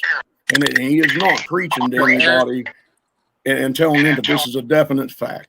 And as a matter of fact, I'll sit here and hit this bong, and I can't even remember what the hell I got started talking about. So I know where you're coming from, Patrick. What was I talking about that got me? So you're going to give us your take. You're going to give us your take on what I think's getting ready to happen, right? Yeah. Okay, that's what they're back when Helen come in. Let me go back to right there. You know, this storm. This is now. Let me rephrase this since I'm starting over again. This is one thing that just from my experience of being around. I'm not a mechanical engineer, but being around it and working in that field. I worked as a multi-craft maintenance tech before I took a hobby of mine and turned it into a profession. Became a gunsmith. And I worked in a steel mill, but I understand loading of power and how the power grid works and how we've got coal, nuclear, and hydroelectric and wind incorporated in that, and how the switching would work on this in zones, and how you have to load things. You can't run a generator at 100%. If you want it to last any time at all in the gearbox and the oil not to overheat and stuff in it, you got percentages that you can run this stuff at, and it needs to be shut down for a period of time and inspected or a rest and a break. And when they started tearing these, you see all these real nice explosion videos on TV, and it looks like they're blowing up nuclear power plants. Those are the cooling towers for coal burning power plants. And around here, they've tore so many of them down that about, I'd say 75% of the coal miners is laid off. All right. And they're saying that the reason why they done that's because they done this fracking and they bumped this natural gas production up. Well, I'll tell you what, Texas just ran out of power. That's what happened down there, because those coal burning power plants ain't there no more. And a daggone wind generator, some of them's got 175 gallon of lubricant in them, a synthetic lubricant that never goes away.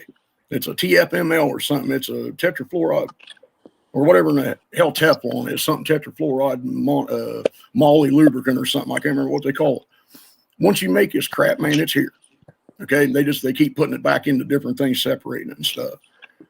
Well, I'd a lot rather than burn coal than to build something like that takes that kind of lubricant. And then you look at, we've got migratory game birds around here that are killed by those things unbelievably. And then they're showing pictures around here in the local newspapers now. People's all pissed off because they're flying over these landfills and they're seeing like 5,000 turbine blades laying in there. And they got to ask them what they're made out of. And they said, well, that ring base is stainless steel and the blade is a composite. They're like, well, what's the, what they call half-life or something on that stuff? And they're staring talking about that fiberglass being there for 150,000 years or something. They're staring like, what do you got? You know, how long is it going to take until every field around here is full of them, you know, in another 100 years, like we've been burning coal? And you sit and start thinking about that, man. Yeah. And you realize what they're doing. And I'll tell you what's going to happen. All us old hillbillies that live here, because what I done is I went and bought a cabin in the woods. As soon as I figured this shit, I figured this shit was going on. I know what's coming. The Holy Spirit told me. And we got goats and chickens, and we bought property, and we got wild game on, and berries and pawpaws and these fruit bearing trees and all this stuff around here. And we plant a hell of a garden. And my old lady's we're going to start canning now. You can buy. They wiped all the canning stuff out in this country like you wouldn't believe. There's a lot of people woke up and they're panicking now. We was just in the Rural King down there, and a guy was running around. You can tell he's a corporate type, and he was grabbing feed off the shelf, and he was in a panic. And there he's running around grabbing feed off the shelf. And I just about told my old lady, I said, I best about bet you a couple of days ago he come in here and went down there and bought 150, 200 chickens or something. And the poor fella don't know a thing about what he's doing. And it's cold and the winds are blowing outside and drafty and stuff. And he ain't going to put them chickens in the house like a country boy would. In the wintertime, to keep the damn things alive. And I said, and you know, I think that's a whole, my kids and my wife would get mad at me like, Dad, Andy, you shouldn't be standing around and thinking that's what people's doing. I'm like, hey, there's some telling me this, man. I said, and this shit kept me alive in the war. Someone tell me to get my ass in a hole, and you wouldn't believe what would come by after that, man. Someone tell me just sit there a little bit longer, man, and you would something blow the hell up. And I was there like, what the hell is this, man? And old JD sitting in that refueler with me. Boy, Woody said, man, you get something go through you, brother? And I said, you ain't shitting, man. And I mean, that's the stuff that the veteran tell you about, creep your ass out, man. You know, we just a bunch of old beer drinking old boys that was in the Marine Corps, and we just having the time of our life. We was just playing ball and stuff. But man, you know, first time something like that happens, and both of you have an encounter with something that you don't understand, something went through, you saved your damn life, you listened to, and you both are sitting there and having that confirmation between you, man. You know, and you don't never forget that. That's a check mark the good Lord put on your calendar, because the day you wake up, you remember all the check marks down through the like, man, bam, bam, boy, you start remembering. It's like, okay, you know, you don't need to convince me no more, Lord. You know, that lifetime of intermittent like that I remembered, then it's confirmation. I want to thank you both, Gun, for your service, man. Thank you.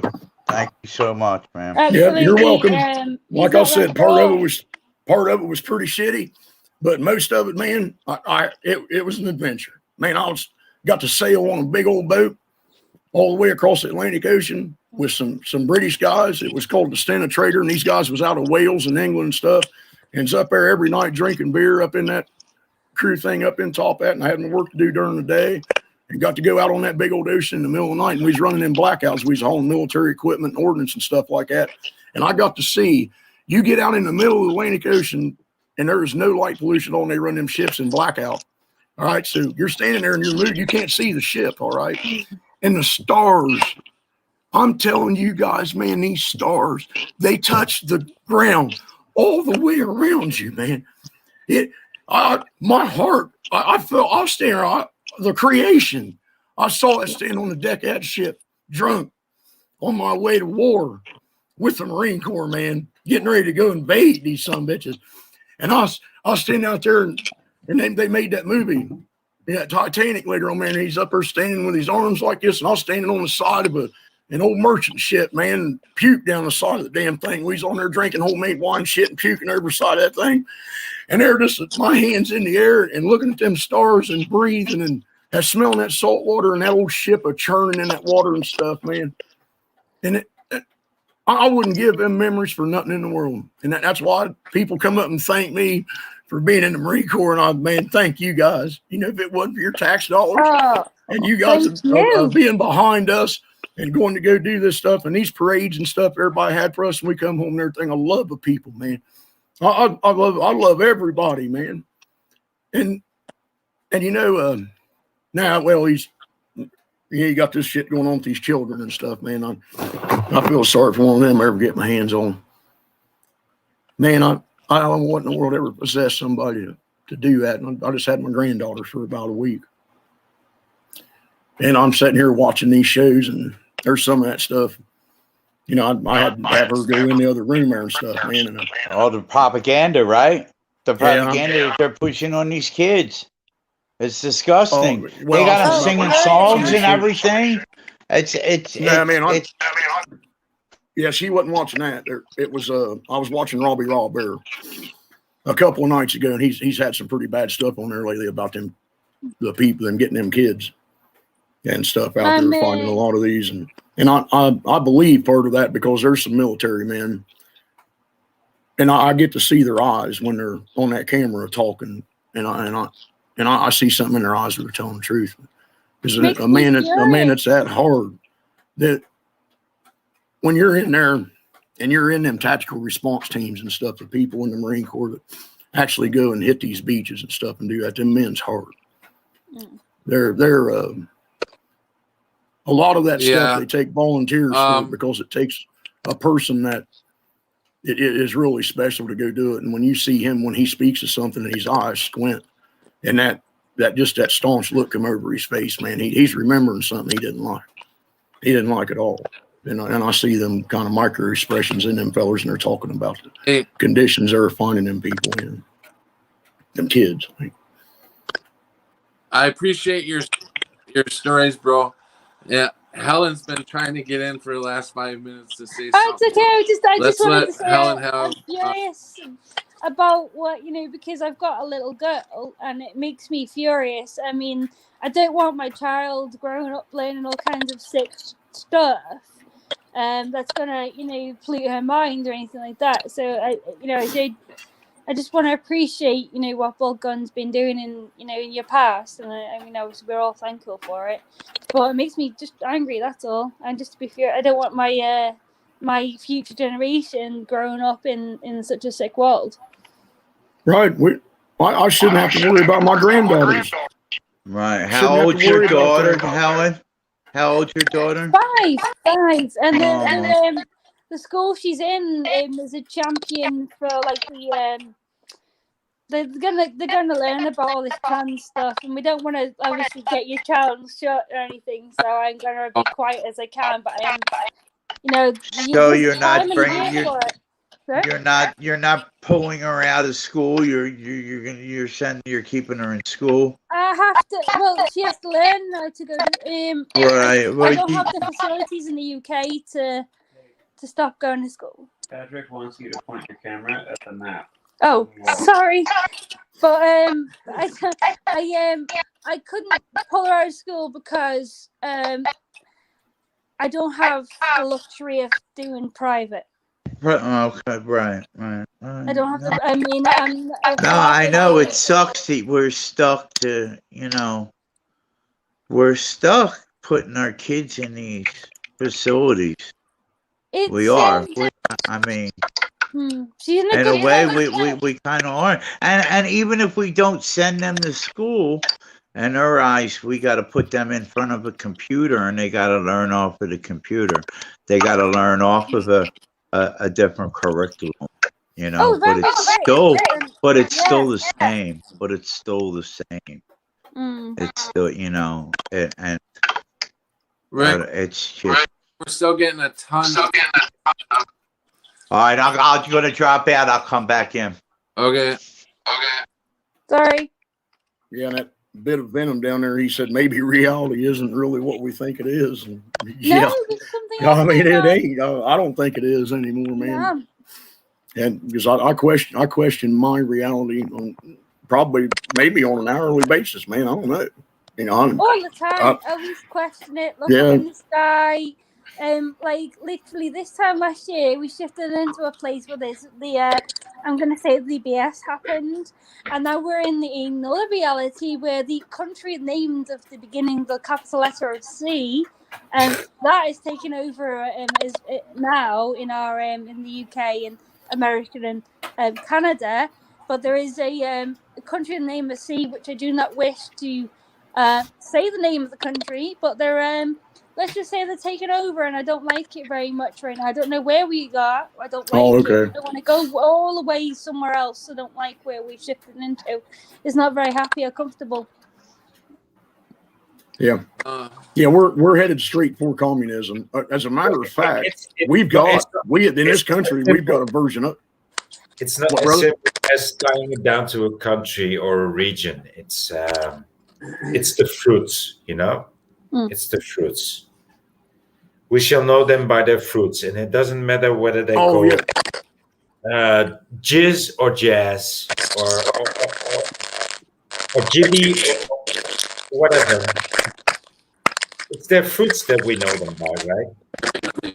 Whether they come from Africa or whether they come from Europe, whether they come. Wow, there's a. Hey, Boyne. Somebody.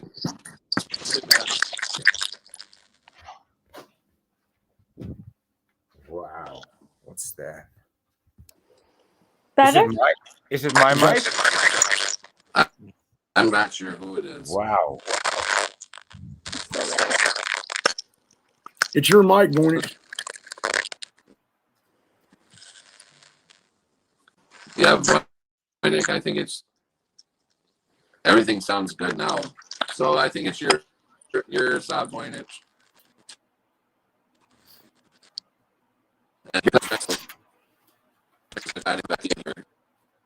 let's see if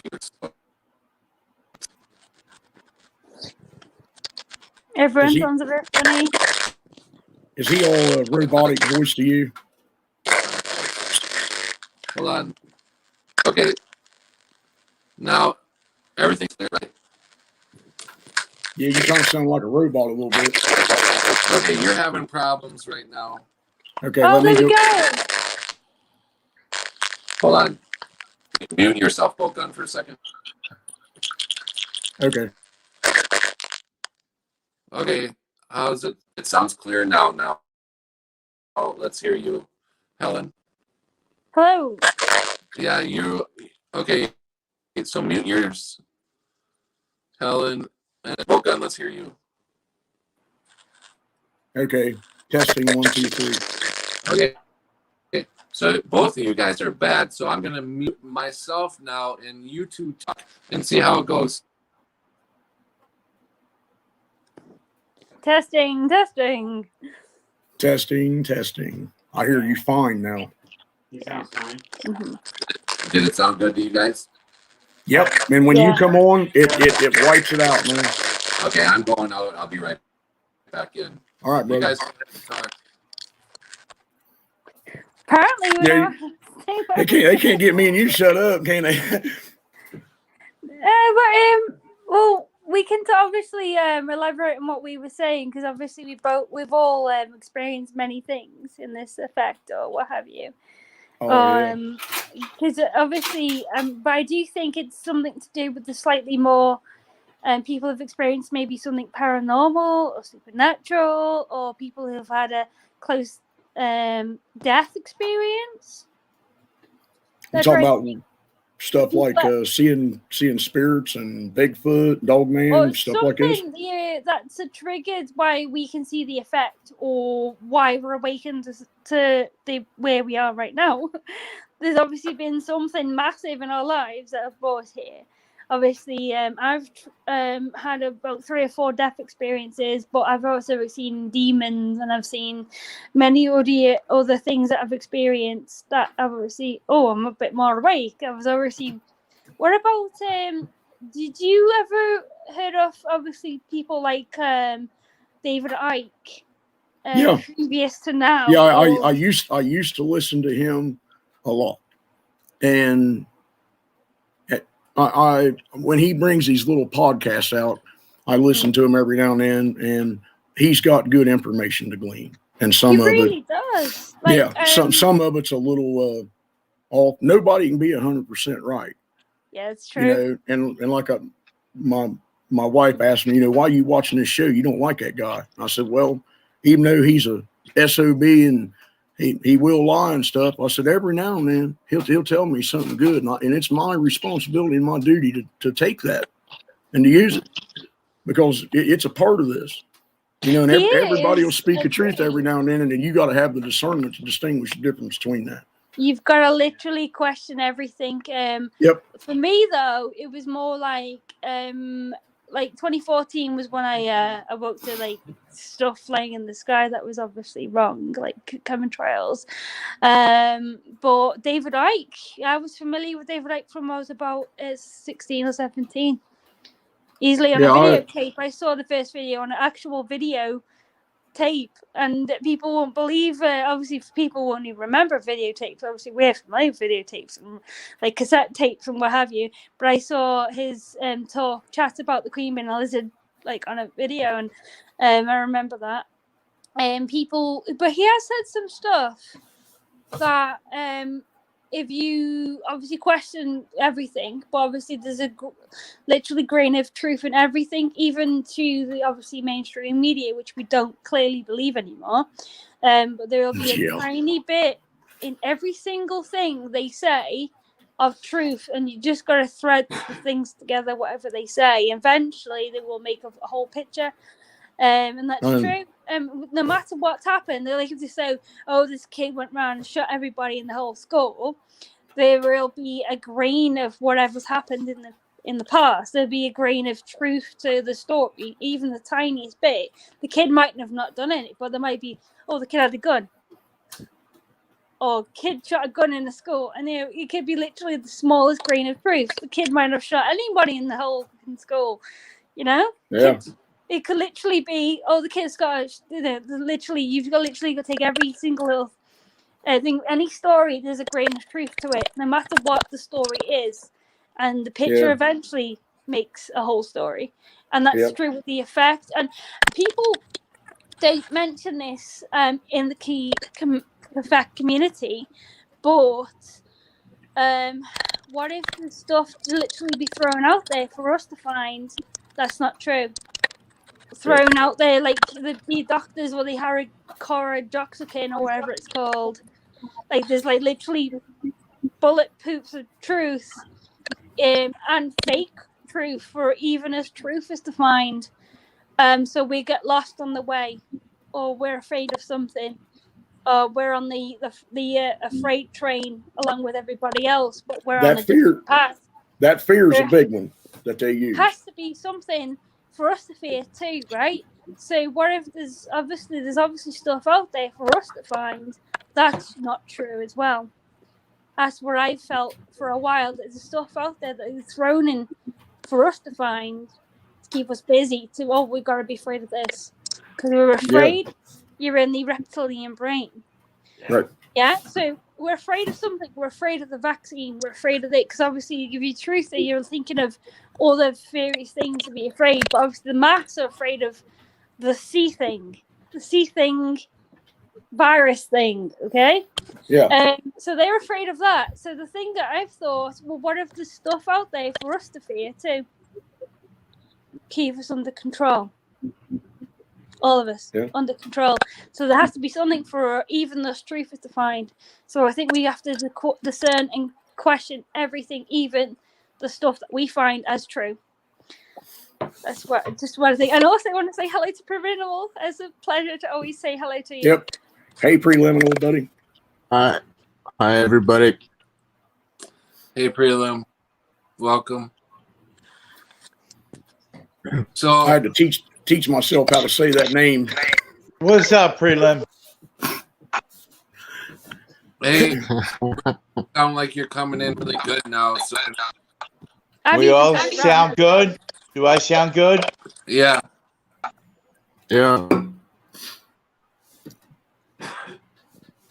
So now nobody's got anything to say now that everybody's coming in clear. Oh, I got plenty to say. Hey, let me acknowledge the chat here. Hey, Yeah, here, look, I wanna show people my collection. I collect knives, right? My new collection, ready? And my new piece to my new collection.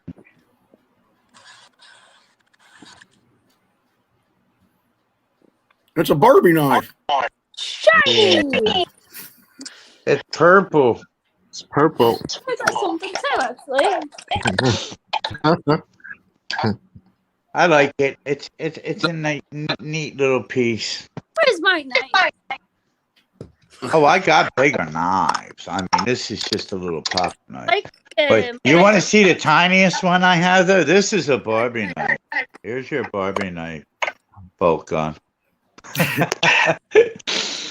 Hey, you go. I gotta tell you, my wife jumped all over me here a while ago, and I typed that in there about you shaving a skunk's ass and putting it on your face, and then them guys they razzed you for about 10 minutes after that. And she's over there going, "That going you ain't doing that." Getting them guys, and they got all over me. Yeah, it was. But then she's over there like, "Look at what you got them doing to Rick now. They're just all over him." I don't care. I said, I was just joking. I said, "Oh boy," I said, "Hell, he's no tree ape. He knows what the hell that kind of humor is, man." And that going. I used to do a little bit of that when I get laid off. Right. That's all I did my whole life. I started on the wood pile, splitting firewood. Oh, yeah. With a hydraulic splitter. Man, all winter long. I had a maul is what I had to do it with when I was a kid. A maul? Yeah, well, I was spoiled. I had a hydraulic splitter. Here comes the static. Shit. There, much better. Something happened. Yeah, it's going, man. It's perfect. Boy, they don't like us. They don't like us on here talking to each other. I'll tell you that. Yeah, that just ain't me. That kept on going. So I don't know who that's coming from. It's the same problem we had a while ago. Somehow it's going through Patrick. It's a home base there. Don't start no static. Yeah. I think Bit of Venom's right. It's AI just programmed the mess where it knows it's got to mess with us because AI is what's on the chopping block. That's got to be what's coordinating all this stuff. Oh yeah, that's definitely. Massive Do you and think big, a man? Do you think No, man that- could pull this off? Fuck no. No, man, that's what I think is going on here with this. Yeah. This veil. Yeah, definitely. Yeah, they've torn the veil, and that's what this D-wave stuff is. And they're tapped into the brain, the intelligence of the fallen. Right, right. Yeah, well, yeah. And like I said, been- he was God's right-hand man. So you know he's a smart son of a bitch, buddy. You know he is. Well, he was there during everything, right? He was there during everything, yeah. Yep. So why? And it is funny, like how D-Wave too, it's got demon in it. Like it's got demon, right? Fucking there. If that don't tell you, I don't know what else does. In the chat here, Brenda said they want you to manifest fear. And that's right, man. Right, yeah. I always think and about the like- old always think about the old Ghostbusters movie. Remember when they get everybody thinking the same thing and all that energy's going up and Right, it grows and that then big old Stay marshmallow. Puft. Man. Yeah, man, Stay Puft, man. Yeah. See, I call him Stay Puft. Yeah. Yeah, see, Marshmallow Man. That's that hidden esoteric shit in them movies, man. I mean, they're telling you about this, like Brenda's talking about here, manifesting. You got millions of people manifesting fear. And you watch that old Ghostbusters movie about the Stay Puft Marshmallow guy or whatever. You understand? You can see the correlation in that. Nothing's ever hidden. Nothing at all is hidden. Everything's out there right for you to see and point That's out. the- well, that's the- there is hidden stuff though. They were hiding it, but now Well, it's being brought to light now. I think what Helen's talking about is the deal that God made where they had to reveal it. He made this deal with him. You can go Right? to Earth. Yeah, they have And to. and They this have. place is yours. He gave it to him, but you've got to tell them what you're doing. Yeah. Hold on a second. I gotta go check this phone. I'm sorry. But yeah, I agree with you. It's definitely AI is definitely running the show. All right, no doubt about it. And demons are running the AI. That's how I feel. Yeah. That's all I have to say about that. No, it won't be. There will be some glory on this as well. It won't be all. There will be angels helping us out. It's not all just the demons and stuff. Well, God turns it into good. I mean, that's what He does. I believe in it. I mean, it does me a lot of good. You have to believe and notice that they're there, otherwise they'll do absolutely nothing. So you've got to.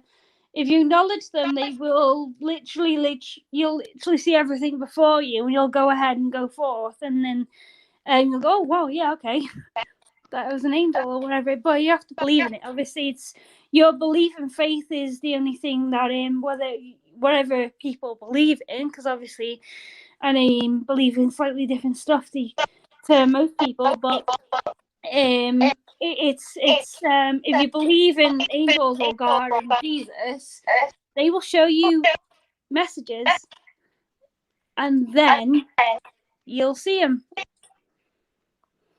Right. All angels. Oh wow, you're coming out really loud. It sounds really choppy to me, though. I can't tell if anyone can hear it.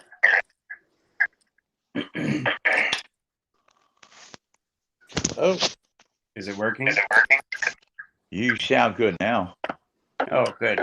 Yeah, for me, it's been angels the whole time. But you can see other folks have focused on different things and still have been guided in the right ways. Like how My Skies 5D was talking about aliens. It's no different.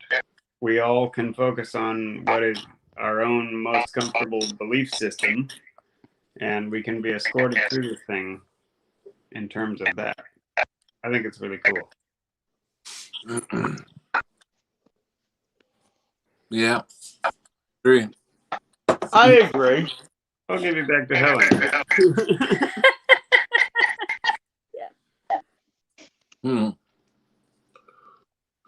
Because obviously, I think the reason, like, I want my child to believe in, obviously, Jesus is the way forward. I think that's a really good model for her. For now, obviously, if she wants to find her way later, then that's fine for her. Yeah, it's oh man, I'm still hearing feedback. A little bit. But that 10 minutes I was on about like 2 hours ago almost. It's been going a lot longer. I thought. It's always 10 minutes. Nothing wrong with it. We enjoy having you. I've enjoyed speaking. It's been great speaking here and speaking to you and Balgon and Rick and Roy and Prelim's still here. Hello. Boyd's gone too. Wait, he's in the chat, right? Yeah. Every time I see Pat, when you mention Creek Mary, I always think of CCR. I love Creek Mary. I literally CCR, right? CCR. connected with her about 2.5 years ago in a chat live stream, and she's just amazing. She's a wonderful person, affected, lovely.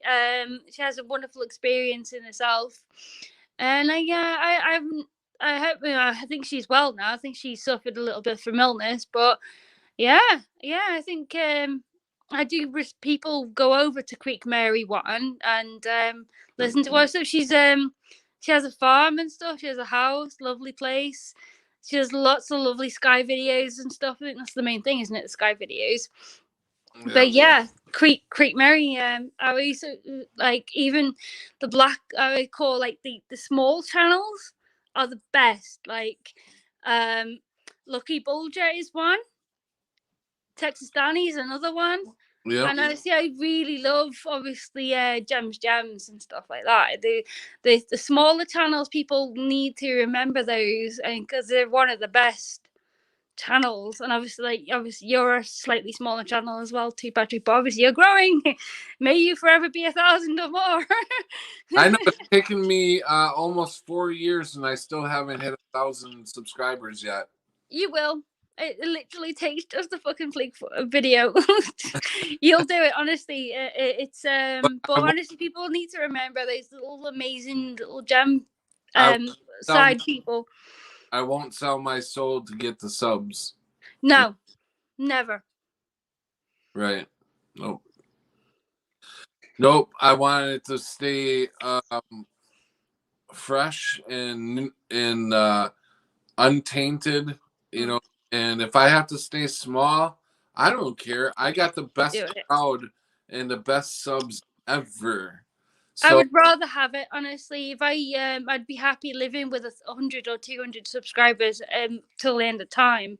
The only reason I want 1,000 subs is so I can start streaming from YouTube on my phone instead of going through StreamYard.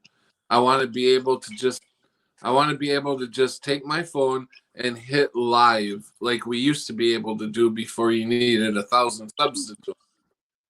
Wow, I didn't even know that Creek Mary is in the chat. Hi. I just seen the chat. Yes. I didn't know she was even here. The people were just talking about her channel. Hi. That's Creek Mary is here. I want to go over and explain what everybody. Creek Mary is doing a raffle. She had to do a raffle. She's Native American, is making a Shaw. And if you go over to the station, you can see her progress in making the Shaw. And anybody who's donated to my channel or to my GoFundMe page, whoever's donated in the past, whoever's donated recently, it could be either the GoFundMe or any donations to my PayPal. You're all included, and your name will go in the jar. And on Thursday during a live at night, I will pick a winner out of there, and Creek Mary is personally going to send it to you. So thank you very much, Creek Mary, for doing that. I really, really appreciate it. Yeah. And Lovely. Thanks for helping. I get paid Friday, so I would like, obviously then would be a good time for me to get it. But thank you. I can't do anything much, but it takes $1. You only need to put in $1 to get into this raffle. So $1, it all adds up. It all comes together. So I know. I'll do a video on my channel and post the links and stuff. Actually, Quick Mary, if you've got anything to, I'll post the links below the video and stuff, and people can go on so on and so forth from there. Are you gonna start making some videos? You haven't made videos in a long time. It like literally happens every so week, but it's been difficult because very soon Dominic has to go back to Canada, so we've had to literally live up every minute of each other's time, because when he goes back, it'll be for 6 months or more. Well, unless we win a lottery like on Wednesday. But unfortunately, we've been living up each other's time, and that's why I've not really made anything. Because obviously when he goes back, that'll be it, and then obviously I'll be more available. It'll just be me and my little person. Yeah, Creek Mary has a good idea. What if y'all share subs? Everyone share other 1,000 subs so they can all start going live again. I know, wouldn't that be great? We used to all go live, go live talk.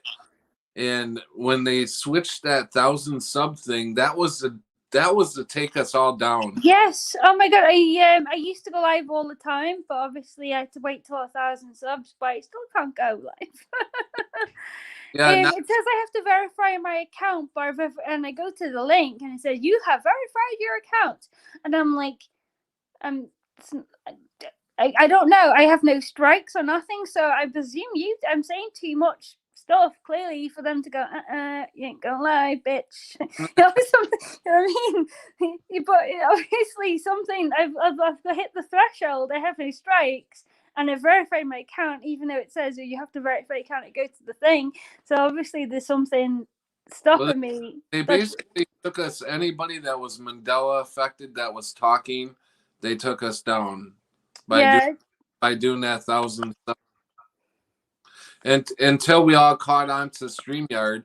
I just caught on to StreamYard, I don't know, 5-6 months ago. Or no, it was a year ago. It was a year ago now, I think I caught on to. You used to go every day. You used to be I remember you. Was it like in a zoo or something? I remember the time that you really went before you met StreamYard. Yeah, you went live in a zoo, and I remember that. Yeah, we were part of the ME24.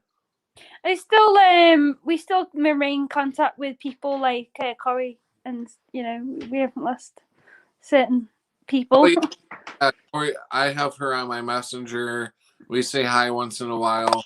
It's been a while for us, to be honest, but yeah. They're not like out of it. No matter how many times you don't speak to someone, and it's like almost like it's like, oh my god, yesterday since I spoke to you, that thing. When you speak to certain people in the community or what have you, it's never gone. Yeah, it's like a family member, right? To me, yeah. It's like we know each other, and then we could not talk to each other for about a year, and when we talk again, it's just like picking up from where we left off. Exactly. We speak to, I think, we speak to Glenn. I speak to some other people, but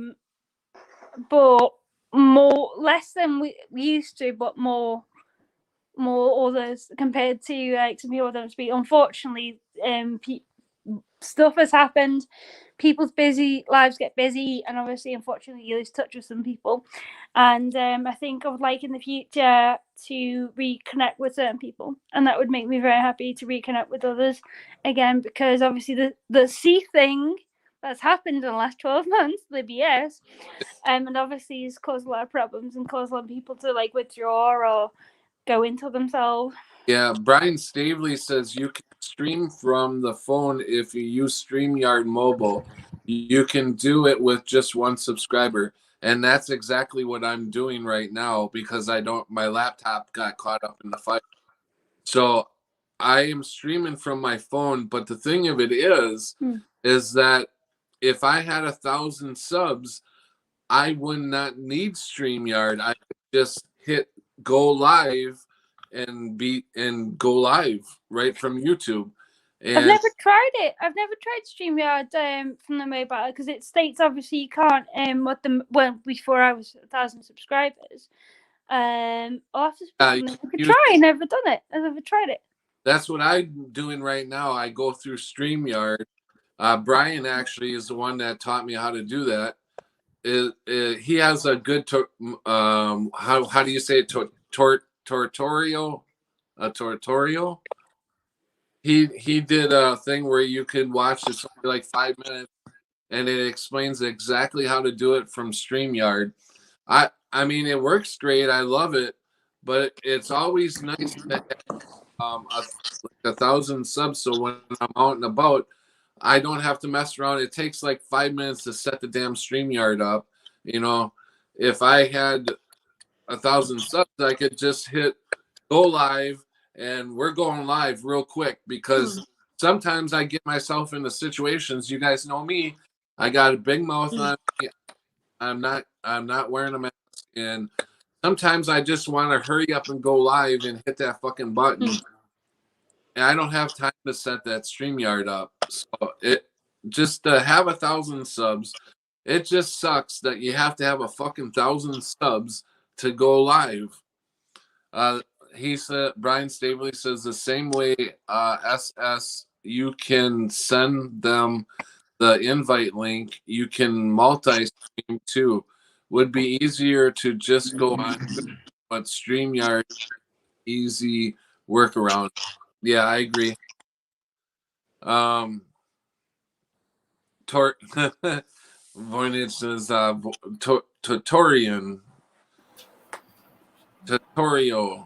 Tutorio is what I'm thinking I'm saying. Tatarian.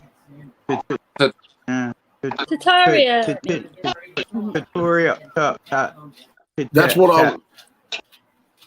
I was trying to think of when I was talking about them steam engines. I don't think they're from the 1800s. These like steam, some of these steam, these places where they pump the water, and Voynich will know about.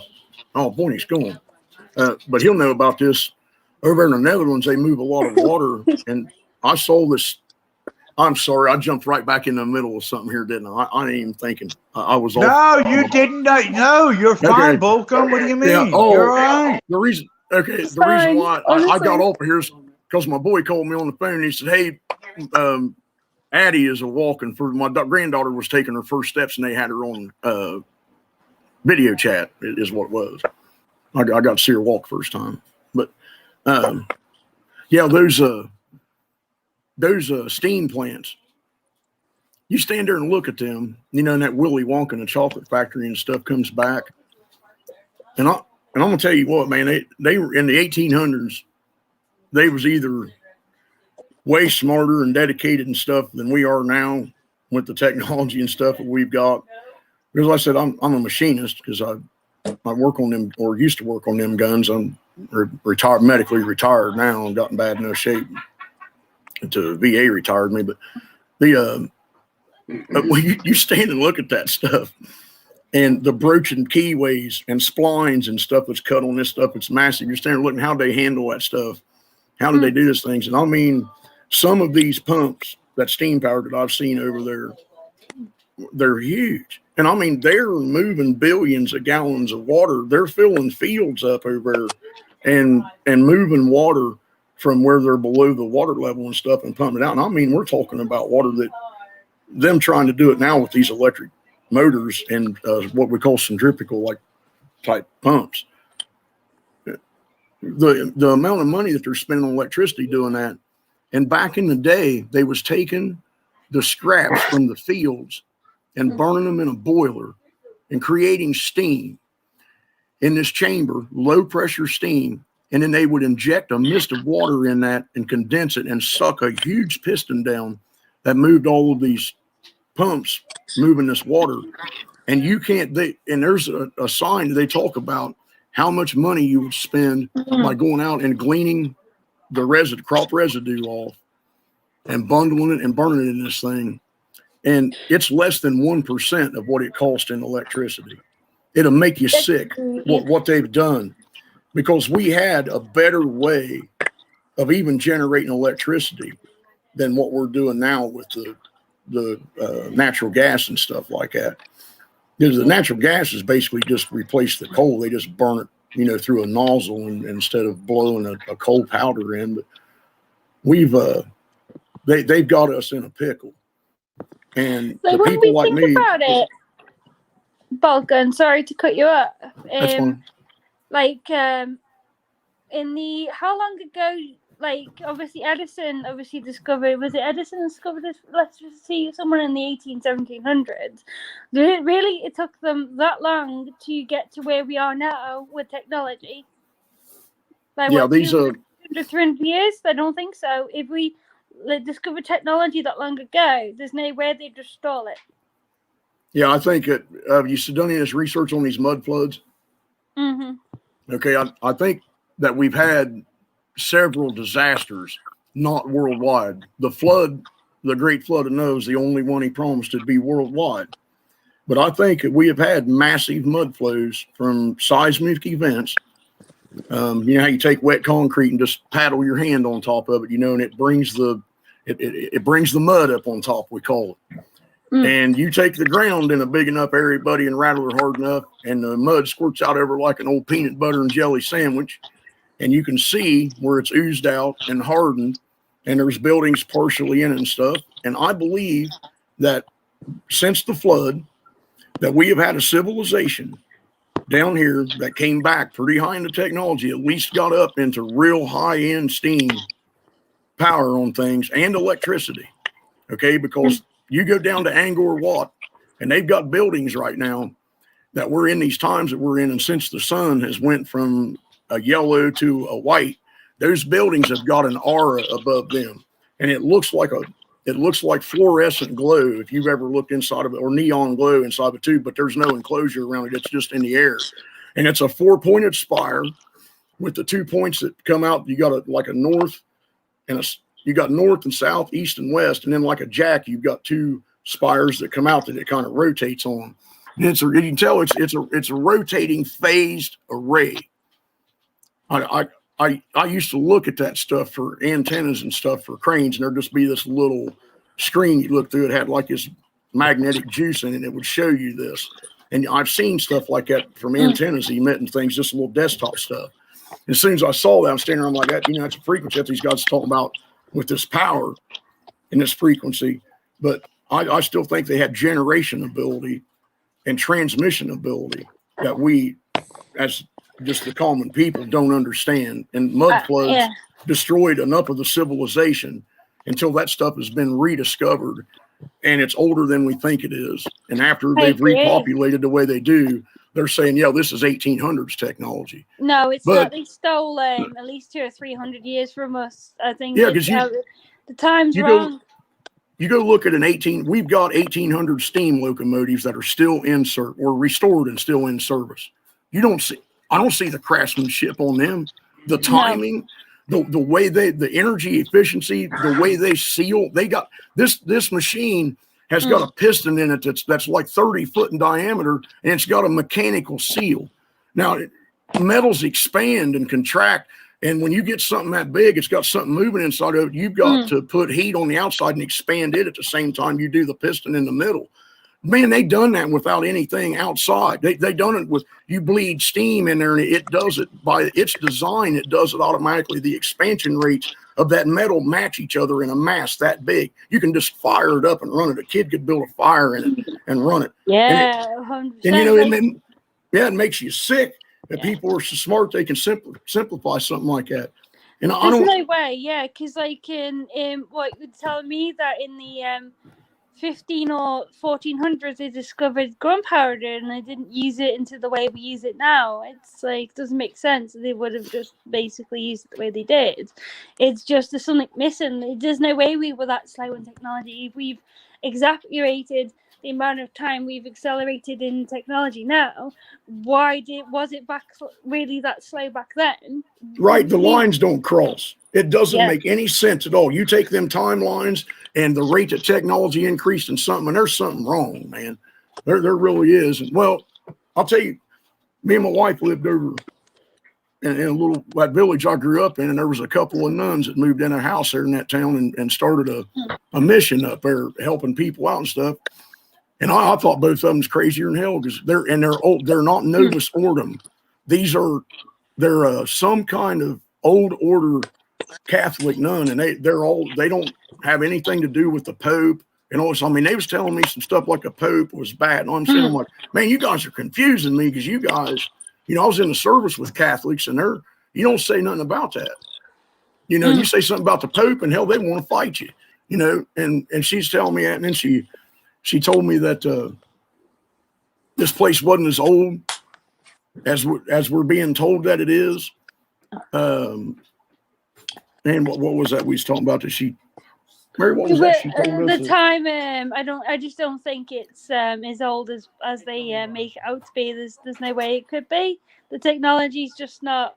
It's advancing too quick to like. Why was it slower then, and why is it quicker now? I remember.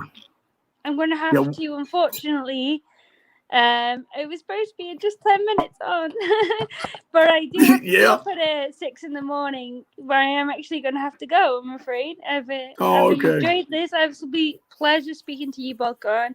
And Hey, hon, I Rick, enjoyed talking to you too. and obviously Voy and playing him, who's on earlier. But yeah, I'm gonna have to go. I'm gonna be up really early. It's 10 o'clock here almost, and I'm gonna be up at 6. Okay. What have you for school run? Thank you, Get you a Patrick, good night's rest. so much for allowing me on it. It was only supposed to be a 10-minute thing. Yeah, I'm gonna miss you. Oh, oh, well, hopefully you'll have me back on.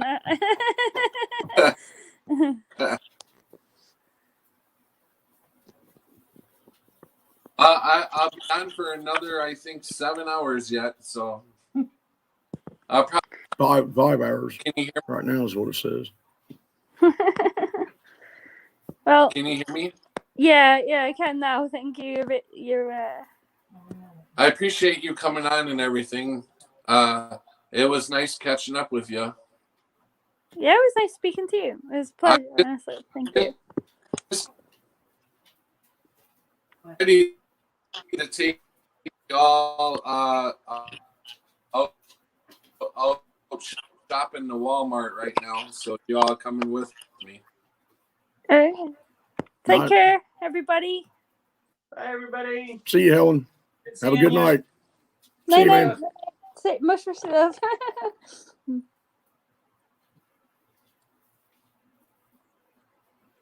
See ya.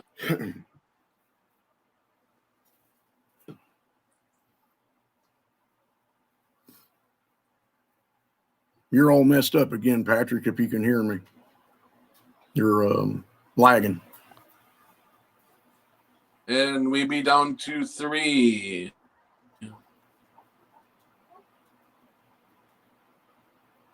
There, I heard you in. So Rick, you're muted.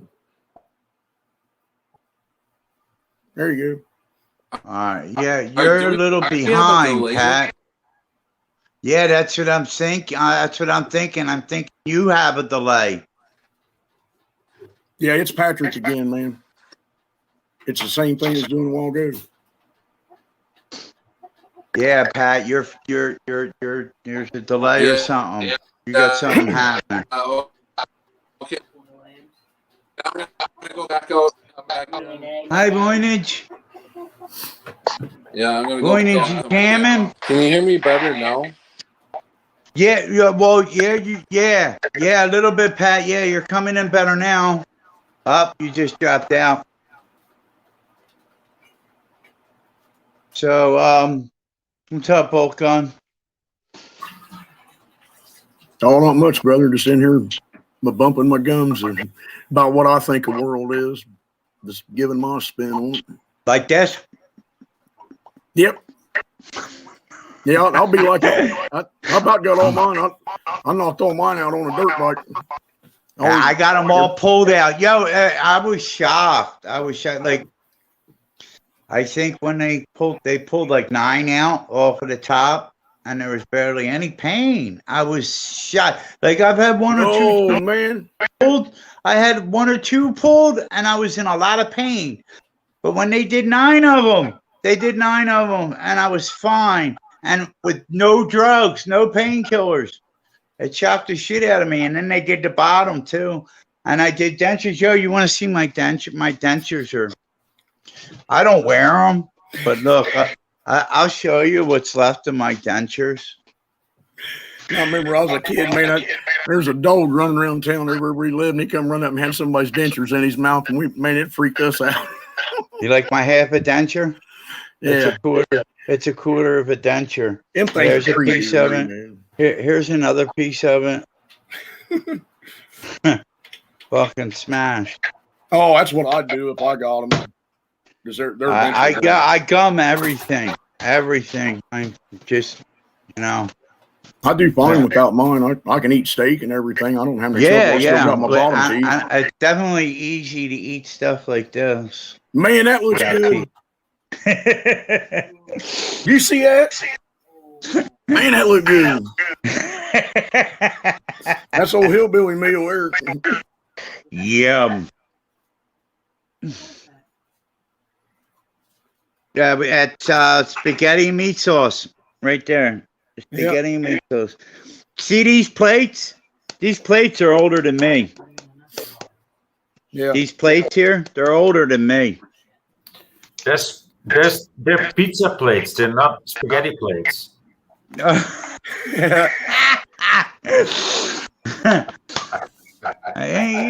may have a point there, Voynich. I never thought of it that way. But actually, no, they didn't come from. This isn't from the Italian side. These plates.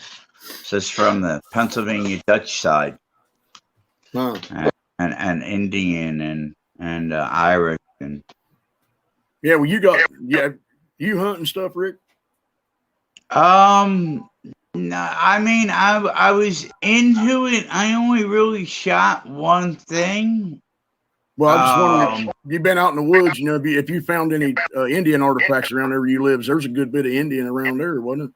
Well, I'm in Pennsylvania. I'm in Philadelphia. Yeah.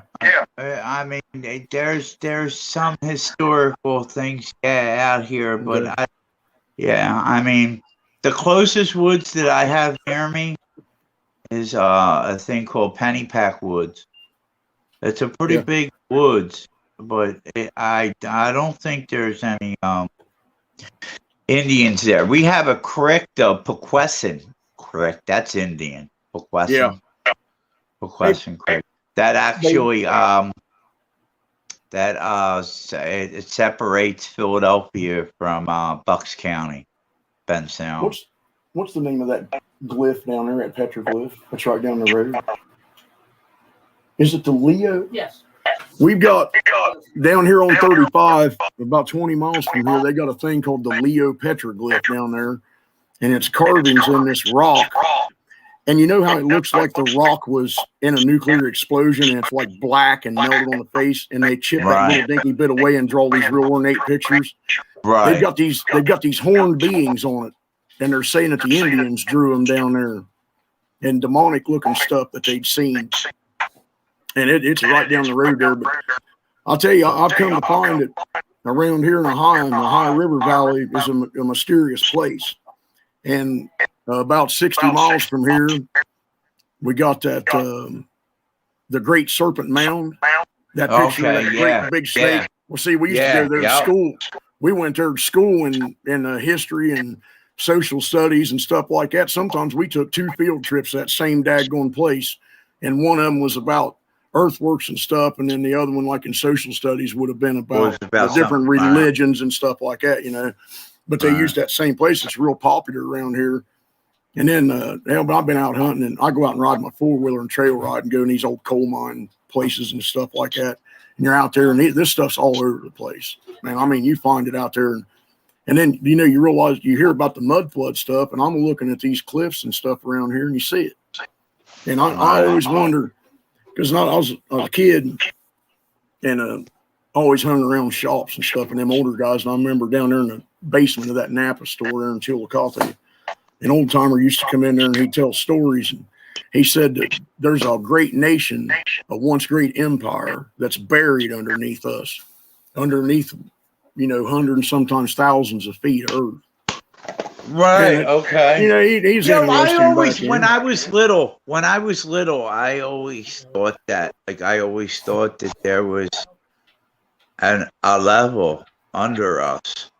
Yeah. Not like not like it being any different or anything either. Just like it's going to be different because it's underground, but it's it would be just. It was weird. I don't know what it was. I don't know, but I remember thinking that there was someone that lived under us, I do.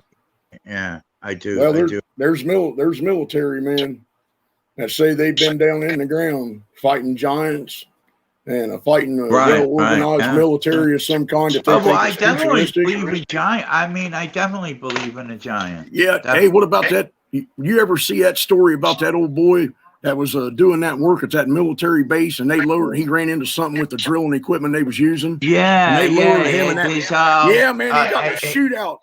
He got in a shootout with them damn reptilians. No, what the fuck was his name? Oh shit! It's like on the tip of my tongue. Yeah, they found him with surgical tubing wrapped around his neck in his apartment. He used to get calls. David? No, you're thinking of David Icke. He's the one that's about the reptilians. This guy, Phil Snyder. Phil Snyder, buddy. Yep, that old boy right there. That's a hell of a story.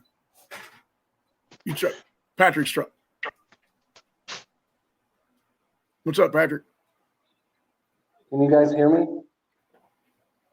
You're lagging real bad, but I heard you fine. But it was about 10 seconds after you said it. I saw you say it. Oh my God, I don't know what's going on with this thing. Yeah, you're really bad, Pat. We hear you, but you're lagging behind. All right, I'm gonna have, hold on a second. Let me see if I can.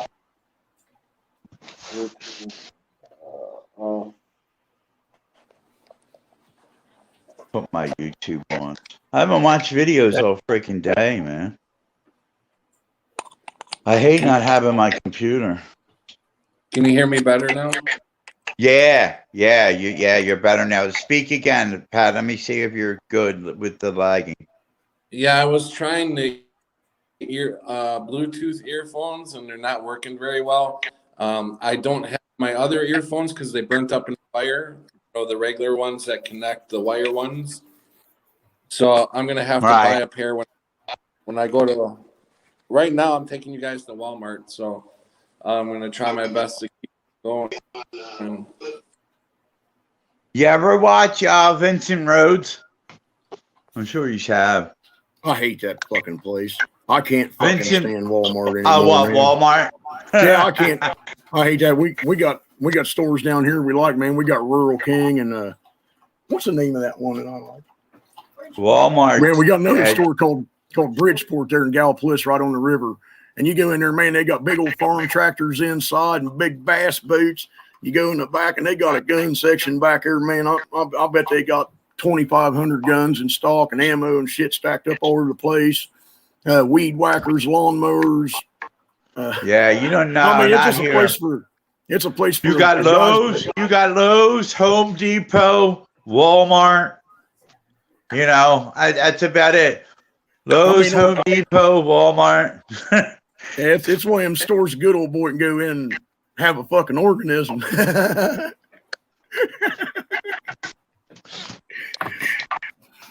But I like him. We have to go to Walmart every now and then. I don't like it. Of course, me and my wife, we don't wear a mask anywhere we go. And I try not to neither. Yeah, but I made a mask. I made a mask because my clinic where I go get my medicine was saying I had to wear a mask after 6-7 months. I'm like, you got to be kidding me. Why are you saying this now? Like, you know, why is this an issue now? And, you know, they couldn't, of course, really tell me anything. They just told me, you know, I needed to put one on. I said, no, I'm not. You know, something's got to be done about it. You know, I want my meds, and I'm not leaving here until I get them, and I'm not putting on a mask. And then finally they were like, okay, well, can you go to the back door? And I'll go to the back door then. Yeah, I'll go to the back door. So then I said, you know, and I called a place. I said, you know, to complain. I said, now, for some reason, the air is different in the back of the building than it is in the front of the building. You know, how come I can be in the back of the building with no mask, but I can't be in the front of the building with a mask? It's about treating your ass different. It's about treating your ass different. Like I got leprosy. making you fucking Yeah. feel bad, man. That's what it's about. So, here, look, Man, look. I made me a man.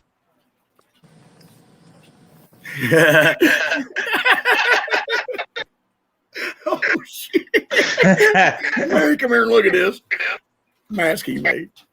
You like it? You see how somebody's walking in the store?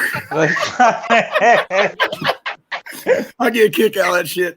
I was going down there. I was going to my VA appointments and going in down there in that federal building without my mask on, and that woman had stopped me, and she'd say, "Hey," she said, "you got to wear a mask when you're down here." And I said, "Well, I don't have to wear that mask when I'm down here. You have to wear it." Yeah, I wasn't being mean to her. I mean, I was being as polite as I could.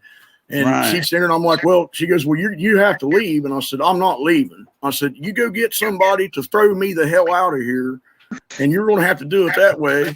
Or I said, "Because you ain't going to get me just to walk out of here, because I'm going down here to get help. I'm going down here to see my chiropractor and my acupuncture." And I said, I got busted up in the damn war, and you guys take care of me. And I said, "I'm coming down here to get my care." And she'd look at me and she said, "Well, you going down there?" She said, "They're going to come down there and escort you out, Mr. Wood." I said, "Well, okay, that's what they have to do." So I go down there and go in there, and I never have had any problem actually with them. I can't go down there now. They finally mandated that they'll lock you up now, and so I'm going without health care. But the only person that I've had a problem with is I was down there at one of them appointments, and I was sitting in there, and there was a female veteran in there, and this old boy got up to go get a magazine. And he went over to get it, and they took all the magazines out, took the chairs out, had bags over top of the water fountains, took the soda messes out and everything.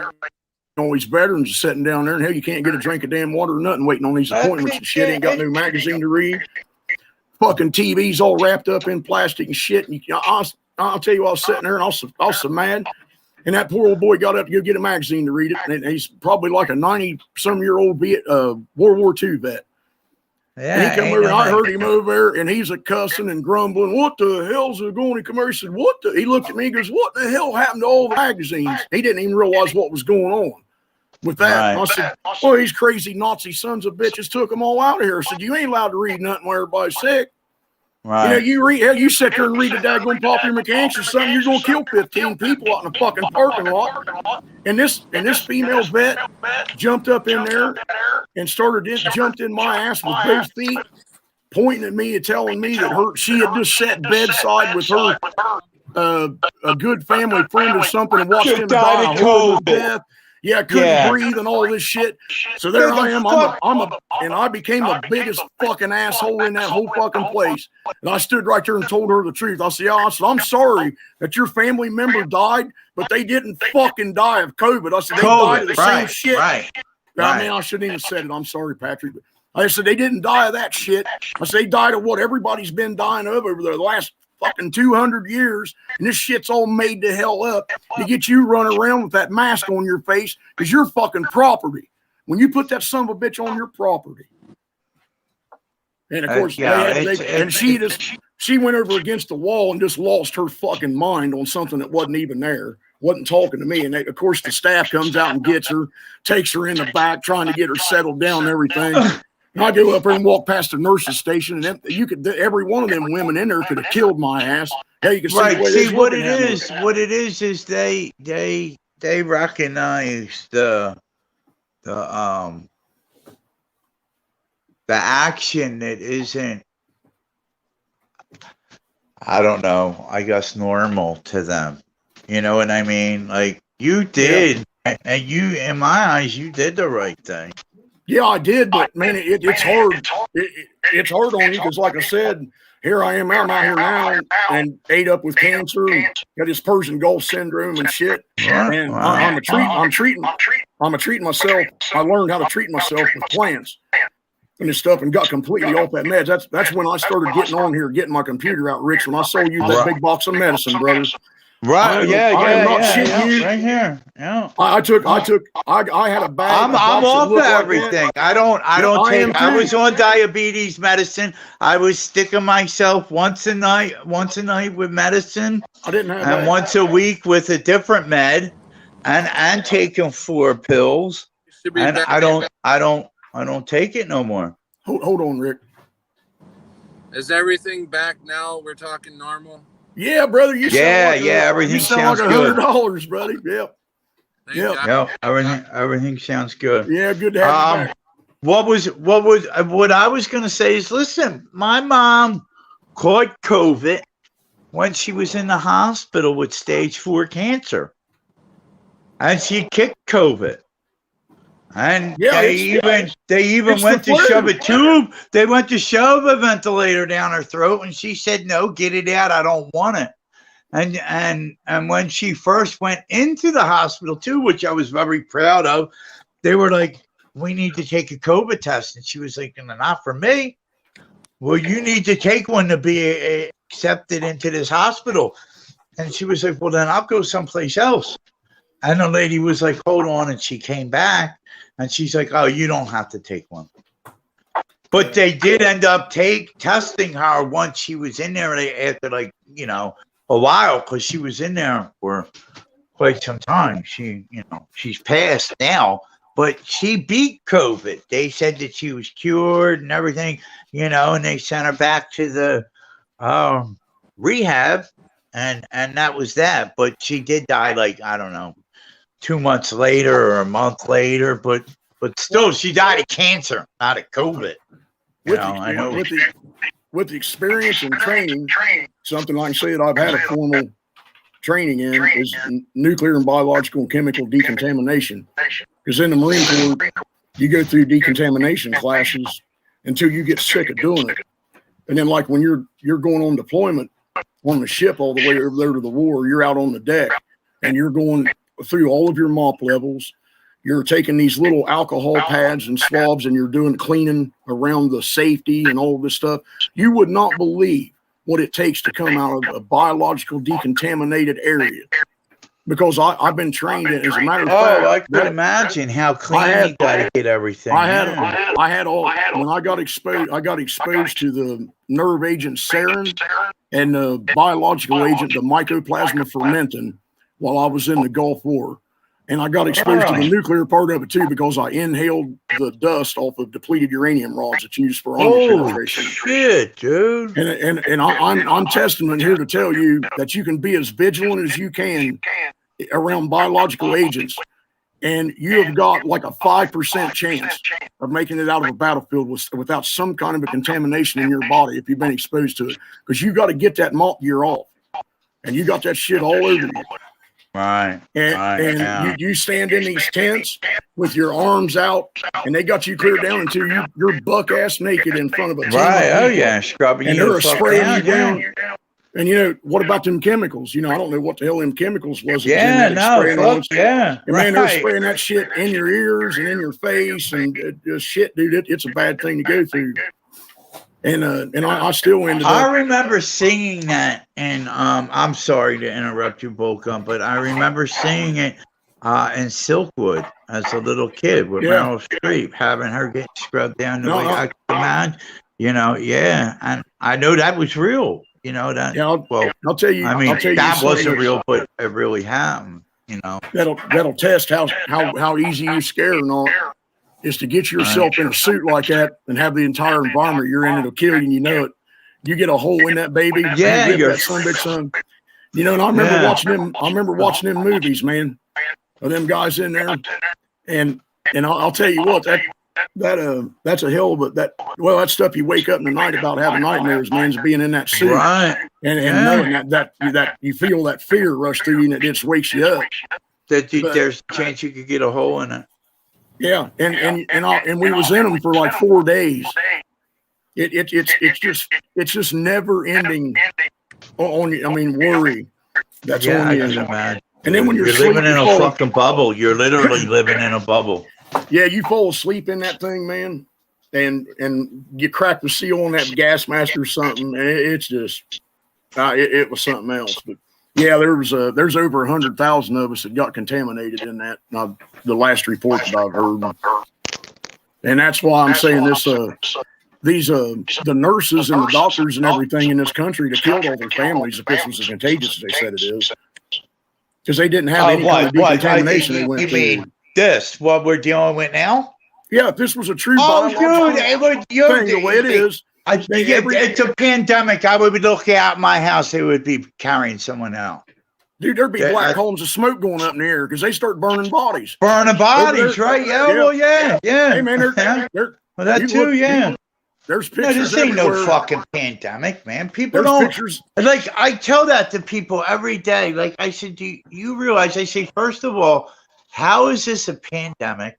The pandemic doesn't happen till after the epidemic happens. Then it's a pandemic. After you go after all the numbers are going in, and I said, for a pandemic, you need 12% of the population to die. We're not even at 1%. What are we at? 1.3 or something? Yeah. How is it still, like, I can't understand this. This has been going on for a year. And look, I didn't make it out of elementary school, and I know that this shit's fucking fake. I know that they didn't separate the virus. They didn't isolate the virus. I mean, there's so much shit that they didn't do that. Just like Brenda Mitchell was saying there, I think that's who it was there a while ago. She was in the chat, and she brought it. We was talking about this and what's the matter with everybody. She said, they're manifesting fear in everyone. False evidence appearing real. Yeah, and we have actually got sick people because they're being told they're sick. Sick, yeah. Well, sick. There's people. Yeah. Well, we know that there's already people that can think that they're it's sick. It's exactly because of what she typed in the chat there. I don't know. It's been a long time ago now. If she's even still in here. I got mine up. Are you on a phone? Huh? Are you on a phone? Who, me? Yeah. Yeah. I just pulled the chat up. Yeah. Oh, okay. Yeah, I only got a phone right now. Okay. Why? No, because my wife just got me a laptop, and this is the first time I've been on it. I've never been able to get on here and talk like this anymore. Oh, okay. 5 or 10 minutes. That's great, ain't it? It's great, ain't it? Yeah, that's about the time I'd get into, and I never got to tell my entire story. There was a lot of people was wanting to hear and stuff. It was just kind of crazy how I woke up, right, and stuff like that. But well, shit, we're 5.5 hours, and Pat says he's going 12. I told him he's going 36. So go ahead, start it. Well, I'll tell you what. One night you was on here too. We was on here. Wasn't it over 20 some hours, Patrick? Well, the longest we got was 24. Yeah, it was 24. Yeah, I remember. He's got like 24, 25 hours. You were on that one with us, right? Yeah, I fell asleep for 5 or 6 hours, and I woke up, and he had to bump me out or something. And I thought, well, I got up and went and took a piss and was in there making me a cup of coffee and looked over, and hell, you guys are still on. Still on, right. Yeah, I went over and fired it. I saw it was on the TV playing, so I went over and fired my phone back up and jumped back in there for a while, I think. But yeah, that kind of surprised me. That was a long one there, man. Yeah, I'm gonna have to go change this shirt. I'm sitting here with the sweat rolling off of me. All right, change my shirt real quick. Go ahead. I'll check in the chat. Can you hear me? Yeah, we can hear you, Pat. Okay. Yeah, it was 26 hours that we went. Okay. And, Gordon, what I was gonna. Hey, Gordon, if you want to come on, I'll put a. We got Joe Dirt two's in the house, and Tony. It's time to wake up too. And who else is in here? Salted Cedar. Prelim's still here. Creek Mary. Dominic Frosty. Shorkon, Helen. I'm going into the gas station, so I'm going to have to turn the volume down. I don't have earplugs, so I'm going to turn the volume down, so I'm not going to hear you for a little bit. Okay. All right. Well, I guess I'm all But I'm sure you can still hear me, so. Yeah, we'll hear you. Where are you going, Pat? I guess he already muted. Okay, I'm back. Yeah, All old right. lady's in here cooking, got the stove and the oven on, got me sweating. It's snowing. You know, said we just got a little cabin here. Man, it don't take much to heat this baby up. Right. That's good. That's good, man. Yeah, these times that we're heading for, man, you can't have a big square footage. Right. It's too No, much to you try to got protect. Got too many points of entry, and I'm talking about the roof. The roof, man. I'm telling you, when these bad sons of bitches come after you, buddy, they come through the roof and up through the floor. They're the ones that's going to be out, and people's expecting you to can't come through my roof. I'll tell you that right now. I got a floor up above me.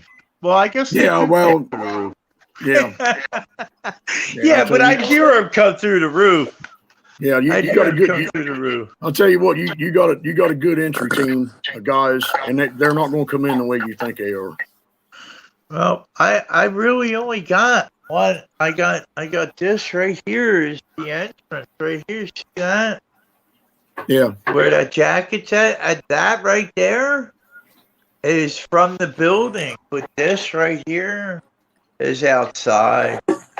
There's a catwalk along here. But I'll tell you what, this door right here that I have, my outside door, there is a hallway along here, and there's a door right here. But there's a fence here with, here, look, I'll take you outside real quick.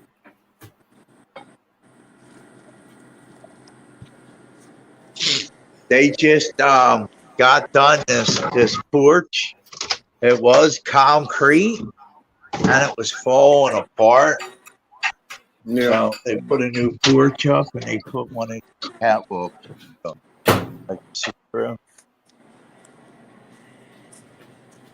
Here's my defense. Got your box on it.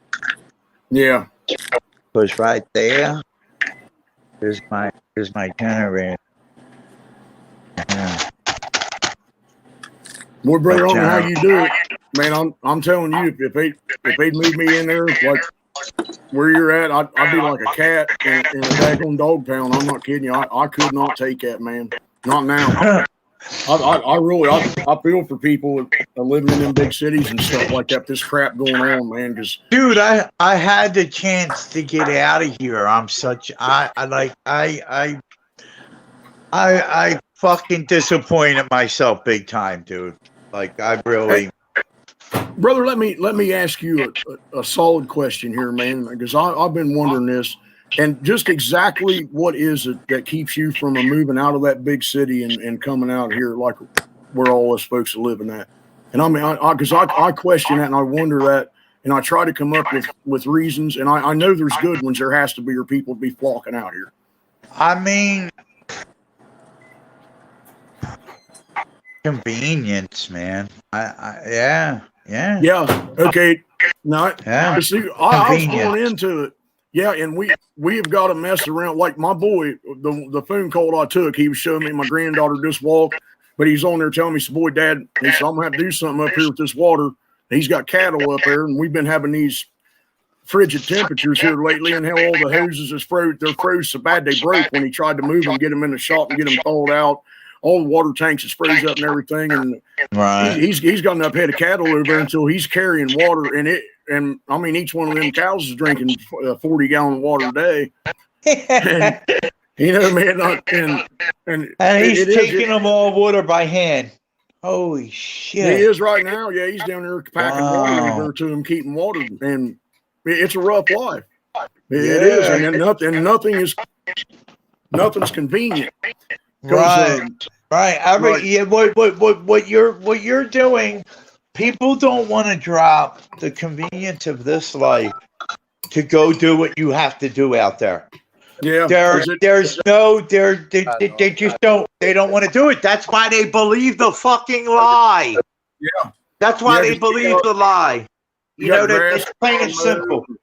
Right. That's why they believe the lie. But trust me, I wanted to do it. I wanted to do what Pat just said. I wanted to go up to like upstate New York, upstate Pennsylvania, or up around the Great Lakes, you know, but I didn't do it, man. I didn't do it. I had a chance. I had the resources, I guess, and I just pissed them away.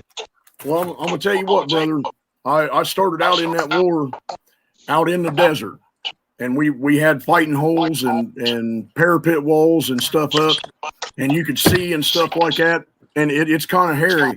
But I'm gonna tell you what, when we got in them cities, you need, if the shit pops off, you get out of that city. Because there's so many places. Yeah. We had dudes hanging up inside of ceilings, up on roofs, down in the sewers, shooting out of the slits that the water run. You wouldn't believe in the city the amount of places that they can get. Dude, if something popped off, like here, like right now, and I couldn't get out of the city, I'm sustained in this house. I could be sustained in this house for 6 months. I wouldn't have to leave.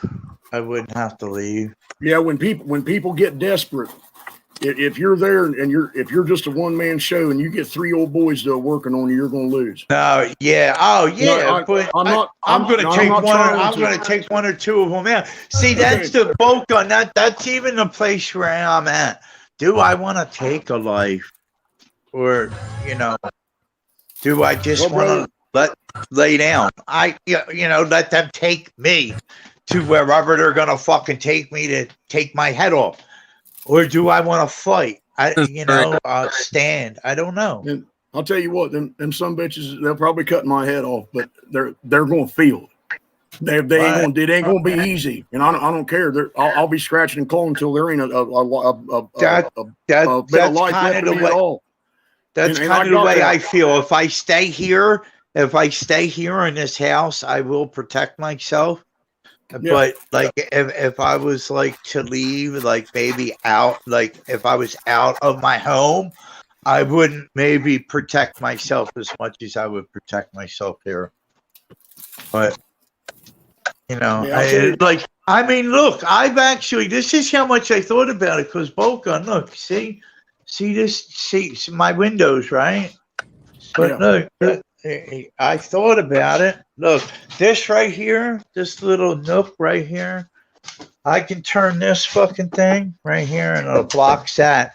Or I can even throw this refrigerator right here into that little nook, and they ain't getting in the front door. All right? I don't know how quick, but look. Well, I got wood, dude. I got wood too. Okay. All right, get out them windows. Get out them windows. And the only point of entrance is right here. Okay. Now, just from experience, what you got set up there, that's your points of entry. I want you to pick where you're going to be defending that point of entry from. Right here.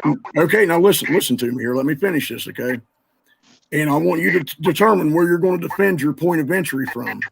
Now I want you to walk over to your point of entry, and I want you to look somewhere that's visible, and I want you to put something there for them to look at when they come in that's going to get their attention. Do you get what I'm saying? This is how you set your perimeter up, and you got to set things up like this so that if somebody kicks that wood off that window and they get in there, what their eye is going to be drawn to is away from you. Right. And you conceal yourselves so that you're standing around a corner or something, and you aren't what they're doing calling telegraphing. Okay? You want just as little as the front of the weapon exposed as can to get a clean shot defending that position and give them something to look at when they come in there away from you. And set everything up like that if you're going to try to hole up there. Because deception's your best friend. It's everything. Yeah, you don't want to try to outgun, outshoot, outmaneuver anybody. Fuck that. I know it's an army. That's what I mean. You know what I mean? You're fighting an army, dude. Right. Or at least 12 men. It's going to come to this. This is a big apartment place, too. They probably hit this with like 50 guys. Brother, I'll tell you what. It's 4 floors. There's going to be desperate people out there, and they're going to be looking for something to get high on, to get fixed, or they're going to be looking for something to eat, something to get their kid to quit screaming all night long. Right. And I'm gonna tell you what, them POWs and stuff over there, they always say that you take two men, two brothers, love each other, out of their environment, and you lock them in a cage. You can give them cocaine, kill one sex, another. alcohol, and you withhold food from them, and one of them will eat the other one. That they said they done that. They locked men in. Yep. They'll kill And one then another. when people get That's hungry, the system we're in. The cannibal system we're in. The I'm telling you, cannibalistic system. when them people get hungry, you're going to see the zombie apocalypse. You'll see people do things yo, that and you've never they imagined. say they say, and I don't know if I believe this, but they say, like, I think 80% of the Christians will starve to death, or 70% of the Christians. Brother, they're dumber than hell. They don't know where their fucking food comes from. My wife had some woman, well, she's 70-some years old, and she thought they made the fucking eggs in the back of Kroger's. She's trying to figure out how the fuck they didn't have a seam on the outside of them where they put them. And I'm not shitting you. That's an honest damn story. And I've heard shit. I've asked people before when I was in the service, them guys, they always used to leave at barracks and go out. I kept my guns out at my platoon sergeant's house. He lived out in the country out there off base. And I'd go hunting even when I was down there at Cherry Point, North Carolina. When you got where you get a free hunting license, you got to buy your tags and stuff. And them guys used to kind of rib me about that and stuff, being old hillbilly, you know, and living in the barracks and having deer hanging. I mean, they had pictures going and shit, me having a deer out on the balcony and stuff, you know. Right. You know, I mean, they wasn't being mean or nothing. Right, shit. they're teasing you. Oh, I'd ask them. Them guys is teasing me. I say, what part of the animal do you eat? They couldn't tell you. You could throw a cow down in front of one of them, and they'd be chewing around on the hide or something on that damn thing. Yeah, and I used to tease them about that. I said, if you can't tear a wrapper off that son of a bitch, you don't know what in the hell to eat. Yeah, not that I can clean an animal, but I'm pretty sure I can skin a fucking squirrel and cook it if I had to. You know what I? The answer to that's pretty easy. Is lost Rick. Patrick's still here. Patrick's driving on ice. Go ahead, I'm listening.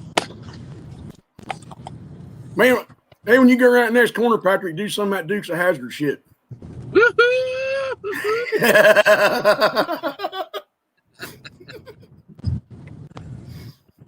Oh man, my lap and my side cramped up.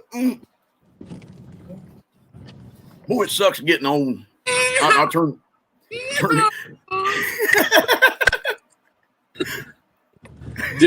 do a donut. It's hard to do a donut with a front wheel drive. Yeah, they're pretty fun in reverse.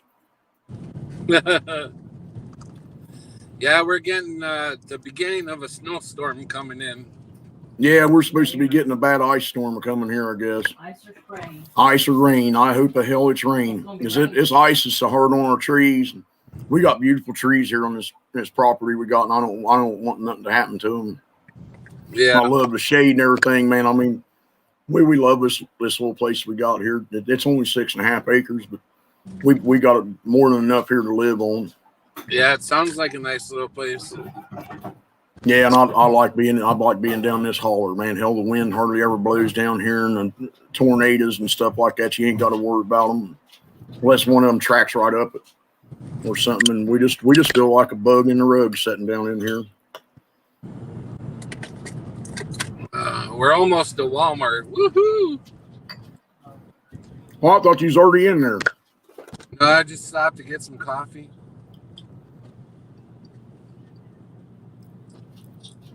They give you any shit about the mask at the coffee place? No. Yeah. Around here, down here to the gas station, they put a sign on the door that says, if you ain't wearing a mask, we're automatically assuming you have a medical condition, and it's fine. Yeah. What, baby? It says welcome. Walk on in. Yeah, it says, if you're not wearing a mask, welcome, walk on in. There's a lot of people around here getting sick of it. Yeah. If I thought you were gonna say, since you go into the same gas station a lot because it's the closest to you, so they get used to you. So they put a sign on the door that says, if you're not wearing a mask, we assume you're boat gun. Yeah. Yeah. Because boat gun don't wear a mask. No. I did put one on to go to a dental appointment down there at the VA. I just worked to get by up there front, and I took it off and went up there and sat down. And there was an old veteran sitting there next to me, and he was sick, and I could see him. He was looking at me, and he was wanting me to put that mask on, and I did it for him. I didn't do it because I was worried about the authorities down there throwing me out or nothing. I could see that old man was worried, and it was the only place to sit, and I was in bad enough shape that I needed to sit down. I just went ahead and stuck it up there on my face. But I'll tell you what, when I put that on, my chest starts hurting, and my ears start ringing, and my eyes get red, and I'm so mad I ain't fit to be out in public. Yeah. That it just having to do it psychologically bothers me bad enough until I can't stand it. When I was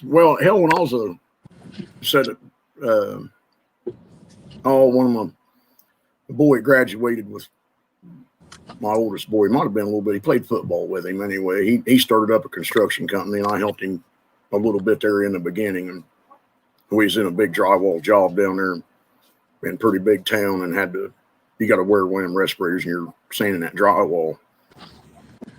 And I'd wear that a little bit, and my chest is getting tight and stuff like that, and starting, my ears are ringing a little bit and stuff. And I'd go downstairs, tell him I'd have to take a break, come down there. And at that point in time, me and him was kind of thinking it was where I had to wear that gas mask, being over in the war. Maybe I was having some kind of a PTSD problem with it or something. But hell, I think now it just makes me mad because it's dumber than hell. Yeah. And I ain't one of them kind of guys you can tell do something. I don't know what in the hell's the matter with me.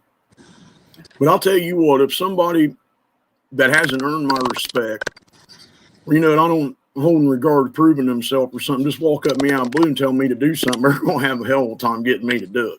If they can't explain why. If I can't find, if I'm staring, I'm like, well, to help somebody, or, he needs an extra hand or something, I'm glad to do it then. But if I'm standing there looking around, somebody's just telling me to do something. Like them damn cops walk up to you, you be at a wreck or something, they'll walk up. They step back here a couple of feet. I've told them several times, fuck you. You can't tell me what to do unless I'm breaking the damn law. Yeah. And around here, this shit, where they're coming in people's houses and stuff like they do in you guys in them cities, they don't do that shit around here. And I'll tell you the reason why. They let you know they're there when they come up. Because around here, I'll tell you what, up and down this holler I live in, I don't really like it because it ain't really good, but it's just the times that we live in. You get on somebody's property down here after it's dark, and they're going to shoot your ass. And ain't nobody ever going to find you. And it happens all the time. And people are done. They are done. They're done. They're sick and tired the way they've done this in these parks and shit. Now these Mexicans come in on down in these places we live. And I'm not going to say they're Mexicans. Because some of them are Americans, some of them's Mexican, but a lot of them's coming out of like Central American. They got something going on, man.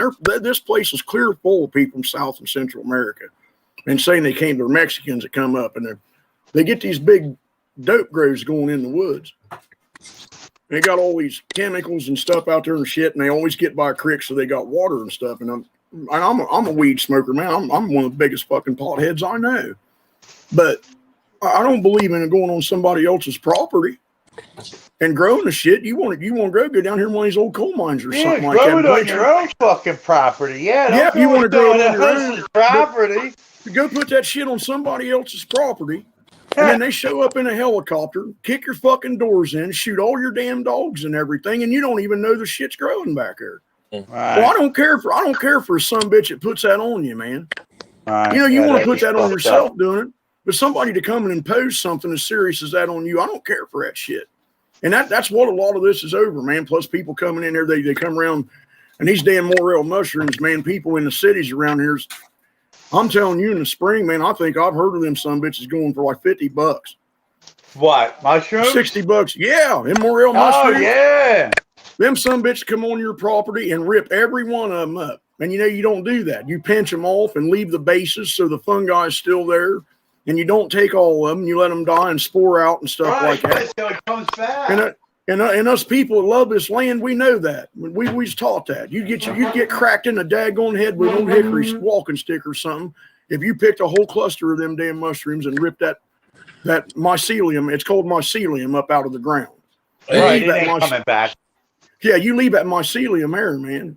And they'll come in and rip all it out there, dig all your ginseng.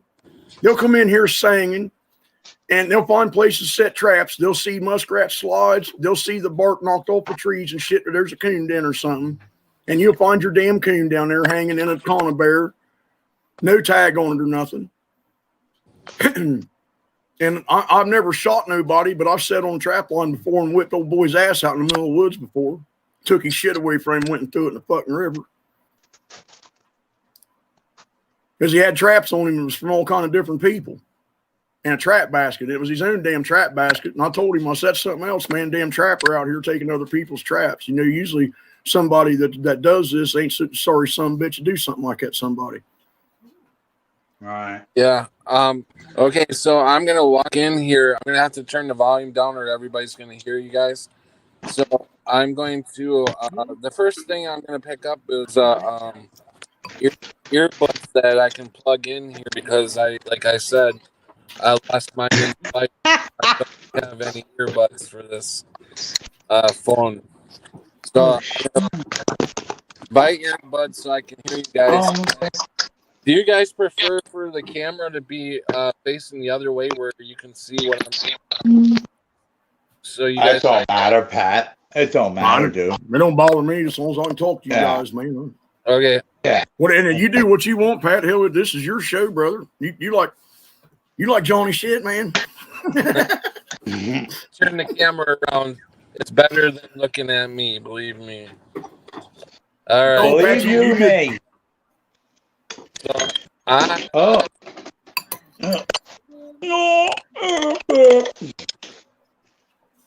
right. What are we going to talk about now? Why don't you include the chat a little bit? Hey, Howie. I'm in Ohio, brother. Howie's asking what state I was in. Both gun, hit the chat because I can't see it. So, can you read the chat? Can you see the chat?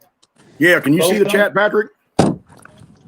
No, he's going in. He's muted. He wanted us to read the chat. He wanted us to include the chat. So, let's see here. Let me go back up here a little bit.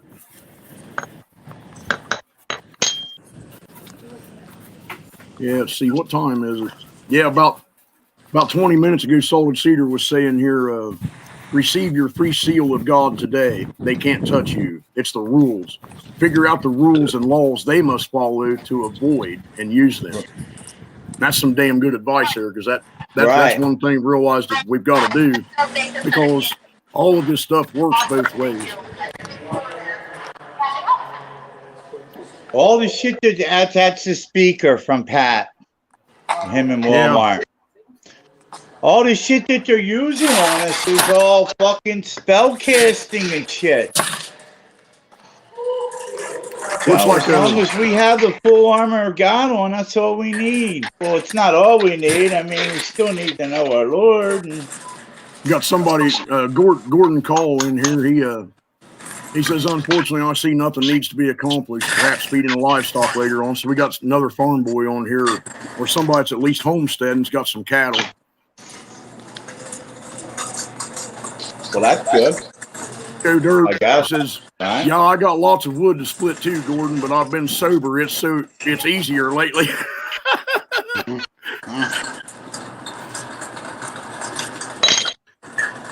Gordon replied back and said that Joe Dirt sobriety is nice. Not doing that at present, though. And then when Patrick was out driving, Joe put in there goes the mailbox. How he's trying to get him to do some reverse donuts and some e-brake slides.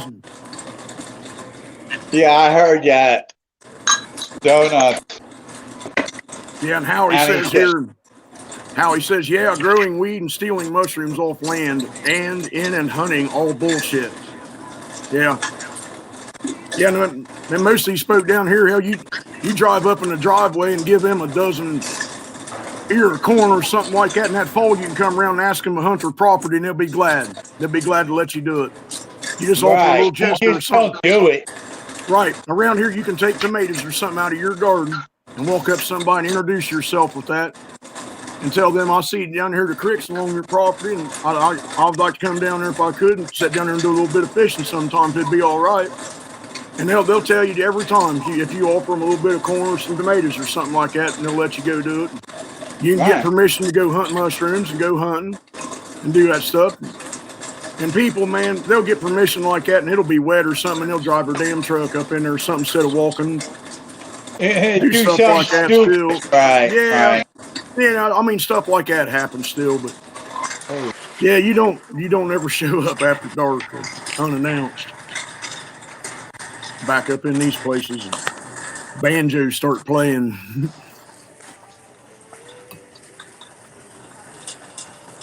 I got I forgot all about it. I got into a fender bender, a car accident the other day, and I have yet to report it to the insurance company.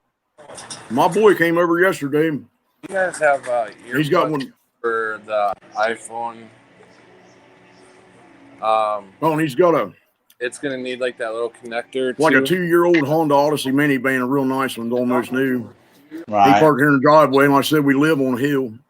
And he was in here talking, hell, them tires from being warm coming off the road sat there and melted down through the snow. It was sitting on, got that ice, and over here it got enough movement going until it just pushed that snow up in front of the tires and slid on that ice down and slammed into a damn tree down here in the front. Are you kidding me? No. It slid down the fucking driveway. Had some bitch sitting out there in park, and they unloaded the kids and their shit and came in here and was, how long was they in here, baby? Wow. 20 minutes. They's in here about 20 minutes. I got to visit with him about 20 minutes, and his wife looked out the window over top of my wife, and she goes, Casey, did you move that van down by the trees in the front yard? He goes, oh, shit, and jumped up out of the daggone seat because he knew he didn't move it. And he went out there, we got down there, and it dented in the hatch lid. It didn't bust the glass out of it. Right. I'd say it probably done $600-800 worth of damage. And, you know, that's me looking at it and using common sense. He'll probably get a $2,500 bill for that. But I just and then hell, me and him so much. Go ahead. I'm sorry, man. I just ripped a bumper off of a truck. I went to go around another truck. I got caught into a snowdrift, like a snow mound. And when I went to go left, you know, back into the street, $9 just for that piece. Damn. They told me no, that I'm not going left, I'm going right. And I went into a truck and I ripped the bumper off. Yo, I just got my front end replaced. Oh, and shit, I fucked it up already. It's like 2 weeks old. I just got it fixed and now I tore it apart again. Sounds like you got the same luck I do, brother. Yeah, I don't believe in luck, man. I gotta quit using that. I've got to quit using that word myself. I know that's not a word we're supposed to be using, I don't think, because it's a blessing. Yeah. And you either have blessings or you don't, and you didn't have one during that time. Right. Yeah, the way there, who knows what that accident stopped me from doing? Right, brother. That might have kept you from going out an intersection down there in an 18-wheeler rolling you with splattering a pancake. You never know, dude. No. Divine intervention, brother. Yep. Yipper. My Lord loves me because I say so. Let me go in here and look out the bedroom window and see if the baby's out there. They out there.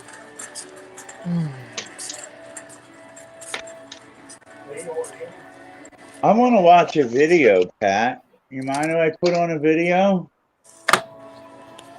Pat, you hear us? He can't hear you. He's buying headphones, brother.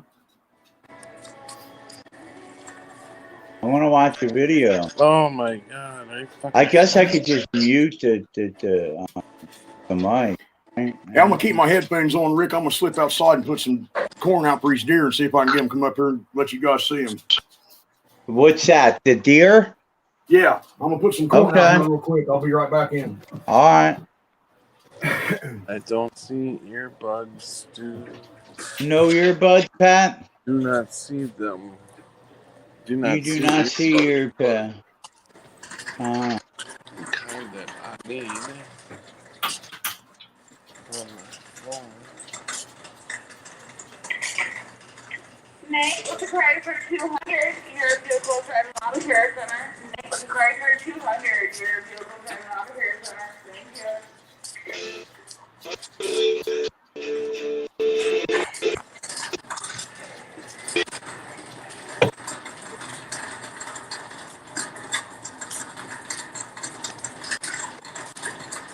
Can you hear that in the chat, people? Pat, you hear that?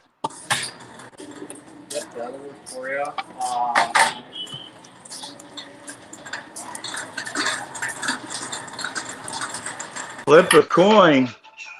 What are we flipping on, Joe?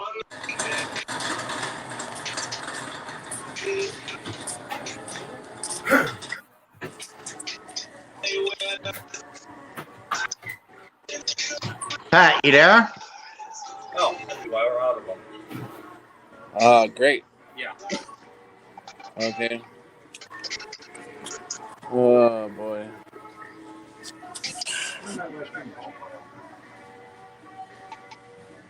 Fuck.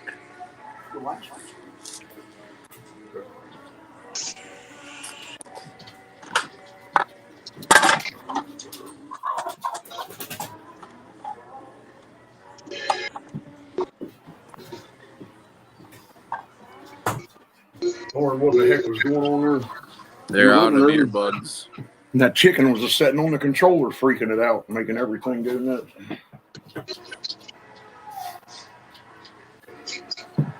Are they out? Are they out your window at least? Battery's about to go.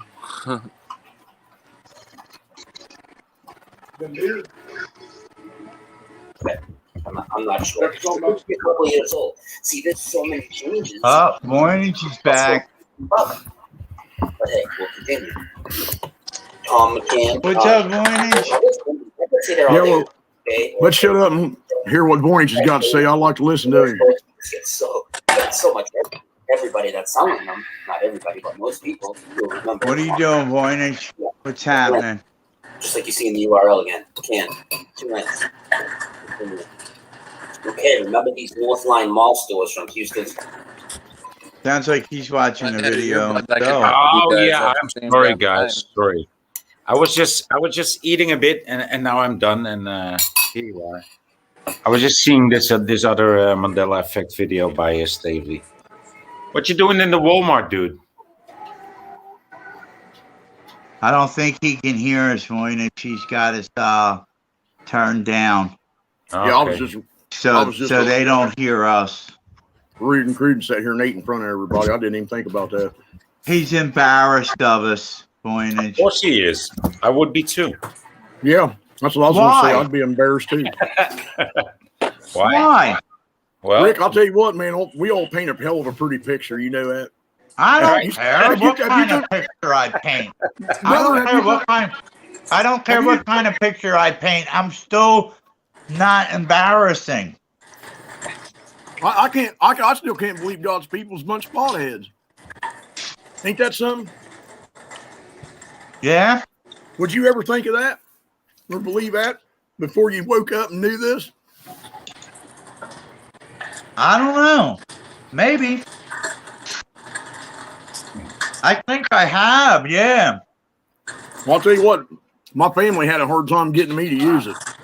I was pretty staunch against drugs, and I was brainwashed in school by my parents about smoking weed, and I, like I said, messed around with them airplanes, and I done precision shooting, and was on a trap team, and raced dirt bikes and stuff like that, and when they told me if I'd smoke that stuff, I wouldn't be no good at that stuff no more. I believe got better. Yeah, and I found out after I got older and I lost my ability to shoot trap and do things like I did, hell, after I started smoking weed, that shit came back, man. Well, you saw my 4-wheeler sitting out front. That's one of them Raptor 700s. I don't ride no old man's 4-wheeler. I'm still riding one of them sport quads. I go out and tear it up, and I run in that OXCR. That's something I did. I did that to keep myself alive. I got cancer, but and I was being a tough guy, man. I knew something's wrong with me for years. And then all that pain and everything, I just kept fighting it. And I didn't want to go down there. And I was pretty sure something's pretty bad wrong with me. But I finally got so bad it went down. And they had me down there at the hospital, and they come in. And I was ate up. I had it from my crotch clear up into my neck and all around spine and in through my ribs and stuff in my lymphatic system. And I took some pills they gave me for a while, and I couldn't stand them. And then I started treating myself pretty heavy with Rick Simpson oil. Okay. And I don't know if anybody in here has heard of that or not, but yeah, of course. I was taking that, and I was comfortable. And I think it shrunk the tumors enough until I was comfortable, but I'd let it get going so bad that I finally, it got away from me again, and I went back down, and it was bad enough until they said they was going to have to give me this chemotherapy, and I didn't want to do that, so they had a immunotherapy, they call it. And the only problem was that sometimes it's a year long of going down there once a month and getting that shit, and it makes you sick. It's a form of chemo, but it's not quite as bad. Right.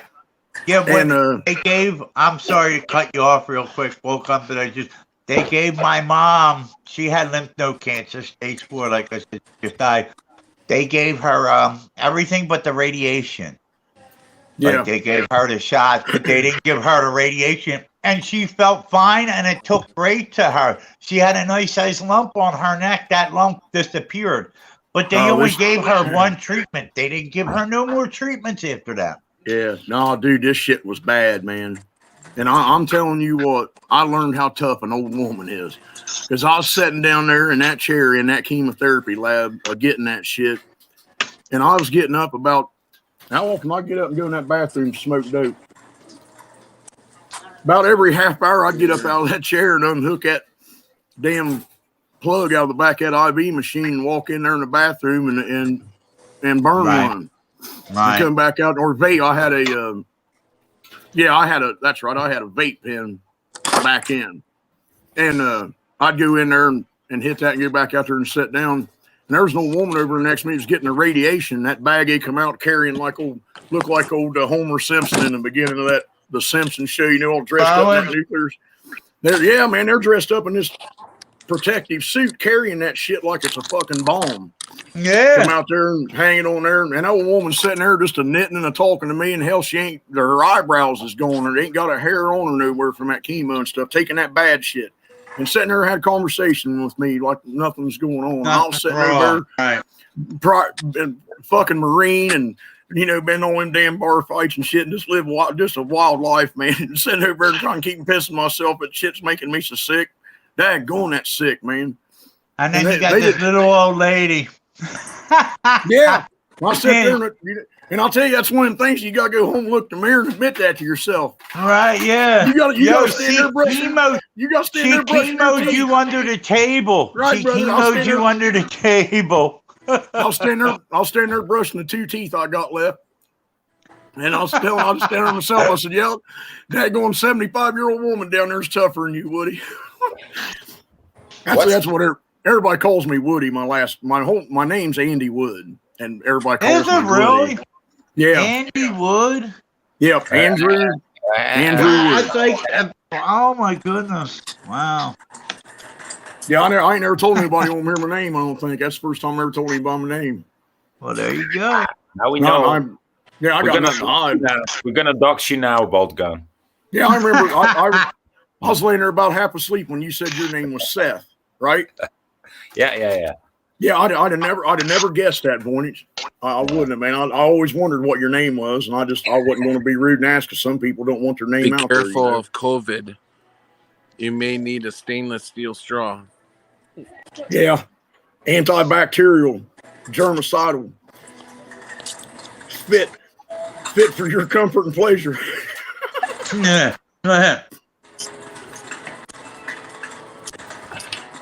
Crazy. Yeah, Howie says here. Crazy, man. Howie says here in the chat that my nickname was Woody as a child. My nickname was Dick. Yeah, you're fucking. That's close to Woody. I'll leave you alone. I ain't saying nothing again, Rick. I had a more. I'm sorry. That's what it was, man. I'm Yeah. only being honest. Ricky Yeah. Dicky. Actually, Yeah. it was all when you know the haircuts you get. Like it looks like you had a bowl put on your head. Yeah. Okay. It was rice You had bowl. that one too? It was rice bowl Ricky. Okay, rice bowl Ricky, because I had a haircut. It looked like a bowl. Okay, and I got a mole on my. I have a tail. Okay, I have a tail. I can see. I It's can see about- it with this beard and with this bowl cut, dude. It's about two. It's about That's 3 me. inches. It's about 3 inches above my ass crack. I got a mole, and it's a little tail. Okay. Like I want to know that. Yeah, well, I'm just letting you know because I'm letting you know what my full nickname was. It was Rice Bowl Ricky with the little hairy Dicky on his back. Because that's what they used to say to me. They used to say, Rick, yeah. Rick will fucking admit anything, won't he? You know what? kids Brother, I how gotta they tell are you, when they you're were just- teenagers. There's You this know? sort of shit you don't tell your brothers, man. You're talking about kids that used to light their farts on fire in Sea Scouts. Did you ever light your farts on fire? Oh, hell yeah. And Sea Scouts we used to. Yeah, that's when we was doing it. It's in the Scouts, man. You got to get it. I'll tell you what my dad always said. You get two boys together and you got trouble, and you put three boys together, and somebody going to die. Because what one of them don't think of, the other one will. And I'll tell you what, that's been true all my life. Them two boys might be playing together and everything be fine. Neighbor kid come over and them some bitch have something on fire. Done shot a hole in something they wasn't supposed to. I never seen nothing like it. You get three of them together. That turned out to be true. Yeah, well, what's happening to our dear friend Patrick? He's still shopping at Walmart. Yeah, he's locked down in Walmart. Right? Yeah, there's nobody there. He's wading through them. Because they seen him without his mask on. They all left. They had to evacuate the store so he could go in there. And they were like, there he is. He ain't got his mask on. Run! What's that? Masks? Oh no, that's towels. Towels. Voynich, did you see my mask earlier? No. That's a pretty good one. You didn't see me in my mask, Voynich? No. Uh-oh. I know you with your Batman mask on. No. I made a You got a new one? I made a face mask. What did I do with it? Where is it? Oh, here it is. All right, I'll put it on for you. Okay, I'm in braces now. I'm sitting back and I'm in braces. Voynich, what would you prefer my mask to cover? My nose or my lip? Oh yeah, just all of your face. I was sitting here thinking about I wasn't going to say it because everybody did that to him a while ago. You asked for it. You asked for it. I know. I set myself up for that.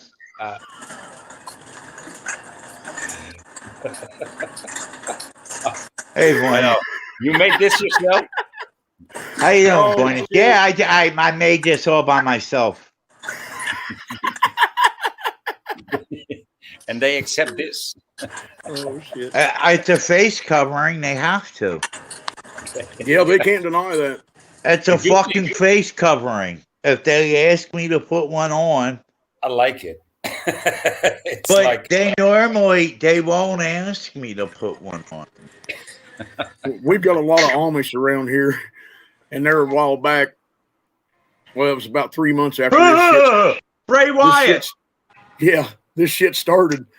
Me and my wife was going down to 325 or 324. I can't remember what in the hell it was. And there was an Amish guy in his buggy, a one-horse buggy with a horse on coming up the road, had his mask on, sitting in there by himself, coming down the road. Are you kidding me? Yeah. And and most of these Amish won't wear them. The Mennonites I know do, that's. but them Amish won't. I mean, they had a hell of a time getting them to put them battery lights on them buggies to keep people from hitting them in the middle of the night. We had bad problem around here, drunks coming home from the bars at night hitting them Amish and them buggies. Right. Yeah, I So can they imagine. they was trying to get them to put flashing lights on the back of them for safety, and they was completely against it because it was technology and all things. Right. They're Hook not the into that, technology yeah. are from the fallen ones, you know, and they're right about that. It's the truth. Yeah, I've been screaming that for, Yep. you know. Yeah, It can, but there's it can be, sigils all over this shit. oh, they The got these- power button. The power Yep. button is the sigil. Hey, Like bud, I'm telling you, I go through my granddaughter's toys. She's all the family just, you know, everybody buys and stuff, and they just got a bunch of stuff they throw away. And I'm telling you, just about 50% of that shit has got them markings on them with that little boy lover, all that esoteric shit on there. Yeah, About fuck, ritualistic sexual child abuse, buddy. And sexual traffic. It's the biggest industry that there is. They Yep. make them money. Well, from it. I got a feeling that's going to come out.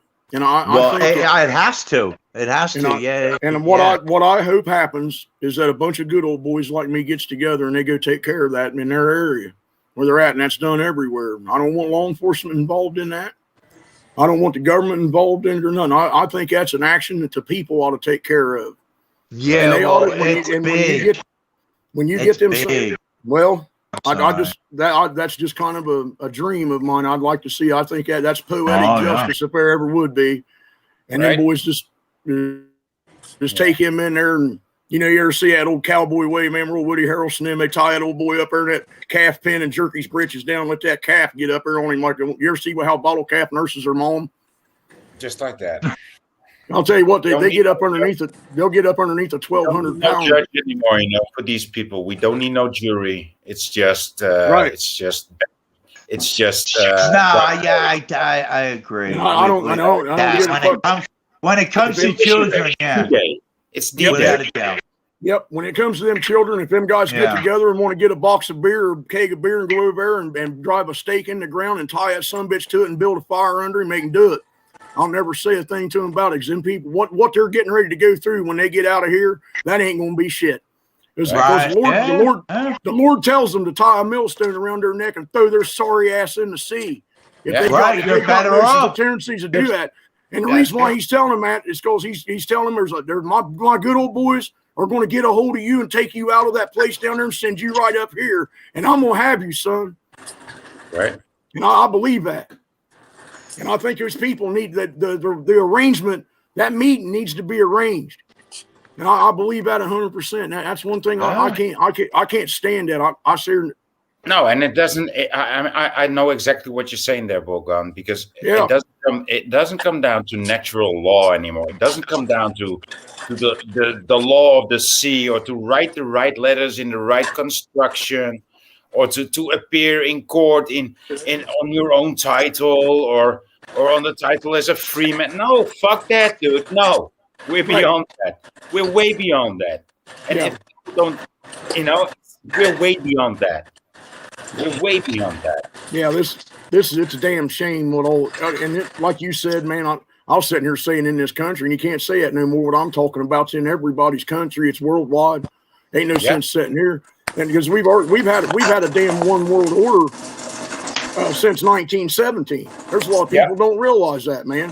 In 1917, dude, we've been in the one world order since then. That's old news. I'd say I mean, 1948, but yeah, 1950. Yeah, That's when we went under the Fed, 1917, right? No, yeah, 1917 is when everything was standardized everywhere, so all the commerce and everything, and that right there, that's what that is. Right. That's what I think. And all those treaties were signed at and stuff, the Treaty of Versailles and stuff there in France and everything over World War I and stuff. Dude, that shit, every single bit of that enslaved everyone to the government. That's just like the Emancipation Proclamation. This country freed the slaves. Hell, it didn't free them people. All it did was include all the white people with them. Read the damn thing. It included everybody. They enslaved the whole fucking country and stood there and lied and told everybody Abe Lincoln's a good old boy, man. No, he's taking care of it. They had to get rid of him. He was doing too much good work. And now that we know what we know, that fucking bitch probably never even got shot. Probably in some fucking vacation house down there with a bunch of damn slaves around him. Yep. Who knows? That's Yeah, you got a point there. I ain't That is believing more none of that likely shit that it anymore. went down that way. Yeah. Well, dude, I believe that because they beat that shit in our daggone heads for so long and so hard about him getting shot in the way he did and John Wilkes Booth and everything. That's what makes me not believe it. Because anytime these sons of bitches in these schools and these fucking churches and everything around here is really in your ass about something pounding in your head, it's bullshit. And that's the reason why they got to do it. Because the natural law and order and human instinct that we've got that's put in us from the Holy Spirit, we got a bullshit meter. And when you got to repeat something over and over again to get somebody to say it themselves or to believe it, it's bullshit. Yeah, that's why he says, let your yays be yay and your nay be nay. Because anything else is from the devil. My girl jumped up there behind me on the seat. Hey, you got him. This is Gertie Bird right here. It's my rescue chicken. What's up, Gertie? Say hi, Gertie. You ain't never heard nothing sound like that, have you? I gotta go put her in her cage real quick. What time you got over there, Voynich? You're getting kind of late, ain't you? Yeah, I'm reclining at the moment. Maybe I should have a coffee. You're in your recliner?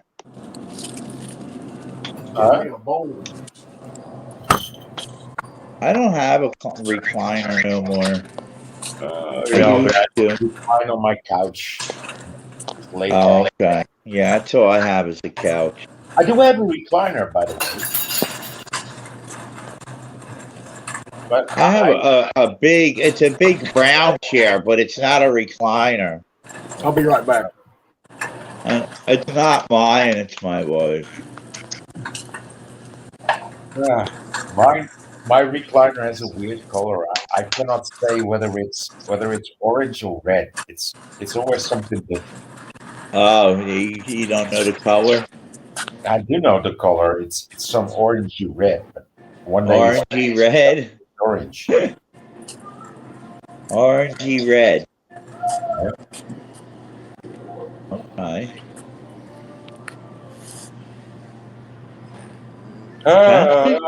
Doing a lot of shopping. He's been in Walmart for like fucking forever.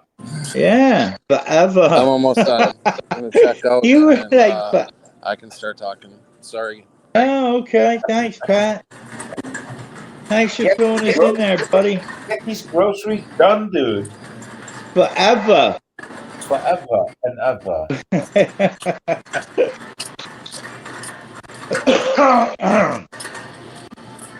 I'm about to play the Corona song. No, you don't. You're gonna get Patrick. Patrick flag. Yeah. Yeah, we're gonna have to send you a box of dog shit in the mail.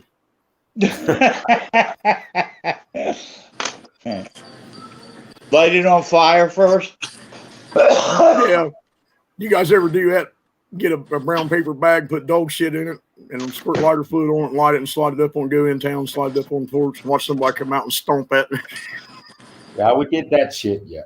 Yeah, that's what I said. I deserved them ass whoopings I got when I was a kid. Yeah. Doing shit like that.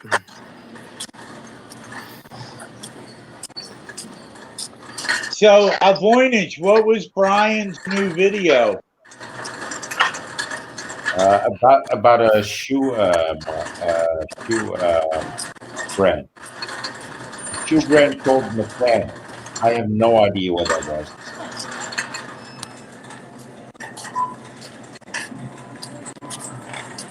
The fuck is going on here? Stuff, dude. Things. He's checking out.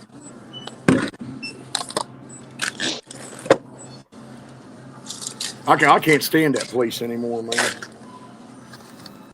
Well, Walmart. Yeah, you go in there, hell, I can feel when people, I've always had this feeling to me and somebody's looking at me, and I'll turn right around and look. I'll be sitting in a movie theater or something, and if somebody's sitting there burning a hole in me or something, I'll turn around and look at them. I'll turn around and look them right dead in the eyes. I've always thought that's something weird about me. Because I can feel them looking at me. I know it sounds crazy, but man, I go in Walmart, dude, and I've got that all over me. It feels like it's burning me up. I hate it.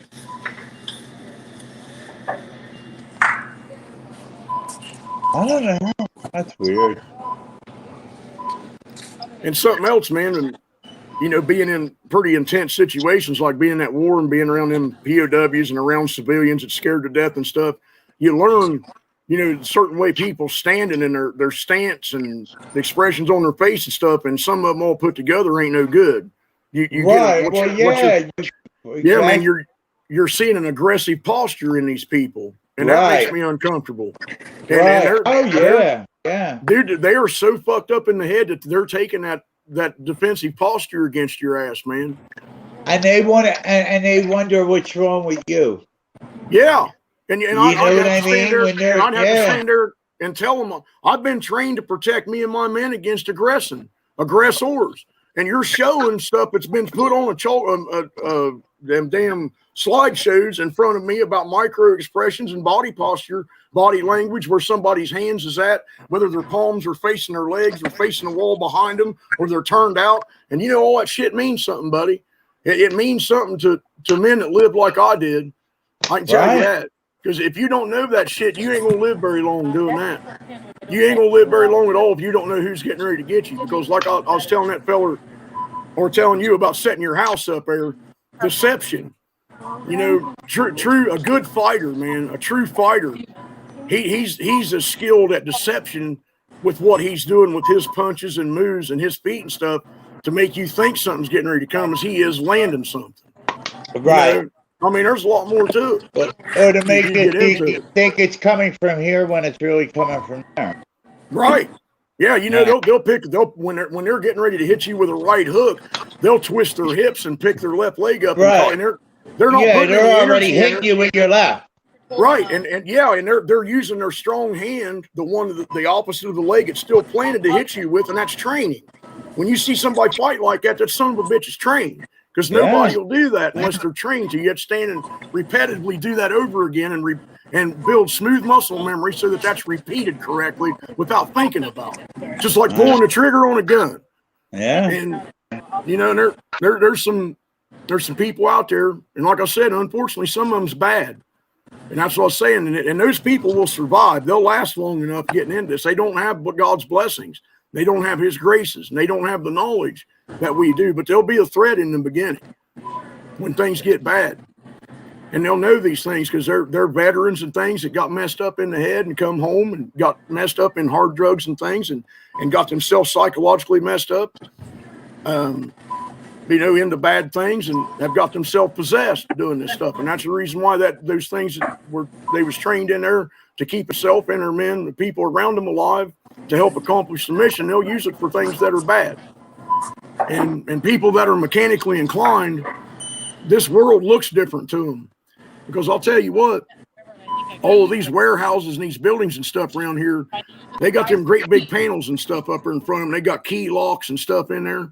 And I'm here to tell everybody in this room that stuff operates something that's called an electrical solenoid that performs a mechanical function of pushing a button in or engaging a series of contactors that supplies power to a motor to open a door or to unlock a vault or anything. And you can walk up, you look at that, you can go outside, and if you've been around this stuff, the way three-phase wiring's done in sets of 3 wires that go in to control this stuff, you can go to the contactor that you need, and there's a mechanical engagement on it, and shove that in. And that goes past all of that encryption. That goes past that key that unlocks that panel to get to the encryption cover, the cover that comes off the encryption. And you can go ahead and type your little password in there and put your card in because you're the one watching the gate that day. And somebody, a maintenance man with just a maintenance education, come over and can open up one of the most secure daggone doors on that building. And that's a world that will exist to these criminals that have got this knowledge. And people are trying to hide in places like that and think it's security, encryption and things like that's going to help them. There's no boy out there who can just take his finger in a control panel and shove up in a contactor and open the door. And all that stuff sitting out there in the guardhouse. And he just went behind it.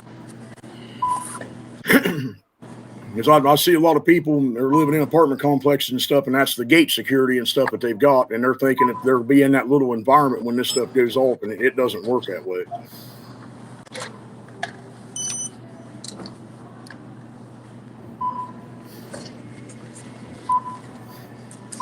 All right, thank you. Is Rick sleeping setting up? No.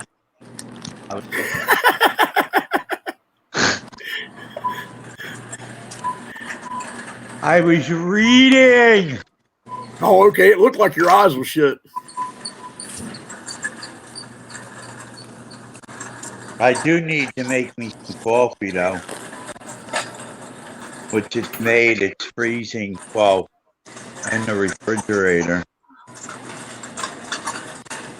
Oh.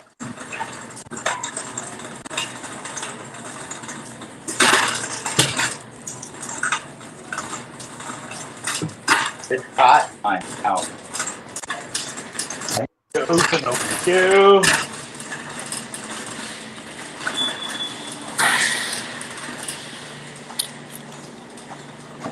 I need to hurry it up.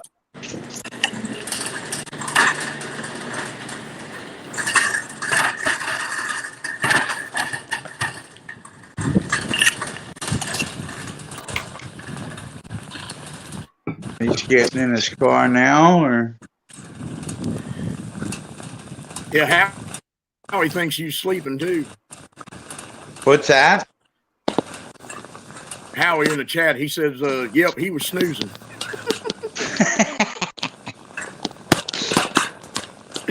Here, Mandela Miles said a lot of Neil Young songs are affected. Huh. Owie. Hey, old Joe Dirt, he had you pegged there, Rick. He said, where did I see that? He's going to crash. I'm going down, huh? Here he is. He says, bet on the drool time, anyone? Oh, shit. Oh, Joe, man, he's something else, buddy. Now he's saying in there he bet on the wrong damn person to fall asleep.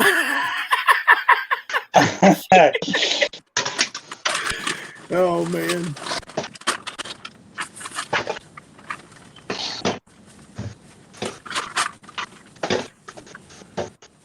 Hey, Pat, you there? I guess not. So, Bosun, where do you sit on, like, have you heard, like, what I've been saying about the fallen Elohim? How I believe that we may be formed by Elohim. I ain't heard that yet, brother. You're talking about like that's like a shit out of Sumerian text. Well, in the Bible, right? It's even if you look in the Bible, right? And the first in Genesis, right? I think it's 7. It says God, right? Let me go grab my Bible here real quick. Well, I gotta try and remember what the other one is. What'd you say it was? All right, 1:7, Genesis 1:7. It says, "And God formed an idol, meaning image. He created he, him, her, or something like that. I don't know it exactly." Chapter 1, verse 7. It says, "And God made the firmament and divided the waters which we're Wait. under Wait. Hold on. So on second day. Oh, so go 127. I'm sorry. 27. Okay, I thought it was a little bit farther in, but I didn't know how much. I'm not a scholar of the Bible by any means. Okay, it says. I have it written down, and I haven't said it in a while, and I haven't looked at it. Okay, I'll read it. I'll read it to everybody here. It's Genesis 1:27. It says, "So God created man in His own image. In the image of God created He him, male and female created He them." Right. All right. Now that image, right? You take that word image right there. Okay. And where you at? And you look it up in the Strong's coordinates. Okay, I don't have that. Okay. Right. All right. But I can pull it. I'm on my phone. Brother, I'll take your phone. You tell me. Right, you tell me. Just tell me what it means. I'm good. All right. Well, it means idol. It means idol. That word image in the Bible, it means idol. Believe it or not. Why would God make an idol? All right, and that's God, right? That's God. That isn't a big G. That isn't the big G. It's just G-O-D, I think. Yeah, and I'll tell you in your Bible right now. But listen, if you go further, it's three something. Genesis 3 something, right? There's the Lord God. Okay, that's L. Yeah, I've always wondered about that. That's when He makes Adam. He makes Adam, the Lord God. He forms Adam and breathes into him. That's the first soul. But and before that, it says, "Let us make He him." Too. God isn't male or female. It says God the Father. Right? But if you think about it, in heaven, the angels aren't male or female. I don't think there's any sex. Well, it says that they're of masculinity. Okay, but that doesn't mean that it's male or female. Okay, yeah, I have a problem with this. Hello. Welcome. Go ahead, Volkan. Hi. The man. The fallen one. Yeah. See, it says that the ones that fell came to earth and impregnated women, had children with them. Right. So well, that's kind of Elohim too, right? So then they would be of male sex when they get a body, but when they're on the other side, on the other side of the veil, I guess we would say it is.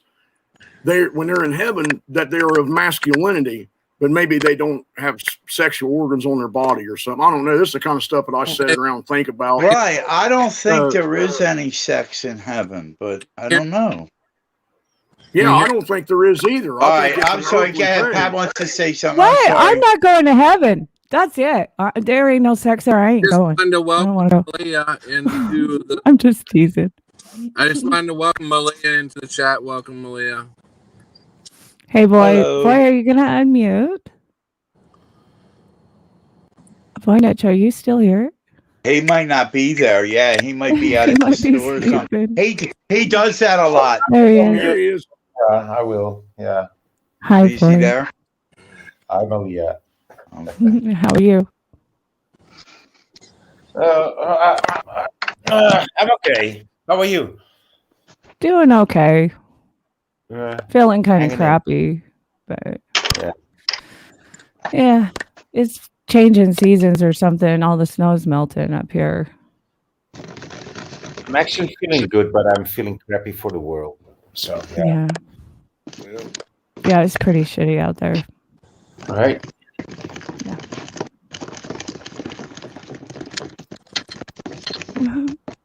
You making Mix coffee? that son bitch, Rick. Yeah, I'm Mix the making hell out of coffee, and I kind of messed up. Give her hell, Rick. Give her hell, brother. Yeah, well, it's cold. It's cold. The coffee is cold. At least you got some. like instant meat. I forgot that I didn't have no like regular creamer, so I have to use this instant. And I'm doing it with a cold, well, not cold, but it's not a hot coffee. So it's not melting right away. That's my downfall. But I'll deal At with least it. you have some coffee. Yeah, I'm all out. yeah. I'm all Right? out. It could be worse. It could be worse, right? It can always get worse.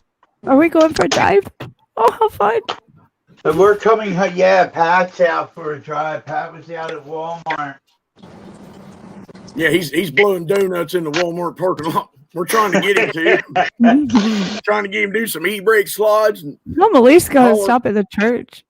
Stop at the church parking lot, do some donuts. Yeah. On the way home. Sounds like fun to me. Yeah, that's something talking about the churches and weather like this and buildings around here and big fancy churches and things all locked up tighter than a bull's ass. And they got a wooden box sitting outside with a hasp on it. It's got canned food in there, frozen, swelled up in it and stuff. I stand there and I can't stand them son bitches. Man, I can't stand that stuff, dude. That building ought to be open, and people, that thing's in there 70 degrees inside that building, not a soul in it, man. These people out here living in rolled up in fucking carpet and shit like that. And that church is sitting there and they're talking about how damn good they are and big feeling they are and shit, walking around all dressed up and big fancy buses out there and shit go in town, hauling kids out there and stuff. And people right out back in that damn parking lot in between them fancy buses trying to keep from freezing to death in this fucking weather, eating frozen beans out of a can and shit, and they got a dog with them to stay warm. Dude, I'm telling you, shit's burning my ass, man. I'll tell you, these people that we got that shit in this family. People going to these churches, these Bible thumpers, I call them, and they don't know shit about God's word. No, they don't. They don't understand what the fuck they read in that book, and they told me all month. Yeah, it does that. That stuff. Like no sex in heaven. That's not true. That's not what the book says. Well, hey, let's hear it. Let's hear it. Well, yeah, I mean, honey, if you know what's going on, you lay it on us because I'd like to know. Like I said, I don't really. Hey, it says there's no anal sex in heaven. It says there's no anal sex in heaven. Oh well, that's what it says. It says there ain't no worship in Baal and that bullshit, which is what made the fall to begin with. You know. Yep. Okay, that makes sense. Well, what made the fall is angels. They're the ones that made the fall. Yeah, they're the ones wanting to have that decided to fall, right? Yeah. Angels did it because they wouldn't bow and serve the man, Adam, and her. They wouldn't serve him. They said, "No, we're greater than them. We're not going to bow." Yep. That was the fall. And they tempted and got. Whoa, listen, in the Bible, right? In the Bible, doesn't it, when it talks about Jesus, when it talks about Jesus, right, dying on the cross, it says he reconciles us back with the Father, right? Doesn't it say that? Okay, in order. It says that, but we're each individual. In order for us to be reconciled back with the Father, we needed to know Him before, right? Yeah, but He made. So why don't we remember that? Listen. When He made one, He made essentially is Himself one, the first one to be, and then He made the second. The second is Bet, or the container, the female part of what He made. When Aleph and Bet, the man and the woman, the Bet, the container, the home, the earth, are all together, they make three. So mother and father together make a baby. These are the three foundational principles of His foundation, of His creation. Why would He take that away because we've passed into the final 1,000 years? He doesn't take away creation.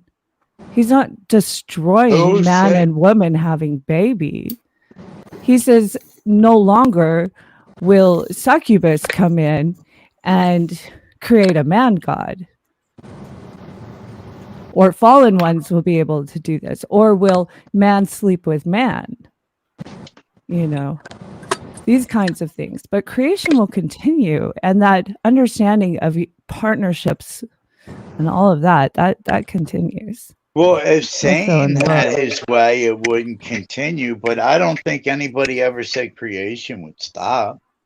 Well, not just Yahushua, you know, Jesus, he said some things too, but what he said always tied back to the Torah. Remember, he says always, every word he said had relation and tie back to the Torah. So technically, or the old book. So technically, you could find what he said in the old books and back it up at least 2 to 3 times in exact language, in word by word.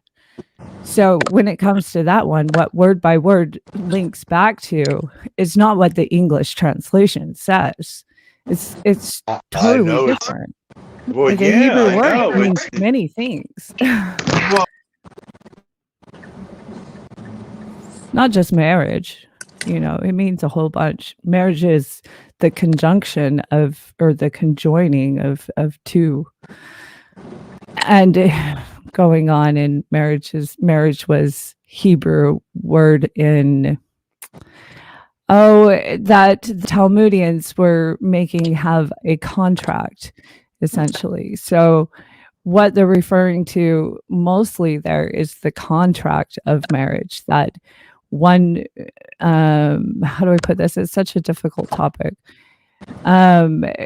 What the Jews built in the time when Yahushua was walking was a complete perversion to what Elohim, or the Most High, the Creator, created to begin with, which was one man with one woman to make a family. He was saying that's what we have in heaven. It goes back to like day one. The 7th day is like the first day, essentially. So we go back to not having marriage contracts that can be so easily broken, just what your soul and who your soul is supposed to be united with.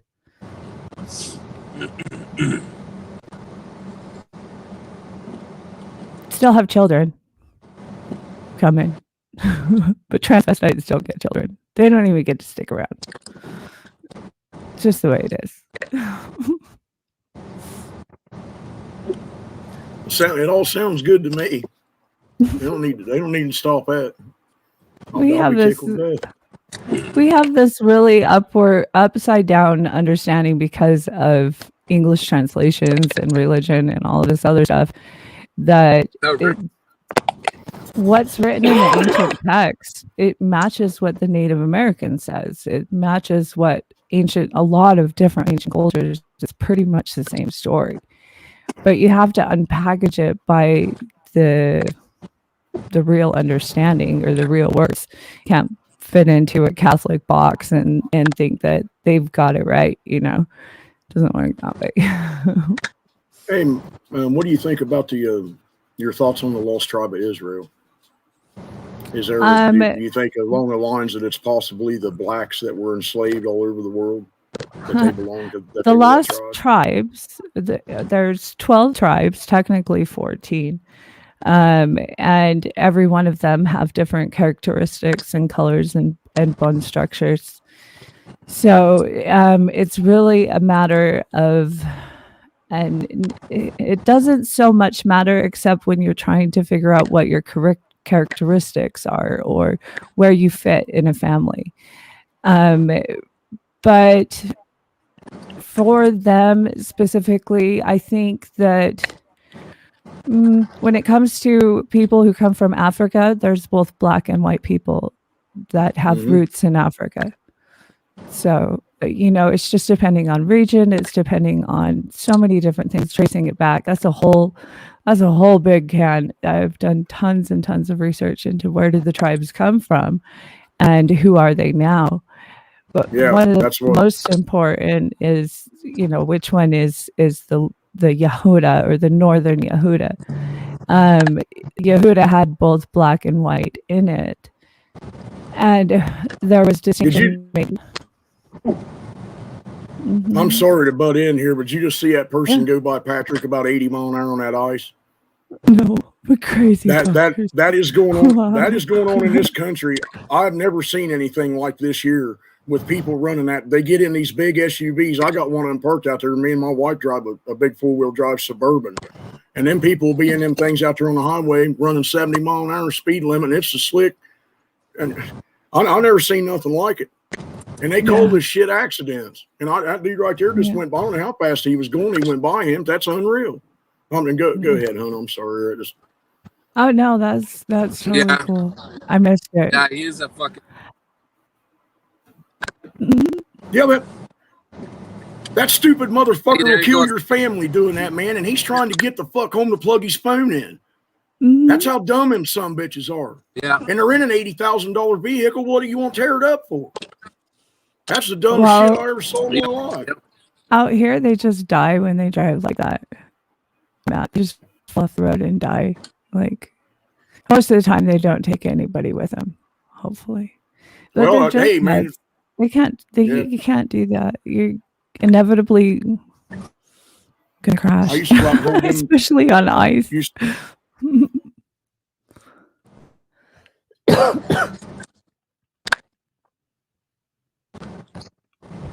You muted yourself, man. Can't hear you. I've been talking all that It's just time. because they got a Yeah, but we get on them crotch rockets and we go out in the desert. Did Rick have to leave, or did he accidentally drop out, or what? Didn't He say. must have I think he accidentally dropped probably out 'cause- accidentally dropped. Oh, okay. He's got it there, and it says, "Pat, drop a link, please." He's asking you to drop a link if you can't see the chat. Okay. I'm He's almost, driving, man. I'm almost home. Drop a link when I get home. I Oh, can't. yeah. Here I am talking about fucking idiots on the road, and I'm telling him, hey, text him a fucking link while you're driving. That's funny. Mm. Yeah, I'm just a couple minutes on the house.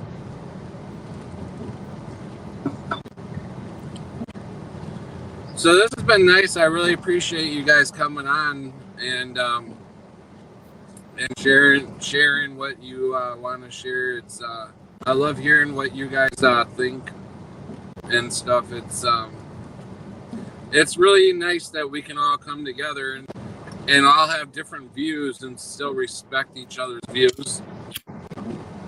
Yeah, brother. It's Oh, yeah, it's a man. good group of people. It's about It's a figuring good it out. group of people, man. And that's one thing I like what me and Malia's sitting here doing right now, stuff that I'm weak on, she's strong on, and I'm sure vice versa in some areas. And then Patrick would have that, Boyd's got it. And when you get this group like this together, after you get 10 people in a group like this, you got your bases covered, man. And that's that autodidactic stuff I'm talking about right there.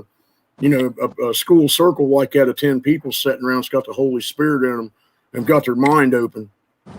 Not so much their brain falls out, but they've got their mind open to things, and they sit around and respect other people's opinions and come up with the best answer out of all of them that a group like that agrees on. And I think that's your golden right there. I think that's what he's expecting us to do, because he likes fellowship. He wants us to fellowship that's with each it other. right there. And we're doing it. He said he even promised. He said, I'm going to, at the end times, I'm going to set a remnant, and they're going to remember. And they're going to remember the old ways. They're going to remember how to do this stuff, and they're going to remember how to worship him and her. They're a creation together. They have both female and male. I'm glad you said that, remnant, because I'll tell you something that's been bothering me here for the past months, who I am. Because like I said, that thing where I feel people looking at me, and I've got uncanny hunting abilities. I know them animals, man. It's like I was one of them once or something. You know, I don't know what's going on here, but I'll tell you what I've got. I quit hunting. If I was hungry, I'd go shoot one of them now, but it ain't fair for me to be out there. And I'll tell you what. Me too. It's true. I hate to sit here and say that like I'm the greatest hunter there ever was in the world, because I'm not. I mean, them guys like Tim Wells, that big bow hunter, and these guys that travel around stuff, they're better hunters than I am. Okay, what I'm saying I don't miss. My thing is I don't miss. I go out to look for something and I come home with what I went to look for. Yeah, that's Yeah. fine. And I didn't used to waste be a that bunch way. of bullets. Yeah, yeah. Oh boy. But I quit. I just about a year ago, my boy took me Yeah. deer hunting. I I was didn't sitting even there have any of the my first time I got to go. The first time I ever went bow hunting, I had a bow this time and was there, and I was sitting in there, and these deer walked up, and how I forgot what I was doing. I got to watching them. He turned around and he said, "Well, there's a little one out there." And I said, "Well, there's 2 or 3 big ones standing over here. I've been watching." And it just got quiet in that blind. I turned around and looked at him, and I'm telling you what, you could have knocked him over with a feather. He was sitting there looking at me. He said, "Dad, you feeling all right?" And I said, "Well, yeah." And I said, "Well, hell, was you wanting me to shoot one of them?" And he sat there and his face got the strangest look on it. And he goes, "Were you fucking with me?" And I'm sitting there looking at him. I said, "Well, no, bub, I ain't." I said, Amazing thought how if he a big knows old- that. I thought if a big old buck or something walked out here, I said I was going to shoot him. And he was quiet the rest of the evening, man. We packed all that stuff up. And I think he was almost half pissed because he thought, he'd done all that drug me out there, and he was wanting me to shoot a deer with him with a bow. My first time was shooting a deer with a bow was going to be with him and stuff. I really wasn't thinking about that. But after we got going down the road, I said, he asked me, he said, "You all right?" I said, "You got a problem with shooting something now?" And I said, "Bub," I said, I don't, the sport ain't in it for me no more. I said, I'm not going to be a sport Yeah. killer. No. I said, I'll go out and I'll go out and take one of them deer if I'm hungry, if my animals is hungry or something like that. I said, if somebody else is hungry. And I said, and then as far as the vermin go, these coyotes and stuff like that, we have to shoot enough of them. Yeah. Because nobody's doing nothing about them. Right. That's Oh my unfortunate too, goodness. because that's a very smart, beautiful animal. And I've got a lot of respect for it, but I've killed them things by the hundreds. Down we in sit out there and- Arizona, I had to. Yeah. They were coming Yeah, in we got- after the babies. Like, what the fuck? Yeah, They were yeah, they- circling us and coming after the babies. No, There's they're people in breaking these borders. towns. They're gonna have to kill it. Yeah. There's people around here in the edges of these towns that's had their children snatched by. Yeah, around that's here. what they were We had coming on my property about, doing. I was like, oh, I know what you're doing. You better get the hell out of here. And they got bold. It makes me wonder if they're like what they did with the wolves in Idaho. Like, what would put it past him to turn them into monster wolves, like those big, huge freaking things? I saw them with my own eyes. I shot one of those fuckers. It was as big as a man. Like, hey, those are timber wolves. I mean, those Those things are exist, crazy shit. but they're up north, man. They're up in northern Canada and stuff like that. And I think when they had that breeding when program, they did the mix and breeding program. Yep. Yeah. When they did that shit, they took it in it, and those things are aggressive. They ain't like the plains Yeah, no, wolves. they had. were leaving up in Idaho where I was staying for winter when I encountered them. They were having packs come through that they would just kill. They weren't eating. It was so clearly wolf kill. I mean, there's tracks and everything everywhere. And they just kill to kill. That's all they were doing. They were not eating what they were killing. That's some house people that own house cats. Yeah. And I'm a woodsman. Been out there, understand this wildlife. And like I try to tell people, it's got these house cats. I said, you would not believe what you're doing, letting that cat run loose outside and do what he wants, because a cat's a sport killer. And I said, and in the spring out there in your yard, if you go out there and walk around after you let your cat out all night, you'll find 5 or 6 rabbit nests out there in your yard where every one of them little babies has been bit in the back of the neck and their head's crushed by a damn house cat in there. And they walk around at night and kill rabbits all night long. They get in bird nests and sweep the eggs out of them and eat the chicks and just kill them and throw them around. They're sport killers. And I ain't got any problem with cats. I like cats, dogs better. but I have a purpose for cats. My cats are usually trained. I have to have them trained or they get killed up here. They get taken away.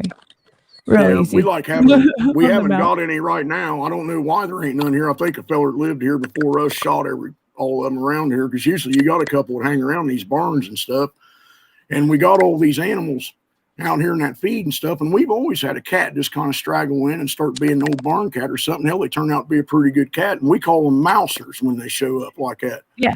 And they'll keep all the mice out of your feed and stuff. You don't have to keep it all pinned up, man. I'll tell you, an old mouser is the best thing you can have. That's better than rat traps and everything. He goes around and pisses after he's eating them mice. And there's something in their piss after they're eating them, and them mice will go the hell away. People don't know this shit. Yeah, that's how my old mouser over here is Orange Tabby, and he rules the neighborhood, but he's a mouser, you know. And the other kind of cat, those little house cats, they survive up here in the mountains. I'm up in Glacier Park in Montana, so up here, you know, Hawk will get a little cat real easy. That's Num Nums. That's a big dog right there. That's 140 pounder right there. That's Toby. Hey, Toby, come here, buddy. Hey, come here. Goodness, he's huge. Look at everybody. Look up here, honey. I'm a big old boy. Yeah. Oh, look at He's a big old teddy bear. There's my dog there. That's baby girl there. Where's Game at? There's old Game right there. That dog's the fattest dog I ever saw in my life. Yes, out here, man. I mean, that dog weighs 3 times as much as she's supposed to. That dog's only supposed to be about 30 pounds. And the vet always says that we're killing her, you know, you got to get her trimmed down. But I'll tell you what, she goes out here and runs up and down this hill, back here in this holler and up over this ridge and stuff, and runs around here chasing squirrels and shit, and just plays all day long. She's healthy as a horse. But boy, she is fat, man. That's the biggest damn dog I ever saw. That's her size. And hell, she'll jump up in the bed and something step on you. It feels like somebody run a tent peg through you, and daggone little old feet she's got. Yeah. You know, hey, how y'all doing, man? Hey, Joe, good to see you, brother. Yeah. No, you're talking about coyotes and wolves and shit. And yeah, I've seen some big ass freaking wolves, man. That was like 4 times my size. It scares the hell out of you, right? Yeah, brother, I've seen one of them. Coyotes, man, they'll multiply so much, and you got to get every one of them, man. Otherwise, that bitch will fucking make so many more that you just got to lay them out. You got to get them all. First time I saw one of them wolves hanging in a tree, stretched out with his front paws hanging down like this, and his head and his back legs stretched out and tied up. I couldn't believe that was a wolf. That guy's telling me, I said, man, what the hell did you do? Go to Alaska or something, get up there in them timber wolves? And he said, well, hell no. He said, we shot that thing out in, it was Colorado or Montana or something. It was out there, not elk hunting, man. What's another game that they got them? They're not rams. They're fast, man. These things run like 70 mile an hour, like a fucking supercharged goat or something that lives out there in the desert. We got them up in the boundary waters up here, you know. There's been some up there. Antelope. He's out there antelope hunting and shot one of them, or I think it's antelope. I might be full of shit on that, but they shot that thing and had it hanging in the tree when they came back. And hell, its paws is that big around. I mean, they look like them daggone pot pies or something, man. And I told him, I said, well, I'll tell you what, man, that's what they was talking about there, that these ranchers on them damn PBS channels in here at Wyoming PBS. They was on there saying that they was having 800-900 pound cattle getting taken down by this shit and drug over into the fence and consumed. And that's what they're claiming is that they have interbred these things, trying to. You want me, honey? What do you got on your TV, Joe? Kind of a cool fire still. I just started it. Cool. Yeah, that's his fireplace. It's actually a pretty nice one. I'm hanging. I like those little photos. Sorry, Rick. They're pretty easy. That's all right. That's all right. You guys sound alike sometimes. Right. Yeah, I'm surviving. I can't complain. And you guys see the deer? Did one come up? Nah, the computer just scared them all. Yeah, I put that feed out there, and we had 2 deer come up. I didn't think it was going to come up. As soon as I walked out the door, to get that bag of feed and go out there and put it down, neighbor touched a big old high-powered rifle off over there. And hell, I'm a combat vet. I about threw shit all over the fucking place out there in the driveway, man. I scared the hell out of me.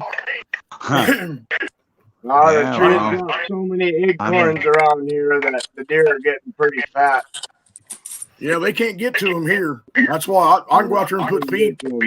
I'll put bird feed out there in the yard, and they're up there in the day eating it now because the ice is all over everything, and they can't get to them acorns and the hickory nuts. Outside where it's still light. Still light anyway. So you said you got snow coming your way, Folk Gun. Is that what you said? Brother, we got a chance of getting either ice or rain again. And a bunch of it. And they're saying, I saw a thing on there that said gale force winds. I don't know what in the hell a gale force wind is in the middle of the United States, but I always heard them called straight line winds or nor'easters or stuff Gales like that. over Woodard. Gales over Woodard. Because when I was in the Marine Corps, you know, I heard gale force winds out on the water, but I'd never heard anybody use that in here. And maybe that's another Mandela thing or something. I don't know. Yeah, that's weird. Normally, gals over Woodard. They don't say gal over land. That's no, weird. It's not. It's the reason why it's used. It's so there's no confusion. Right. Oh my goodness. I don't know what's going on anymore. I'm like Patrick. Yo, it gets stranger and stranger. Yo, as soon as you like catch your bearings, you're not dizzy no more. You get spun around a couple more fucking dozen times. Yeah, it's like Patrick just said. We're standing there talking to family, trying to convince them of this Mandela effect and stuff, and you're a bumbling fool. You're trying to explain. Oh yeah. Wow, what was that? Your dog? He just took the hell Wow. That was a bullet that looked like a dog. Yeah, didn't it? He took off, man. He's like, freedom. How many acres you got there, Joe? Half mile. That's a pretty good sized plot there, man. You got plenty of ginseng, bloodroot. You know what I'm talking about? Yeah, I never paid attention. Yeah, down in around here, that moss that grows back here in these hollers on the shaded side of the trees and the old rotten logs and stuff like that. Them Amish and places down there, they buy it because they make some kind of a medicine. I think it's got antibiotic. I think it's antibiotic properties. The green mold that grows on like the north side of the trees. Moss, brother. Moss, yeah. It grows it's got like 3 shades of green that it grows in that kind of stuff that they want. And you can go around just on the ground and stuff. Hell, I got it. There's just sheets of it out here on my property down there. Right. And I just like going out there and laying in it. How much do they give you a pound for that? I can't tell you that. I can find out though. I'll look next time I'm over at that taping and taking shit. Over at that Amish medicine shop, and I'll see what they're paying for it. Huh. What's ginseng a pound now? Is it like I couldn't tell you that either. You could, yeah. Because I used to follow a show where changes a lot. Give them a break. Where they would go out and pick ginseng along the Appalachians.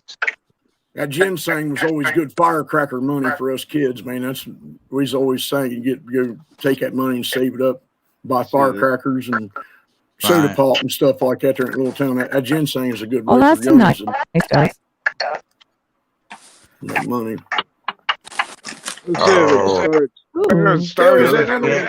tractor. That's right. That's no Unimog. That's a Unimog, ain't it? Yeah.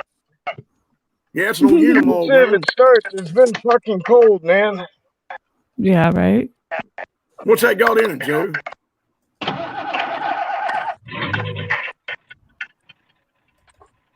Has that got an air-cooled Deutz in it? Aha! All reliable.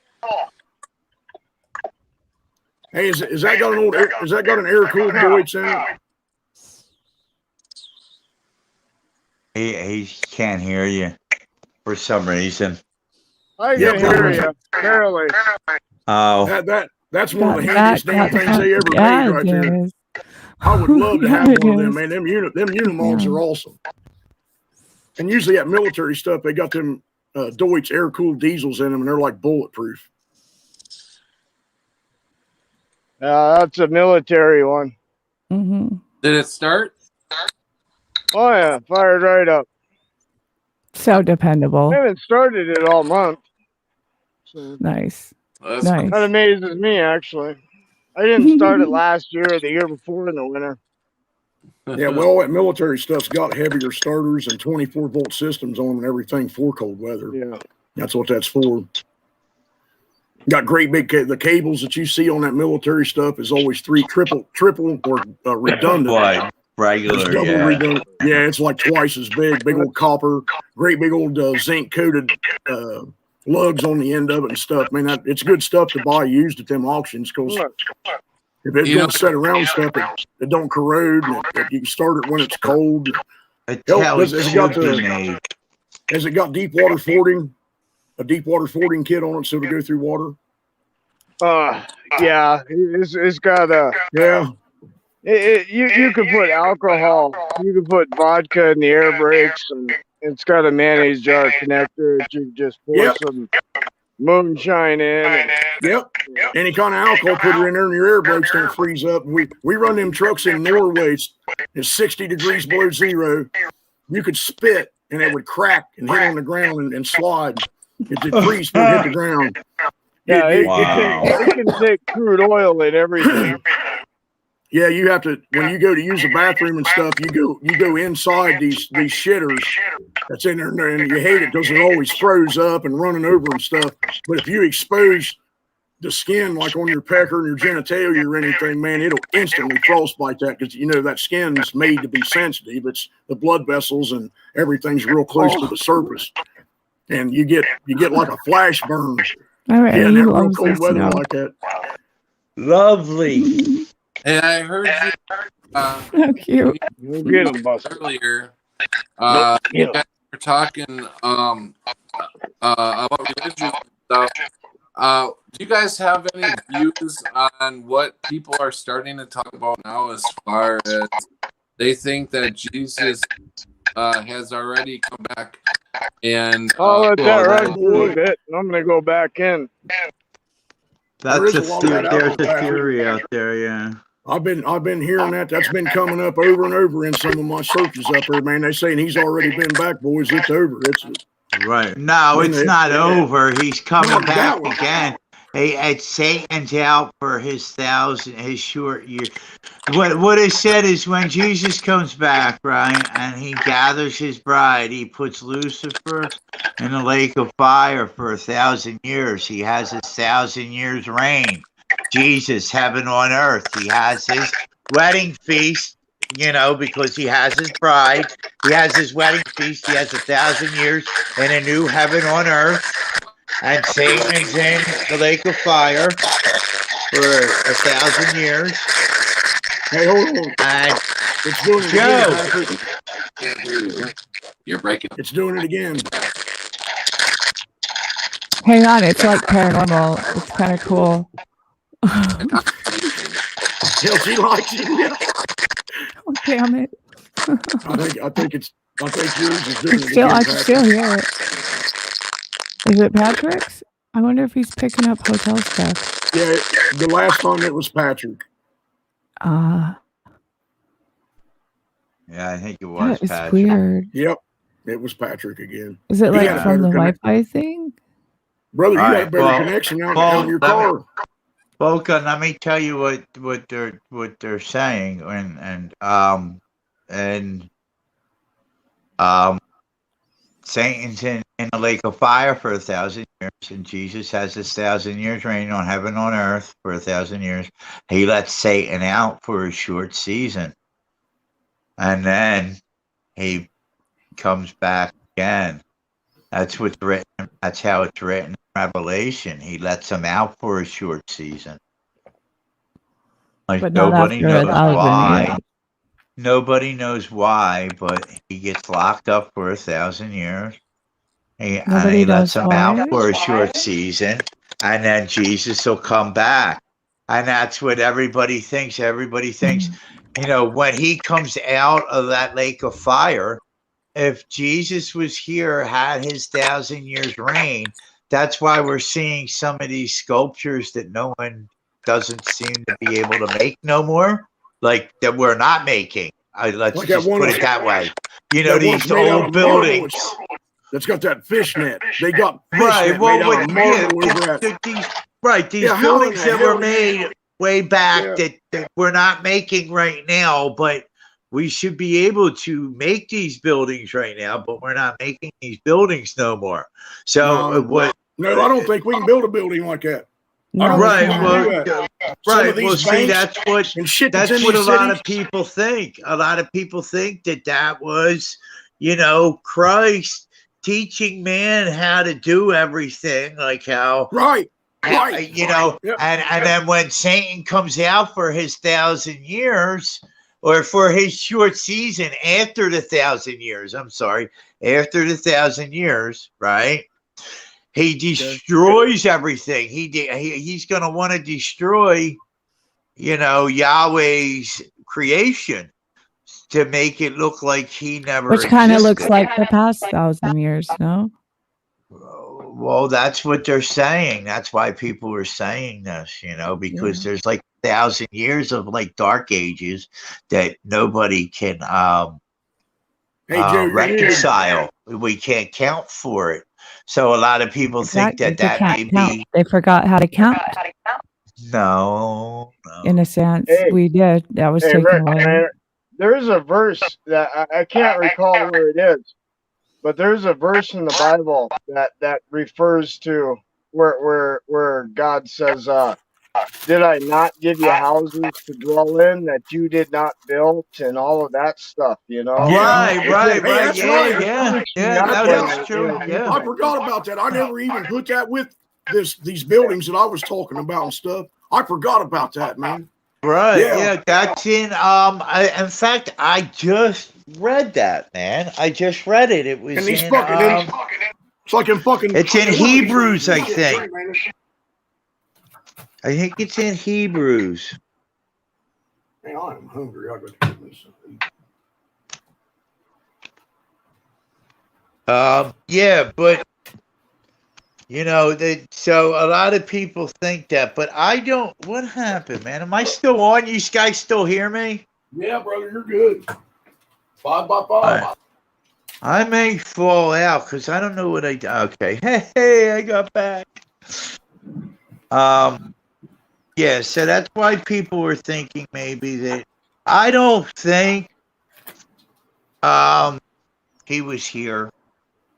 I don't think everything. I don't think it happened. I don't think he was here. I think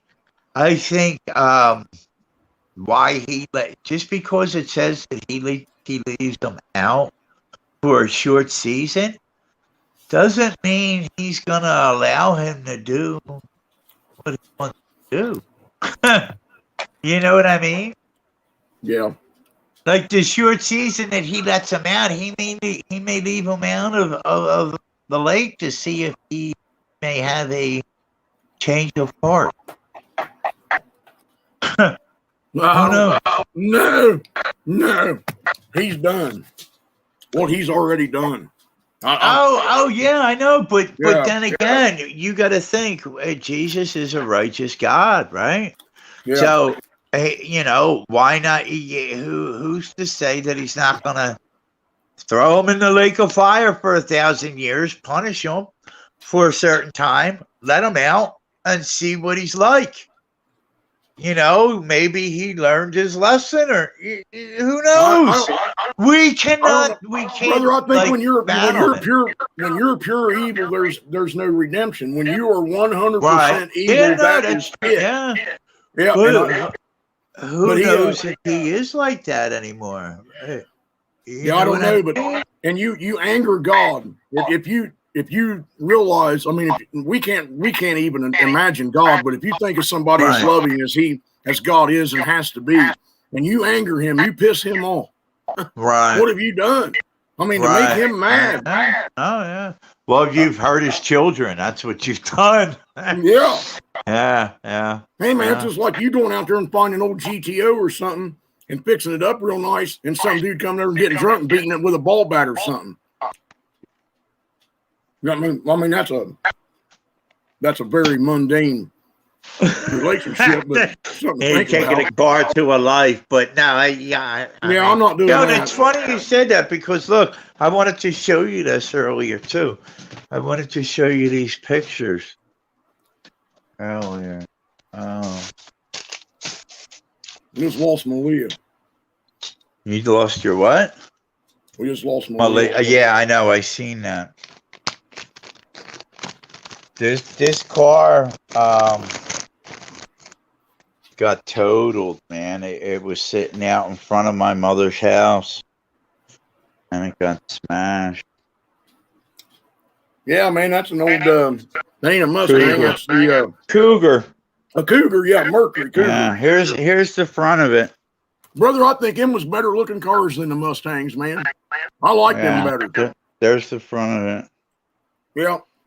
Cougar was all original, man. All original. Down the street, we have a bar. Dude left the bar and smashed into the back of it. Put that trunk all the way into the back seat. And hit my other that's my brother Johnny's car. Well, was. And hit my other brother Joey's car, who had like a little a Tiburon. A little Tiburon. And my brother Joey got the insurance for his car, and my brother Johnny got fucked out of his money for his car. Oh. Back. Yeah, so that car got totaled. Yeah. And never got no money for it or not. You're good now, Pat. Sound good. Okay, good. Yeah, there we go. Malaya said she'll be back in a little later. I hope she is. I like her. I wanted to talk to her. I didn't get a chance. Yeah, it is, man. That girl, I have trouble. Like I said, I'm no scholar of the Bible, and I like for somebody that's already been through it and got an understanding like she does. Right. And She did know a lot. She did know a lot. Yeah. I mean, she's got a good personality too. Yeah. She's fun.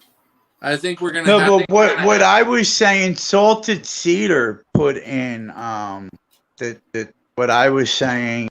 He watches to do Jonathan Kleck too, and that's who's saying that. Jonathan Kleck, who was saying about the Elohim made us.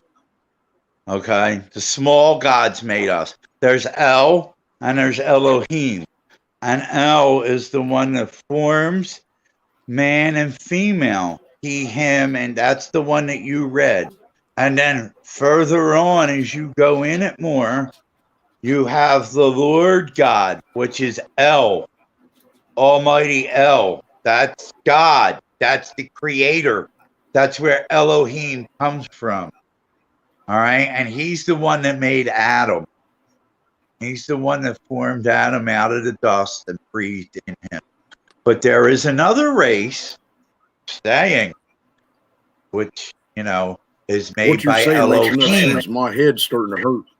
Yeah, and that's why it also says when Jesus comes here, he reconciles us back with the Father. In order for him to reconcile us back with the Father, we had to know the Father. In order for him to be in order for us to be reconciled back with him, because reconciled means you know the person before and you were taken away. And that's what, so there may be some of us here that are of the bloodline of people that left the first estate, which is heaven. You understand? That's written in the Bible too. Ye who left the first estate. I'm having a hell of a time angels there. Huh? I don't know if it's on my end or not. I can't. There's something Right, but this we're dude messed up Jonathan again. Kleck is saying, what this dude Jonathan Kleck is saying, is he saying that we are? No, I mean we got a technical. No, we got technical difficulty. Not that I'm having trouble. What you're saying? Oh, I'm breaking up. You sound fine to me. I'm coming through loud, Pat. Yeah, you're fine. Yeah, you want to drop out, Volcon, and come back? Oh, is it me? Okay, yeah, I'll do that. You got another link in there? Yeah, I just put it in. Yeah, he put one in there. All right, but Gordon, all right. hold on. I'm done, Pat. Go ahead. Gordon, if you would like to come in, I put a link down there if you want to come in. We need to talk to Gordon because of last time we live, we kicked his ass out. Who is that? Oh, that's the guy that you booted by accident, or someone booted by right. Yeah. No, I feel Gordo. I just called him Gordo. Or is that his name? Gordon. No, it's Gordon. I don't know. Now I'm breaking up, ain't I? Yeah. Yeah, a little bit. Hey, Gordon. Yeah, Gordon Call here. Yeah. Here comes Bogun. Welcome, Gordon. Bogun's back in, and Gordon, I apologize for booting your ass out last time. Oh, I don't think you did that. I think that was Mr. I forget his name. Gyro Counter or yeah, I didn't. You talking about algorithm? Yeah, algorithm. Yeah, there you go. Oh, you're the dude that got kicked and I got pissed off, right? Yeah, I think so. Yeah, that's yeah. I was sitting there trying to tell them. I'm like, hey, he's a good dude, man. He's been in here before. And then he come on there, and then Algo pissed me off. So he told me what to do. You know, I mean, I'm not mad at him. Algo's a good dude, and that burns my ass because he said, "I let that go, man." He said, "So we lost one person." And I'm sorry. I'm like, wait a minute, man. That's bullshit, dude. Patrick's in here needing help. And you're kicking fucking people out of here that can help you that are good subscribers, man. That shit ain't gonna fly.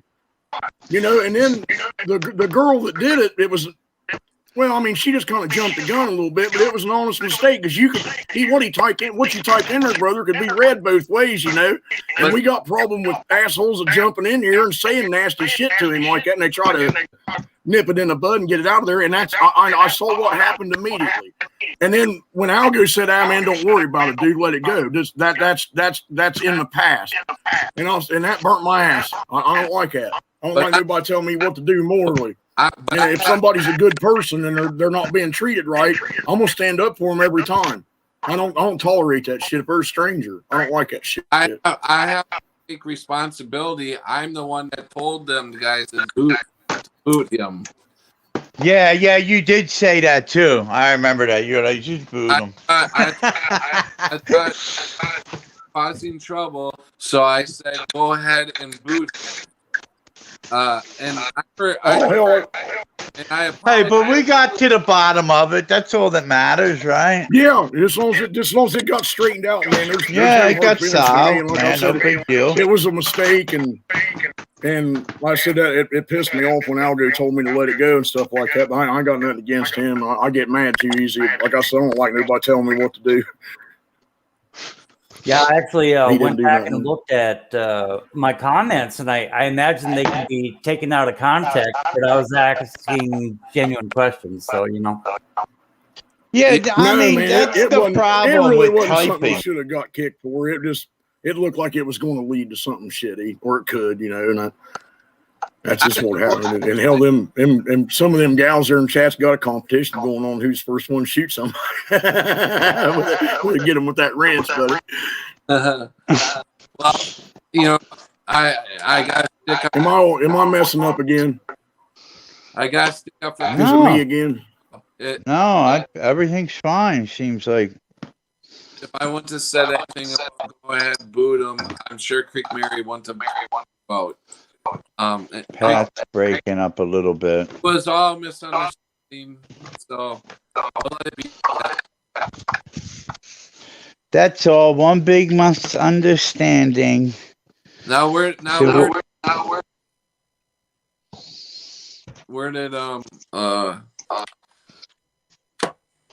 Bolt gun go? I was We getting a lost lot of Bolt gun. feedback. I think he's starting to have internet. I wonder if he's. Did he say he started? What's that? Did he say he started?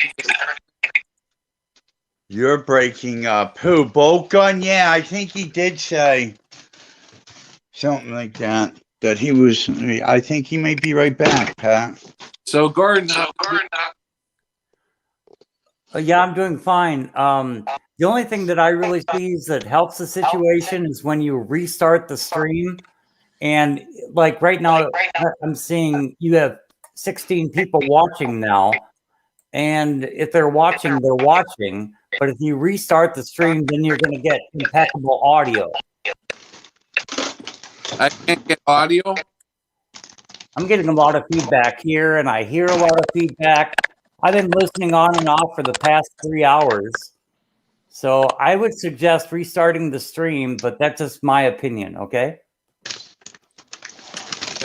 Not sound okay now, Patrick? Yeah, everything sounds good now. Yeah, man, there's something screwy going on, brother. You coming in clear now? Good audio. Man, yeah, you guys all sound great, man. There ain't no echo. We've always had that echo in here, and that's gone. Yeah, no, everything's good now, man. You ain't shitting, man. That sounds better than it ever has. Huh? Well, let's just pray that it stays that way. How am I coming in? Good. You sound. Yeah, you must have a good mic or something, man. You sound real good. Great. I think it might be that we may have too many people in here because I'm streaming off my phone, and I don't have any Wi-Fi right now. Really?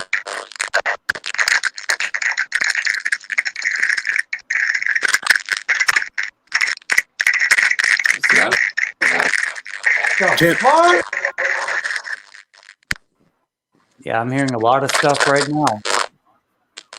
Yeah. Should I start the stream over? It's the best way to go. Anybody who's really watching right now is going to rejoin anyway. Okay, that's what I'm gonna do. Okay, all right, brother. Everybody. All right, peace and love in case we never come back. I love you. Bye, bye, bye. Crazy motherfucker. All right. See you in a minute. Okay. All right, everybody in the chat. I'm gonna start this whole stream over. I'll see you guys in about 15 minutes.